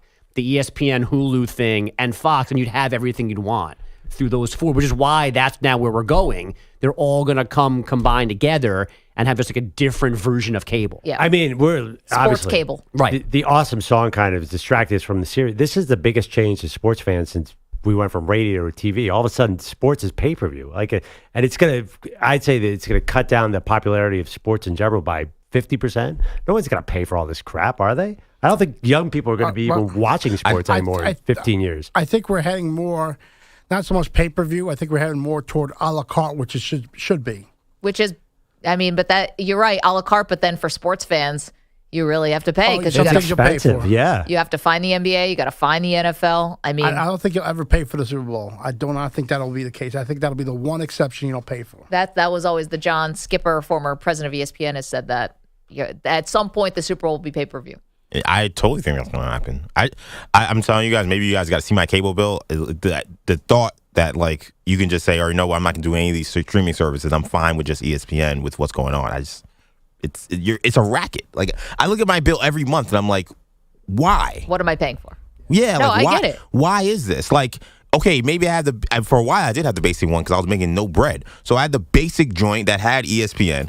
And then I'm like, all right, well, I got to watch at least an NBA TV game that may be on the playoffs or like one of these other FS1 for like an important whatever. And okay, you want to do that? Here's another $60. Like it's terrible. So I'm not saying I'm a big fan of what's happening with the prices and the streaming services and how they're all spread out. But the original place we had still sucks. So I don't know what happens. But I'm going back before FS1. It used to be pretty easy to find every playoff game. Then they started moving crap all over the place. You're right. Yeah. But when I was a kid, I mean, there was no thought of Okay. where you're going to find a playoff game. But there was also never ever when we're all going to do it back in my day. But there was never even a thought that I'd be able to watch a game out of market. I was set with whatever they were showing me football wise. I didn't have any say in it, and there wasn't even expectation that me growing up in upstate New York, I never got to watch a Seahawks game, never got to watch Charger games and stuff like that because I was at the whim of whatever CBS and Fox were showing me. But Same then thing with the NBA. Sunday tickets started in 2000. Right. But I'm saying that growing up, like I never watched an out-of-market game. That's why the Braves got so popular and why the White Sox got so popular. popular. March Madness, where you're just stuck with whatever team you got in your regional game. Meanwhile, Valparaiso was about to upset Ole Miss, and you're hoping they go to it in time, and you're watching Duke beat somebody by 100 points. Like there was a totally different era of sports that was the dark ages. Not great. Yeah, I didn't mind when there was when they told me what NFL game was on, I would watch it, and then Murder She Wrote's coming up, and I'm like, yeah, this is what we do on a Sunday. And you got I actually didn't know what I was missing. Literally telling you what happened in a game. You had no clue what happened. Yeah, you could even go back to Howard Cosell would be telling you at halftime of the Monday night game who won the other games. Yeah, it was. You're right. It did kind of stink, but you didn't know it stunk then. So it wasn't you're bad. in the dark. You had no clue. It's like, wow, I could really watch some kind of I don't know, some Clipper game. Like, who are the Clippers? I mean, people in New York were lucky, quote unquote. I say that with quotes. At least you had two teams, so you knew, okay, the Giant game will be on, and then the Jet game will be on. So I get to watch two other teams outside of my teams every week. Well, but a lot of places didn't have that. Unless the Jets or Giants stunk, and you miss the Chiefs Broncos killer game, but you had to watch trust me, that happened a bunch. 4-10 Giants. Bogusch, thank you. Yeah, of course. That was very informative. And also a huge thank you to Andrew Kaplan. Where can we put that song up? Taylor Swift sang Pete Bellatti's song. Kaplan's already tweeted it. A version of Taylor and Swift. There's no lawsuit involved? That I don't know. Is this a Taylor Swift version? No, it's not even Kaplan's Taylor version. Swift. It's just the Andrew Kaplan version? Yes, it's Taylor. Do we have a Kaplan title? Swift. Do we have a title for that song? Stand by. Give me Okay. 1 second. To NBA on NBC. It's called Bring It Back, Powerful Pop. It should be Powerful Pop Pete's version. Yeah. Because it's Actually, there was Peter in there. That was interesting, too. Powerful Peter Pop. I love it. Perfect. Would Taylor Swift be the artist, though, that you'd want a song for people in 2024? Yes. All our songs are written by AI anyway, aren't they? Perloff. You really want the Swifties on us? Come on, man. Yes, Take that back. And a percentage. Thank you. We're taking that out of the podcast. I'm not getting no Swiftie heat. I love the Swifties. No, the radio show is going to have to be done anonymously now because Perloff is critiquing Taylor Swift. In the break, I'll give my review of Beyonce's country album, too. Yeah, we're going to definitely get that dump buddy ready, Pete. Deep in the break. Thank you, everybody. That was really fun. Coming up, we've got more fallout from what we saw Lakers last night. Don't move.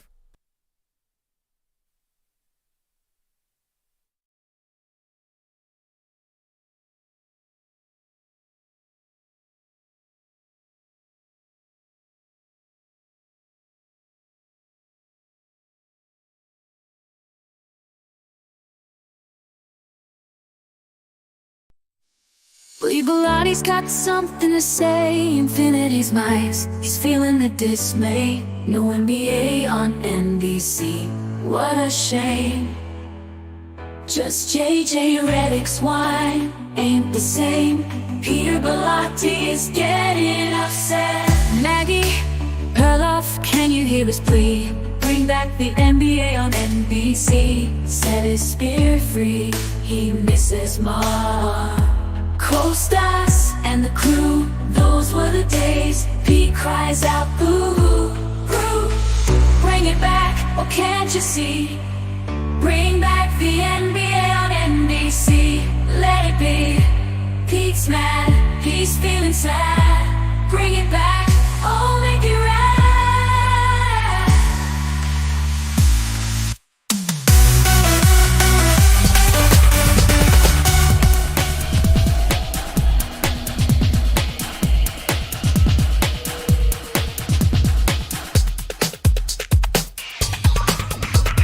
3 minutes, 30 seconds remaining.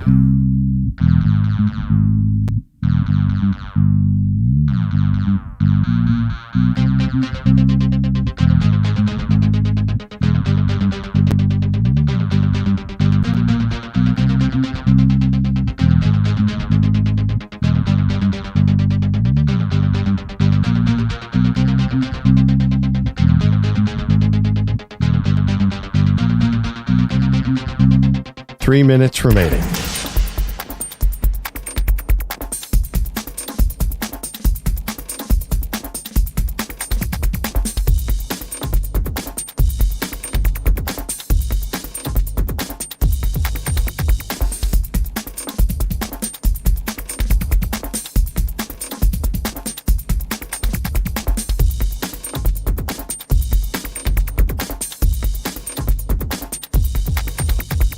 2 minutes, 30 seconds remaining.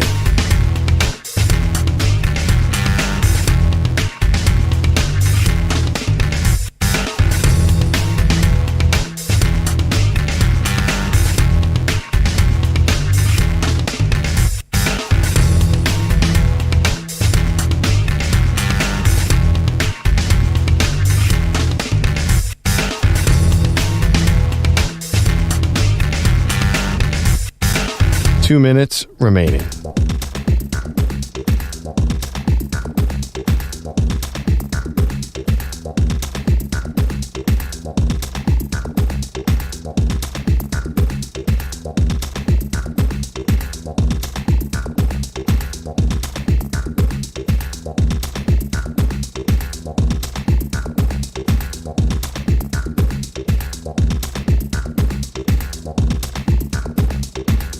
One minute, 30 seconds remaining.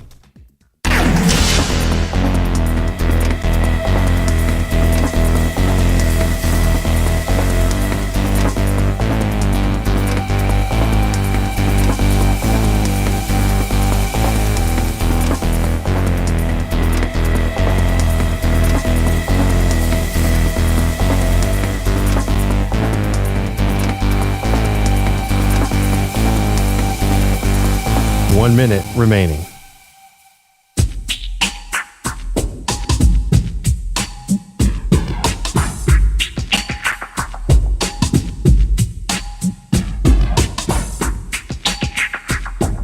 $45 seconds remaining.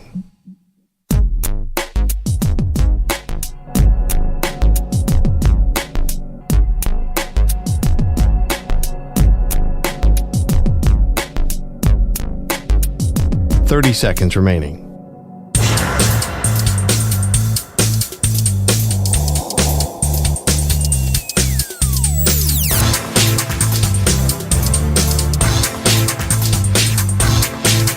$15 seconds.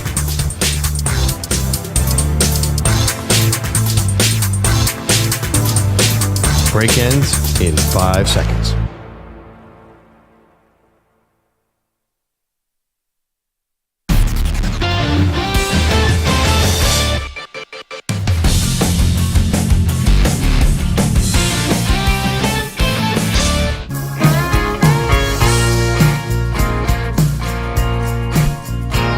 Welcome back. So with the report coming out of The Athletic that Darvin Ham, the Lakers head coach, highly likely to be fired by the Lakers after they lost last night, Perloff, to the Denver Nuggets. Second year in a row they lose to the Nuggets. Swept last year, won one game this year. LeBron James is at a crossroad. But if not Darvin Ham, then who? It's obvious. Oh. Play the music. Spin Doctor. Oh, no way. Not Is it Doc going to be Doc Rivers. Rivers? No, I don't know. I have no idea. You know, if Doc was doing TV right now, I bet he'd be like the number one option.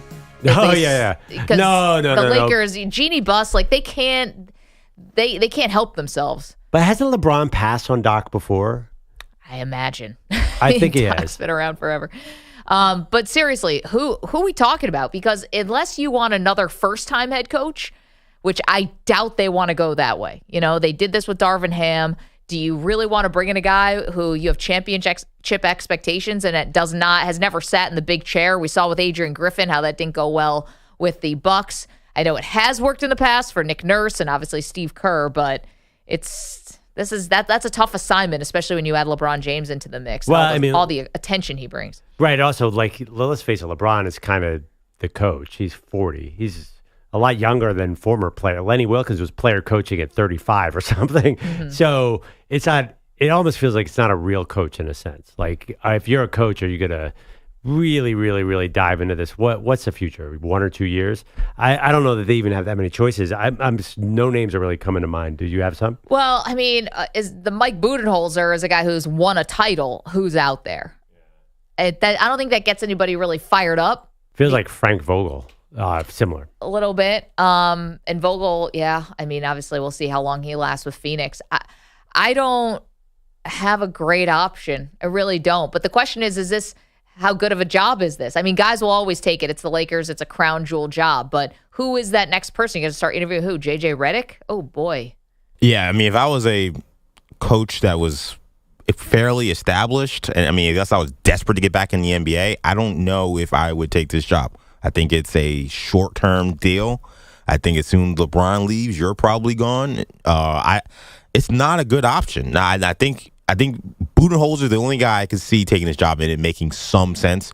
He's won a championship. He's won a lot of games in the regular season. People forget how many games he won in Atlanta before he got to Milwaukee. So that makes some sense. But if you're anybody else, I mean, if Nate McMillan takes this job, does anyone really believe he's lasting more than 2 years? And you're talking about, like, you're kind of stuck here because the retreads are not that exciting. And the first-time coaches might not be up to the task. So you're really, really stuck, yes? I got one. How about Jay Wright?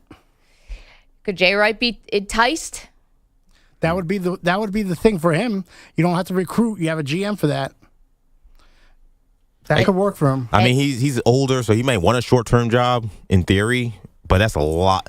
I don't think we understand. I kind of disagree with Pearl a little bit about like the temperature of the Laker LA City. Like, I don't think we understand the heat that comes with being the Laker head coach. Really? I don't even. Frank Vogel? I mean, these guys got fired. And yeah, I mean. I feel like, okay, I understand what you're saying. Like, Right. yeah, there'll be criticism, but you're always going to be so in LeBron's shadow no matter who's the coach. Like, if you're a real big-time prospect, why would you take that job? Well, they could make a statement with Becky Hammond. That was the other name I was thinking about, too. I mean, this would be, if you're talking about LeBron's last couple years in the league, you want to leave, he's already leaving a legacy, and this would be one in a totally different way, which is, and you basically sign off on having the first woman, I mean, no, Nancy Lieberman's coached professionally. There's been other women who have coached, but to take over the Lakers, that'd be something. I think the one thing, if they did go that route, is if LeBron really wrapped his arms around the decision, and I know we kind of make fun of LeBron hiring and firing coaches, but I think this would be an opportunity where I think he actually would have to kind of lead more than even Jeannie Buss and Pelinka. He'd have to say, hey, this is who I wanted. This is who's going to who's going to be best for this organization. I think if that happens, maybe that's the thing that puts it over the top where it could work. But as we know, as soon as things go wrong, LeBron is quick to point fingers. Yep. He doesn't have to do it necessarily with his own voice. He could have his minions go out there and say what's happening, just like what's happening with Darvin Ham right now. Yeah, right. He's getting snowed, as they say. But you know what? Darvin Ham, I think, also deserves a little criticism. For sure. Because these games were close, and they weren't getting if they were getting blown out, he'd also get blamed.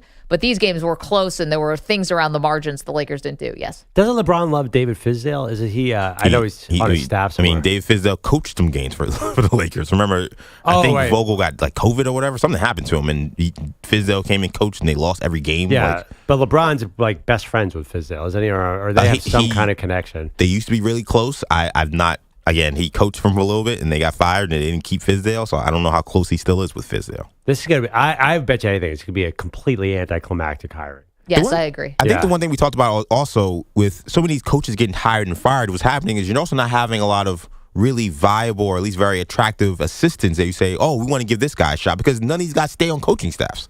These coaching staffs are gone every 2-3 years, so before, when there was an assistant that people liked, I think someone can get behind that. It's not so much anymore. Telling me Dave Yeager's not walking through that door? Exactly. How about can they pry Ime Udoka loose? Probably not, right? No way. About Quinn Snyder. Let's go. Quinn Snyder, I was waiting for it. There we go. Thank you, EJ Stewart. Thank you, Pete Pilati. Thank you, Andrew Bogusch. Andrew Kaplan coming through with the big reveal today. AI Taylor Swift wrote us a song. Thanks to Carl Dukes as well. See you tomorrow. Michael Pennis.